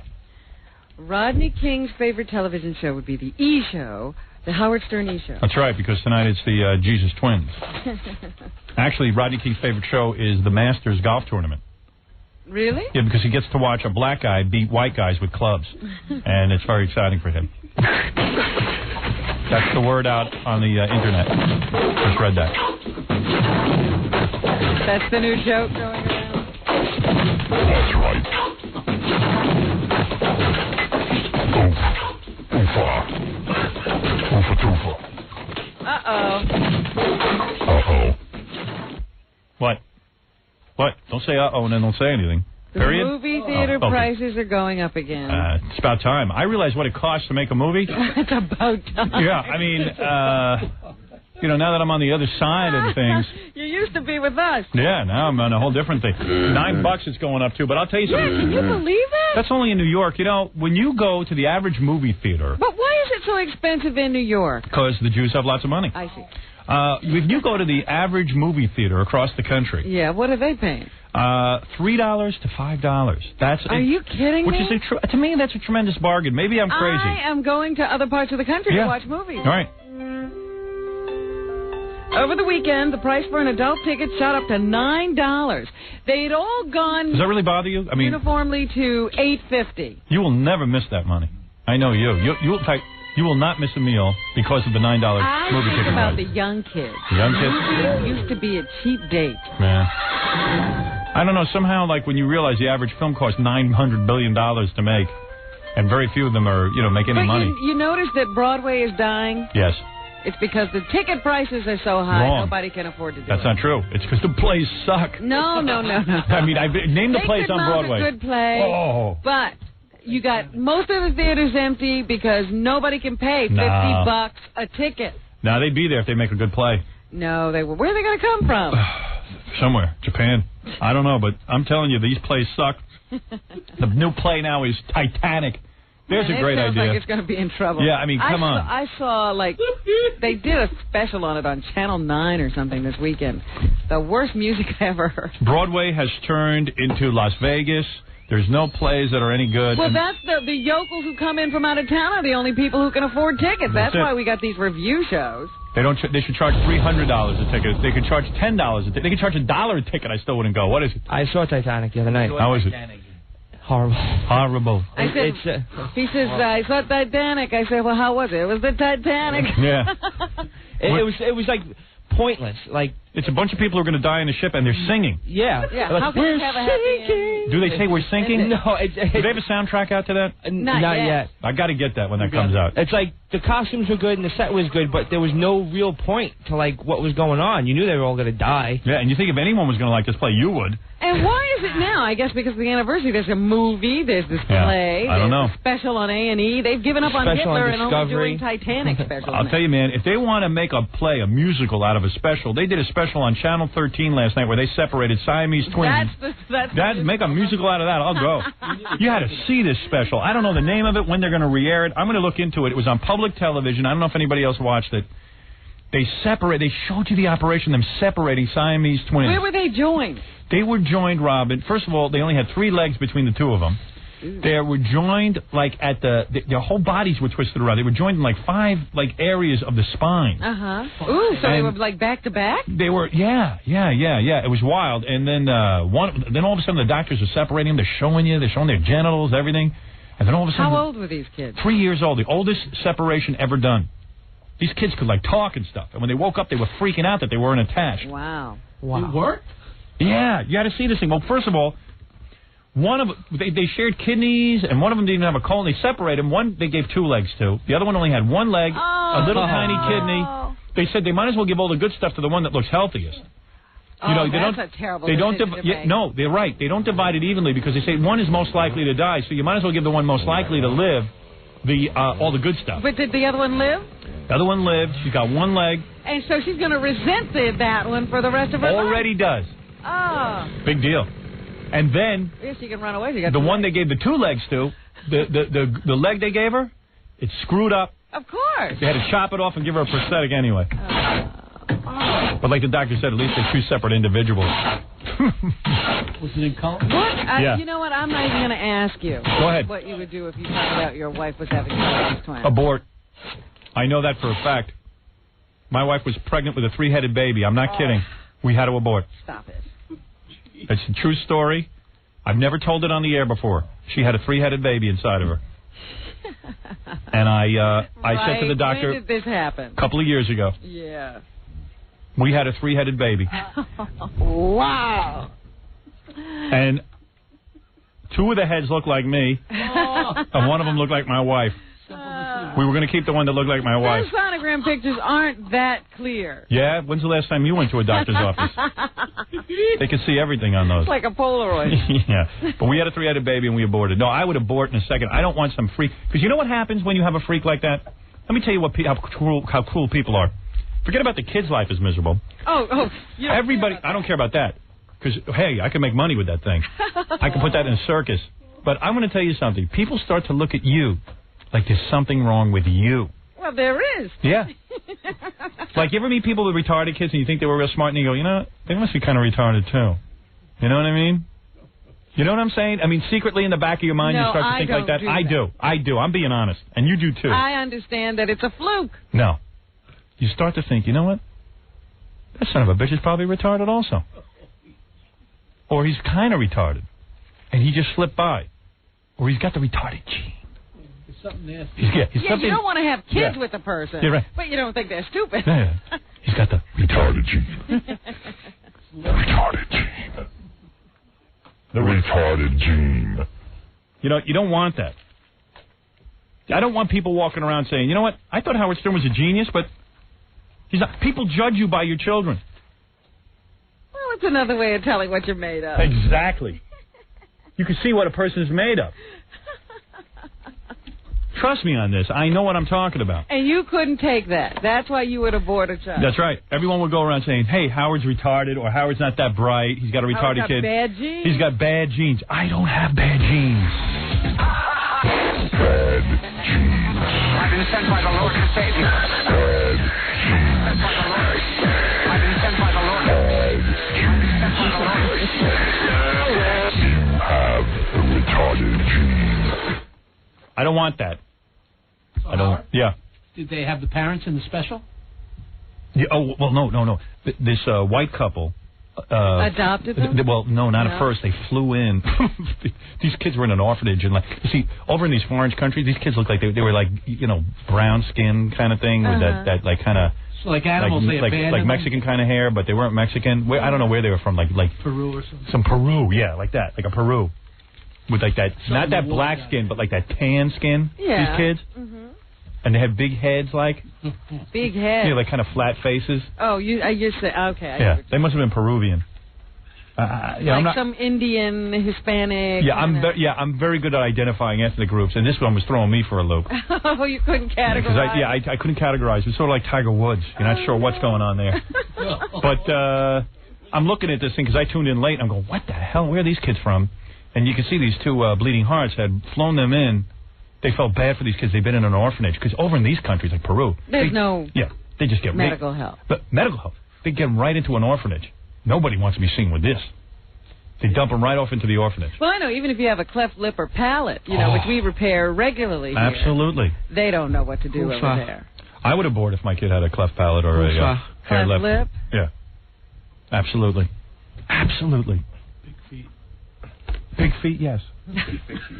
No, big feet I wouldn't, but cleft palate... You'd have to get rid of me.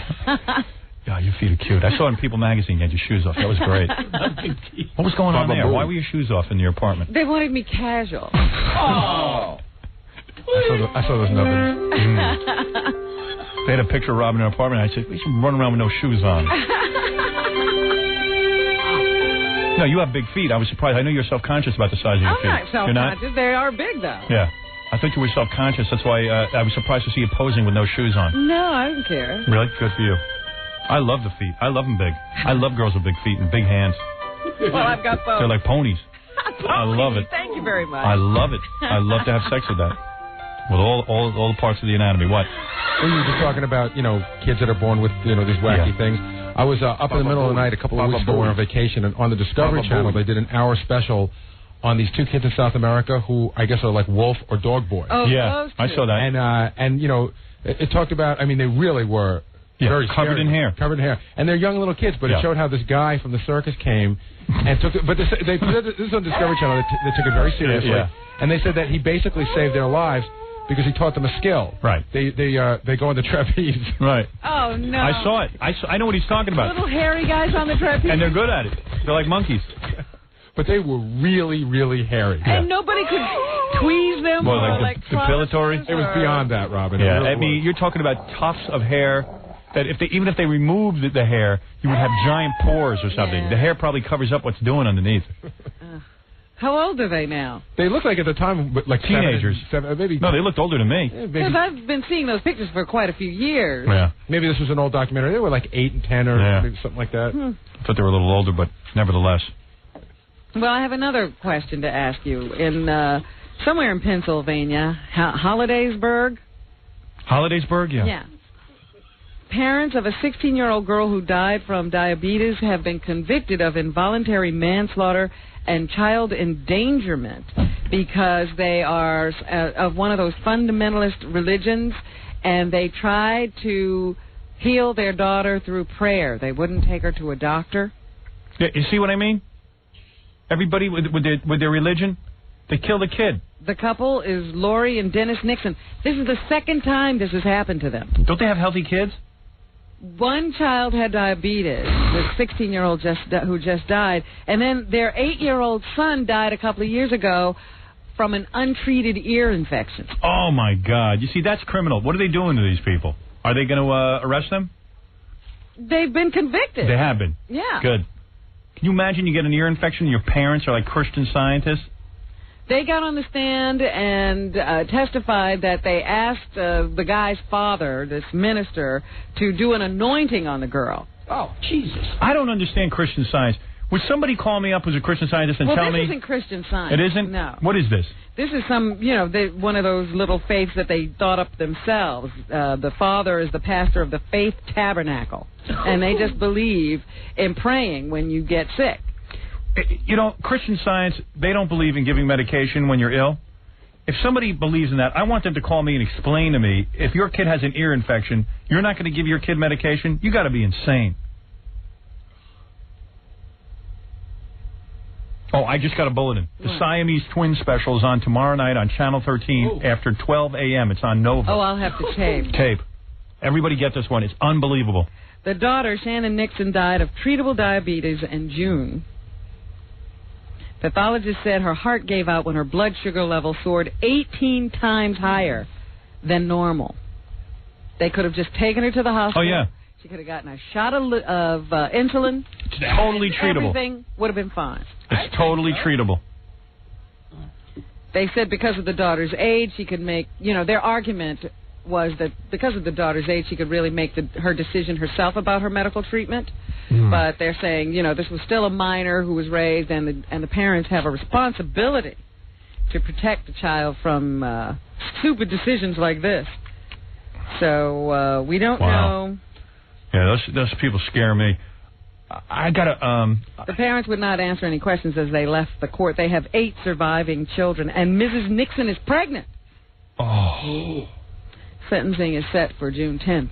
I gotta pick my nose, but I was just in the middle of it. I had a thumb up my nose because I have such big nostrils, and I realized the E-camera was taping the whole thing, so I backed off. I was half digging. I was like on an excavation.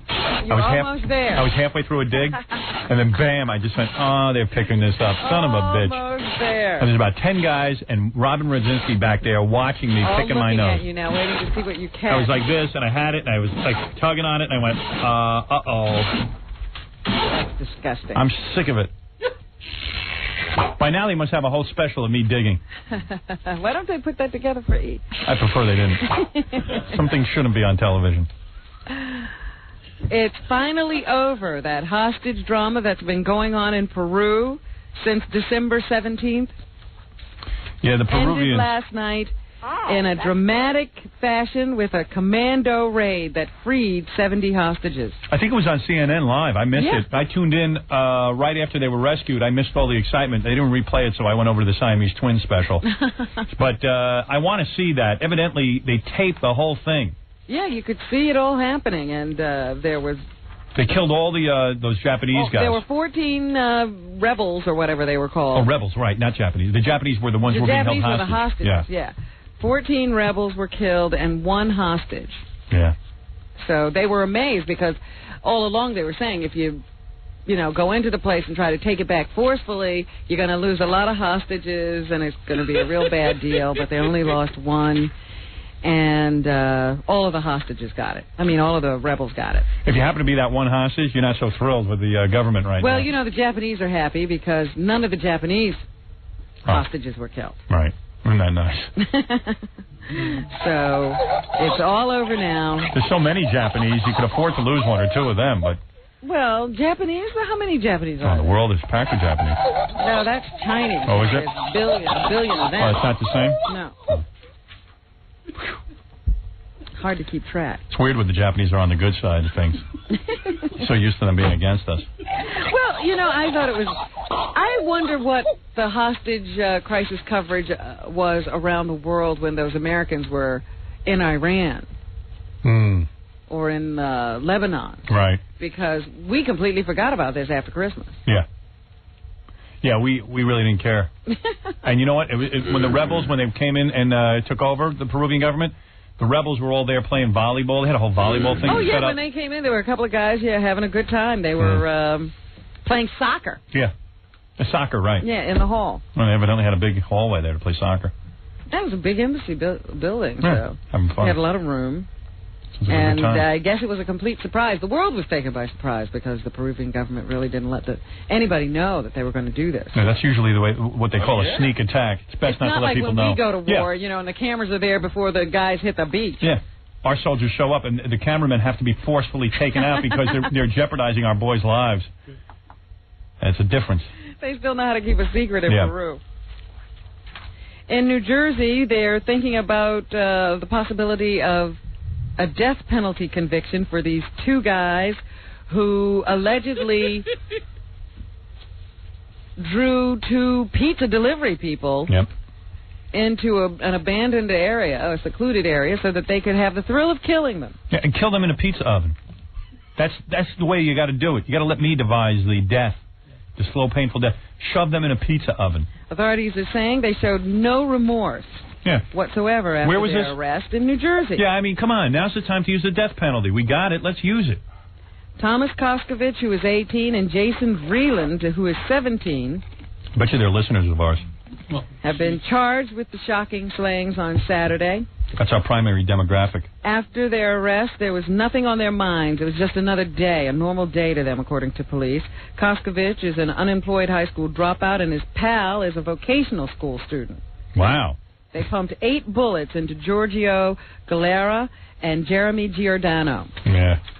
After luring them to a deserted house on a marshy road. Pizza people are saying that these 2 violated, one of the tenets of the pizza delivery business. You never deliver to a house where there is no phone. Yeah, well, all I know is you couldn't pay me enough money to be a pizza delivery guy. You know what I mean? Can you imagine the slobs that you have to deliver pizza to? I mean, can you imagine? They're lying. They're not lying. What is that all about? What was that? I think he accidentally hit something. Oh. Bad choice. But can you imagine having to deliver pizzas to the slobs that, they can't even get out of the house and pick up their own pizza? You've never had a pizza delivered? I don't know. No, not really. Oh, you have to. Time to kill you. No. Get off your tuchus and get your own pizza. That's what I tell them. I don't know how these guys make money with pizza. They sell it for almost nothing. I know. How much does it cost to technically make a pizza? I mean, you gotta have it costs nothing. Yeah, but you gotta have a pizza shop. You gotta have ovens. You gotta have overhead. You gotta have sauce. You gotta have dough. You gotta have guys there. Well, they must be cranking out pizzas like you can't believe. I guess. How much does a pizza cost? A regular plain cheese pizza. Me neither. Not more than $8. That's right. like the most expensive one you can get. Yeah, $8, and you can feed a family of 4. You can have the building, the oven, the people. What's a pizza cost now, Gorilla? Pizza's about $8 to $10. Yeah, I mean, come on. I worked at a pizzeria, and it cost them practically nothing. Maybe they make the money on the sodas. They make the dough themselves. They buy gigantic cans of sauce, and the cheese. Yeah, but is okay, the gigantic cans of sauce. Forget all that. What about all the ovens, the facility? What about all the Guidos that have to hang around in there, and the rent, and the ovens, and the giant electric bill? White outfits. No, just everything. Yeah, the laundry bill. I mean, you always got 10 guys standing around doing something. You really don't. Those guys don't make. When I worked in a pizzeria, they paid me nothing. And nothing. Have you ever had a job that paid money? Barely. I know you get paid nothing by us, but you worked really hard for nothing. Yeah. But I made like $3, and they had like Spanish guys in the back that worked just as much as I did. And the people who made the money were actually people who were chefs that cooked the food. And Chefs. Even the pizza guys made like nothing. They had like some guy working for $6 an hour making the pizza, and the guys who made everything were the guys either who owned. Did you guys ever clam on the pizza? No, I never did. You ever see guys do it? Not at the pizzeria. Really? Another restaurant I worked at, I did. It freaks me out. That's the lowest thing you could do, aside from turning a guy in for cheating. That's the lowest thing you could do. Jesse Jackson did that. He used to spit in people's food. He admits it. That's why I got no respect for him. Anything he says, I just go, hey, he's spitting people's food. He sucks. He's disgusting. I don't care anything about his politics. Forget about that. He's spitting people's food. And admits it. I wouldn't admit that. Anyway, go ahead, And then Robin. you could have your respect. Right. Anyway, this Vreeland character, who's only 17, they're trying to determine whether he should be tried as an adult. Right now, he's in a juvenile facility because of his young age. And there is no death penalty for juveniles. Right. The other guy is in jail on $1 million bail. That whole story made me hungry for pizza now. I swear. You can smell it, can't you? Yeah. I can too. Gorilla, get you pizza. Start thinking about ovens. Please do not bring that up again. Oh, man. Kmart is upset with Fuzzy Zeller.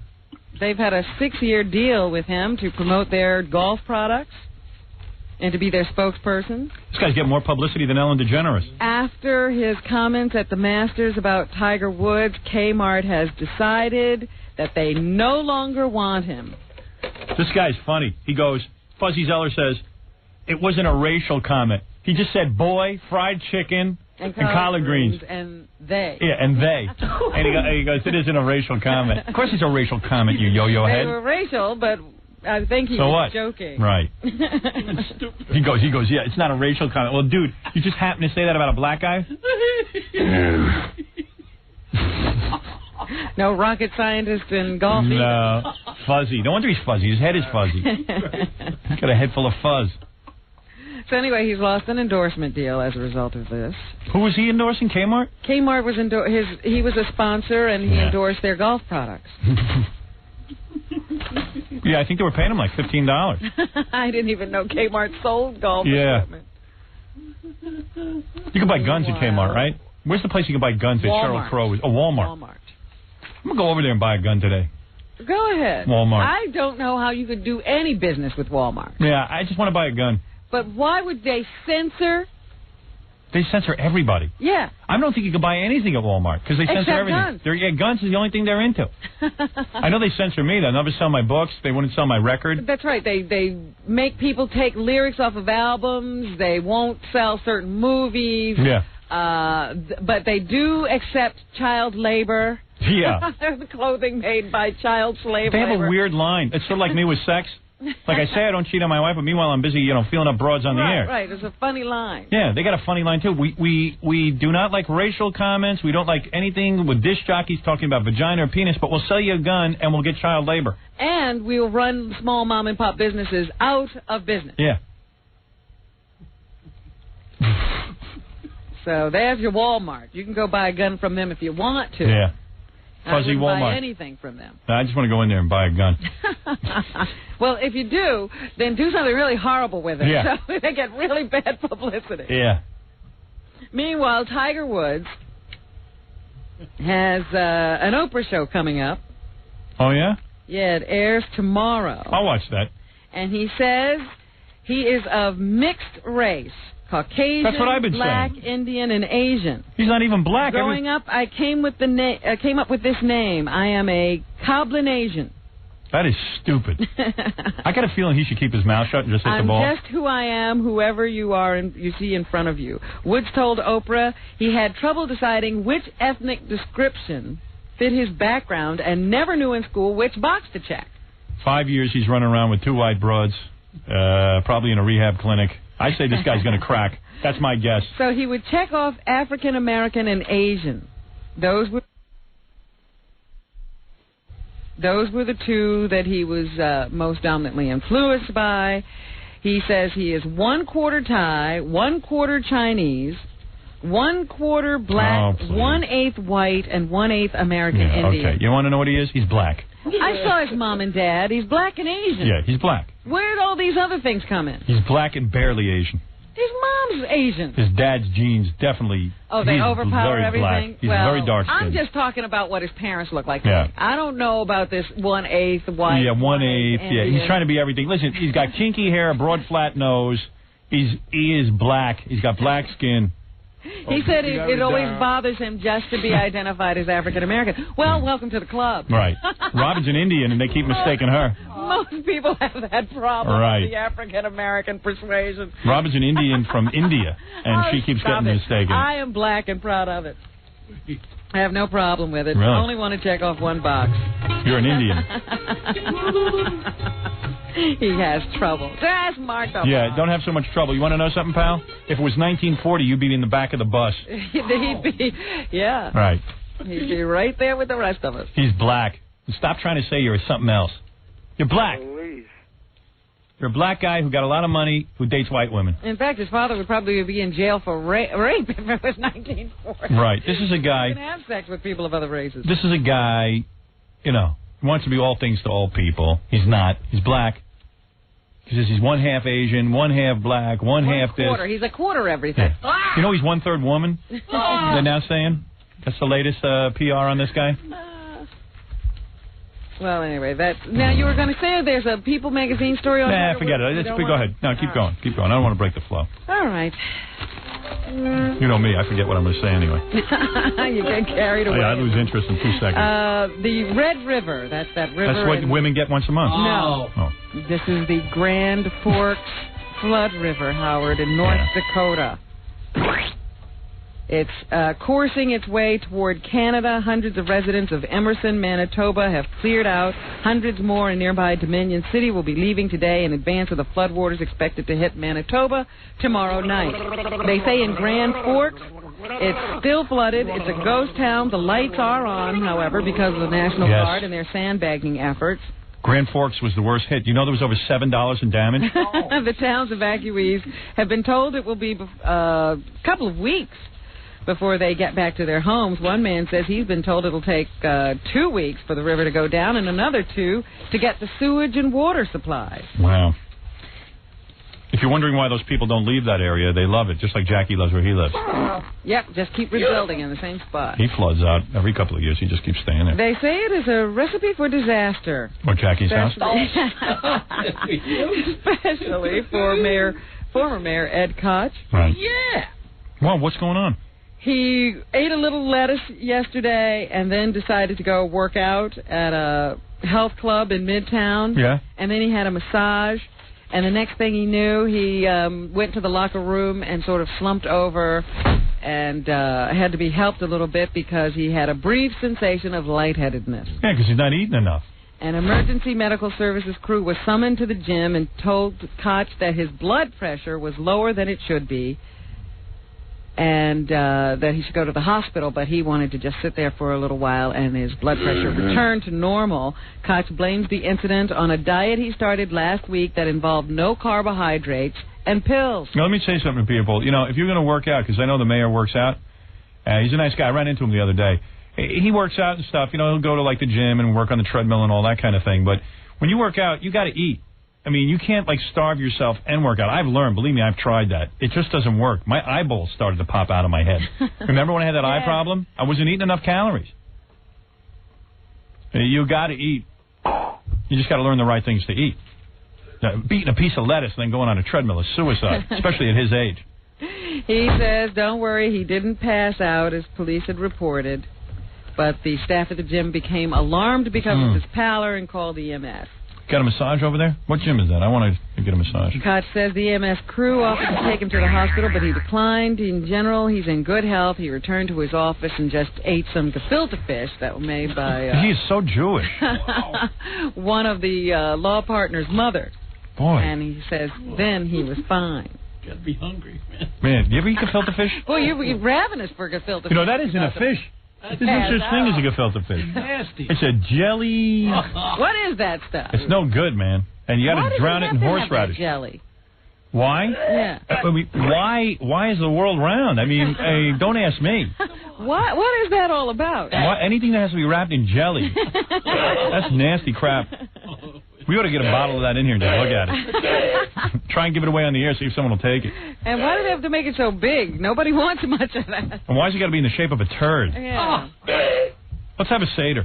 Let's do it. I'll wear a beanie.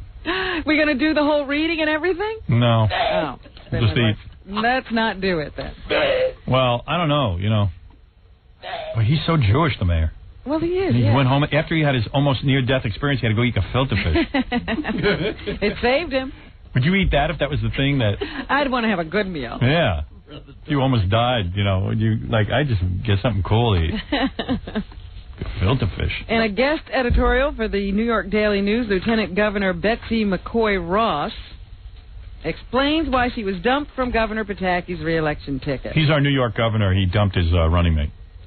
With good reason. McCoy Ross writes that she was dumped because she broke the old boy rule. Wrong. She's going to want you to think that she didn't break the old boy rule. She broke the rules of being a good lieutenant governor, which is shut up. Among those rules, don't ruffle the feathers of special interest groups like insurance companies. Work for the party, not for the people, and go along to get along. That's a lie. What she did was she challenged every one of the governor's, not everyone, but a lot of the governor's policies. She did weird things like stand up through his speeches and grandstand. She challenged Senator D'Amato. Even Senator D'Amato, her benefactor, she went and said, well, maybe I'll run against him. She did everything that shows a person isn't loyal. You don't run with a governor and then start criticizing his programs. It's just why would you put up with that? Let her go eat some gefilte fish. Maybe she'll get better. Yeah. She still has not decided if she's going to run against Senator Alphonse D'Amato for his Senate seat. Yeah, she'd win that. Pulitzer Prize-winning columnist Mike Royko is in critical condition at a hospital in Evanston, Illinois. Royko collapsed at his home in Winnetka last night. Police say the 64-year-old newspaper man was unconscious when paramedics arrived. Didn't he once write a bad article about me? Didn't he, Fred? I think so. Check the database, because otherwise, good riddance. Hospital officials say he's undergoing tests, but they aren't releasing any more information about what's wrong with him. Just last month, Royko suffered a stroke while vacationing in Florida. You know what would be good for him? Gefilte fish. It's a cure-all. It works. Mayor's up and around, doing his show. How are we doing? Fleetwood Mac is reuniting, Howard. They're planning a new album and a tour. Mick Fleetwood, John McVie, Christine McVie. Was there a demand for this? Lindsey Buckingham and Stevie Nicks. Man, Stevie Nicks used to be hot. You seen her lately? No, nobody has. They're all rehearsing for an MTV performance next month.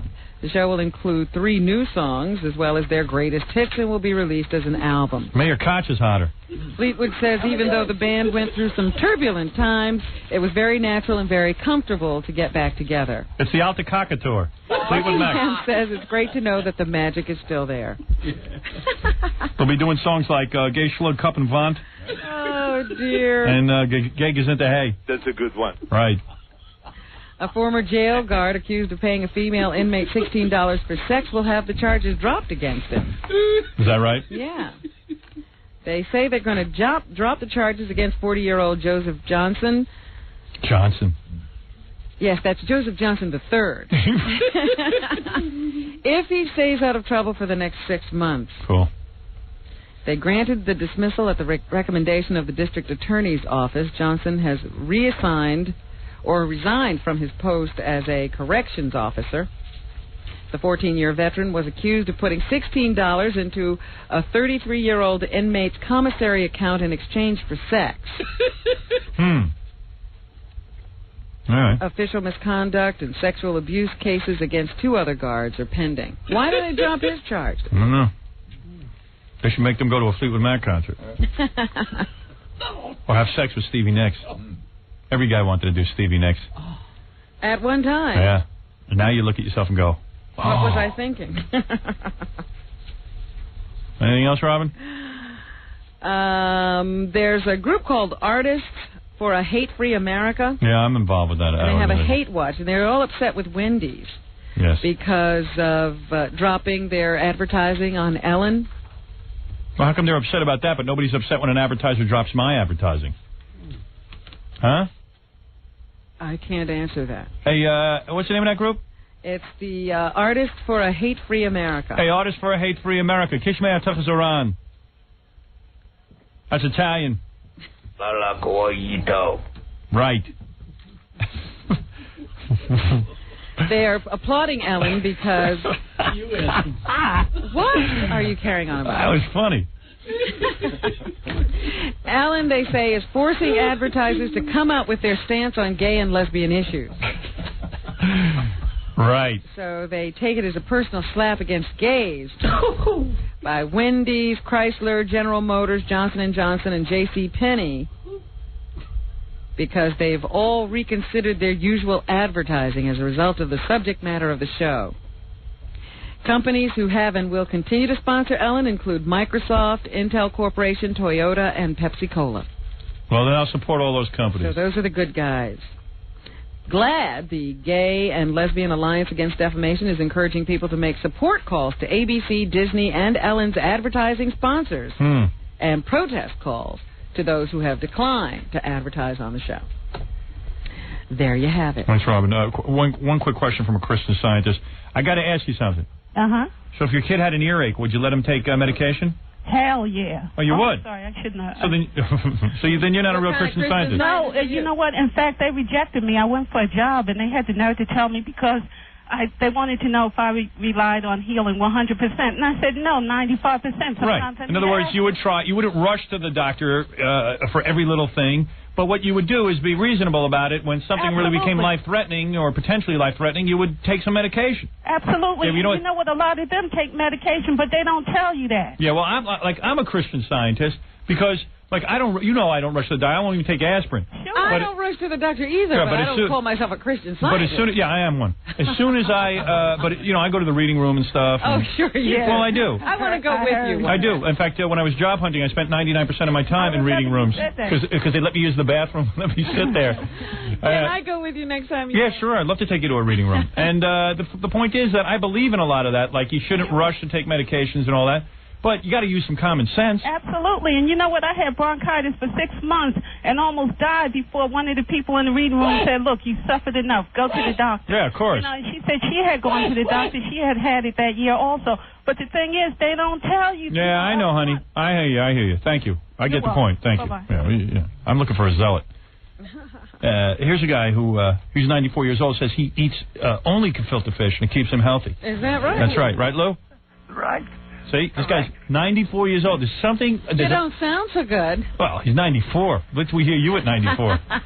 Well, I'm young at heart. Well, let me tell you something, Lou. Yes, gefilte fish evidently has miracle healing powers. In fact, on tomorrow's show, we're going to bring in some sick people, and we're going to feed them gefilte fish. Right, you'll do that. Can you get it up? No, I cannot. I don't know where to get it. You can't get it up? No. Oh, but I guess... Does he know what you're talking about? You know what I'm talking about. Oh, yeah, sex stuff. Woody. Yeah, Woody. Can you get a hard one? Yes. No.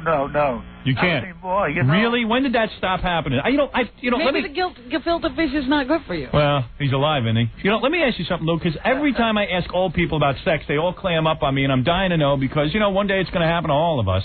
When did that stop? Yeah, when did you stop being able to get an erection? About when I was 87. Really? Oh, it lasted a long time. So up until the time you were 87? Well, nature is rather patient and with her children.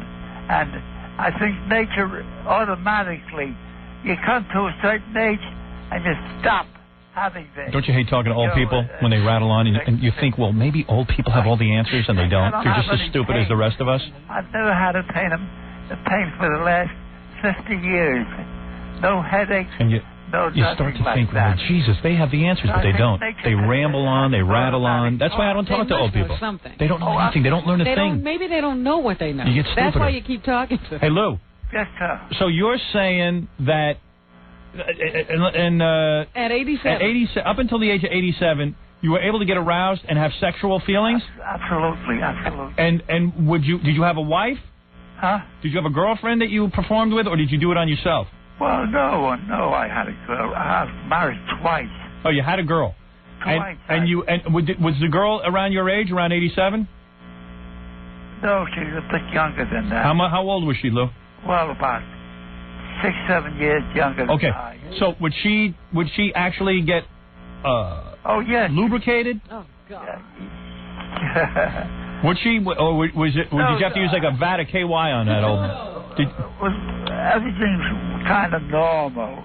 Kind of normal. Until my 80s. Okay, let me ask you something. So when you're with a woman who's in her 80s, you can still get off on her? I mean, even though she's old? No, I get no response. Yeah, but let me ask you something. In your mind, you still think, like, I'm not an 80-year-old guy, so then when you look in the bed and you're looking at this old bag of bones that you got to do, you can still get it up? No. No. No, I don't think he understands the question. Yeah, I got to get an old. I got to get an old guy in here who can understand what I'm saying. I've got to know the answers to this. I got to unlock the secrets. You've got to of know whether it's worth going on. I mean, I've read every sex manual. I've read Masters and Johnsons. I've read them all, and they don't really answer these questions. I can't get the answer. In other words, when you see, like for me, Tony Randall just had his first kid at 77. I understand that, but he's with a 26-year-old girl. See, what scares me is like now my wife's 43. I know I'm not attracted to like 50-year-old women. I know I'm not. How do you know? You're not 50 yet. Yeah, but what? You weren't attracted to 40-year-old women. Well, my wife still looks good. I mean, No. When you were 20, you were not attracted to 40-year-old women. I was. No, you weren't. If they look good. You were not attracted No, I was. to I'm telling you. 40-year-old women. You would have been with one. Did you ever date one? No, they wouldn't look at me like most women. So, Lou, as you got older, like you'd look at these old bag that you're in bed with. Oh, God, I'm never in bed with an old bag. No? Where do you do it, in the bathroom? I can't endure or respond to an old bag. Oh, I see. So, I have to have a young girl. I respond to youth. Right, me too. Yeah. So were you with young girls? Huh? Were you with young girls then? Yeah, if I may boast a bit, they're still attracted to me. Yeah. Now, the secret of that is... He's like Tony Randall is a guy. No, the secret of that is you have to treat a woman with respect. So now you get no erections? No, I don't get any erections. Yeah, and you don't miss I it? don't even think of it. Really? Oh, wow, that's great. That's going to be a great time of life. But then you can't do anything else. Yeah, but I mean, With all that spare time. Isn't it great to be free of that burden? Well, this is great. You feel relieved. When you see a pretty girl, you don't get that feeling? Hell no. No. Wow. All right. Oh, they don't attract me at all. Really? Might be afraid. Oh!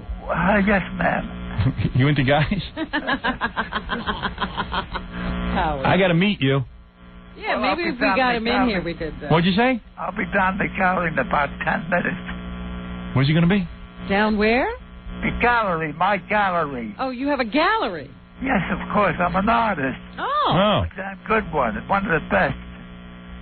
Talk to all right, you want to come about it. You want to come in here one day and answer sex questions? Sure. I don't charge much. You don't charge much? No. I'm the first assistant to Sigmund Freud. See, he's not a good old guy to ask questions of because I never know what he's talking about. Lou, I'm gonna pass on that. I'm gonna find me an old guy who don't ramble so much. Makes some sense. All right? Listen. Yeah. The big secret is I'm young at heart. Right. Thanks, Lou. Enjoy life. Thank you, Lou. Righto. Bye. I gotta get. Here's tomorrow, Gary. Here's what I want tomorrow. I want to get old people on the phone, over 90 years old, Baba Booey, who can tell me what the hell goes on. Over 90. You don't want to know about 80? Well, they'll tell me about 80. See, I need people over 90 who can give me the whole story, like Little Big Man. go back and trace the steps. I don't know who this guy was who eats gefilte fish, and he's 94 years old. I don't know. I couldn't make sense of him. This is Vincent Van Goldstein, who tells me he's got some gallery somewhere. But I got to... listen, Robin, let me just say a couple of things. Jackie, the joke person, Martling, he has his Penthouse joke page. He has Sergeant Pecker, the joke man, both 78 minutes of nonstop filthy jokes, $12, $4 shipping and handling, CD or cassette, buy two, get one free. Call 1-800-323-KING. Saturday night, Jackie, May 17th, 2 shows at Historic Club Benet in Sayreville, New Jersey. For information and brand new jokes, visit JackieJokeman.com. George Foreman will be fighting Lou Savarese this Saturday in Atlantic City for the WBU championship, whatever that is. It's another belt. WBU. I went to BU, but I don't know what the WBU is. It's live on HBO at 10 p.m. Eastern Time. Justine Ski is with the Monty Group. That's the 26-year-old who entraps men and ruins their marriages. I don't have the number. I forgot it. And Jesus Twins tonight on E. Watch them perform in front of record company guys. Fred's in a movie called Hotel Manor Inn. Steve the Gorilla and Grandma Sylvia's funeral. And Scott the Engineer at 718-BAG-5040. He's got a whole disco business if you want to get in touch with him for your parties. And stare at his bald head and watch him smoke. And I'm going to go eat some gefilte fish, or gefilte fish, whatever it is. Yeah, maybe that keeps you going till you're at least 87. Yeah, we got to do a couple of commercials. Fred will do the reading of the plugs next. Oofa.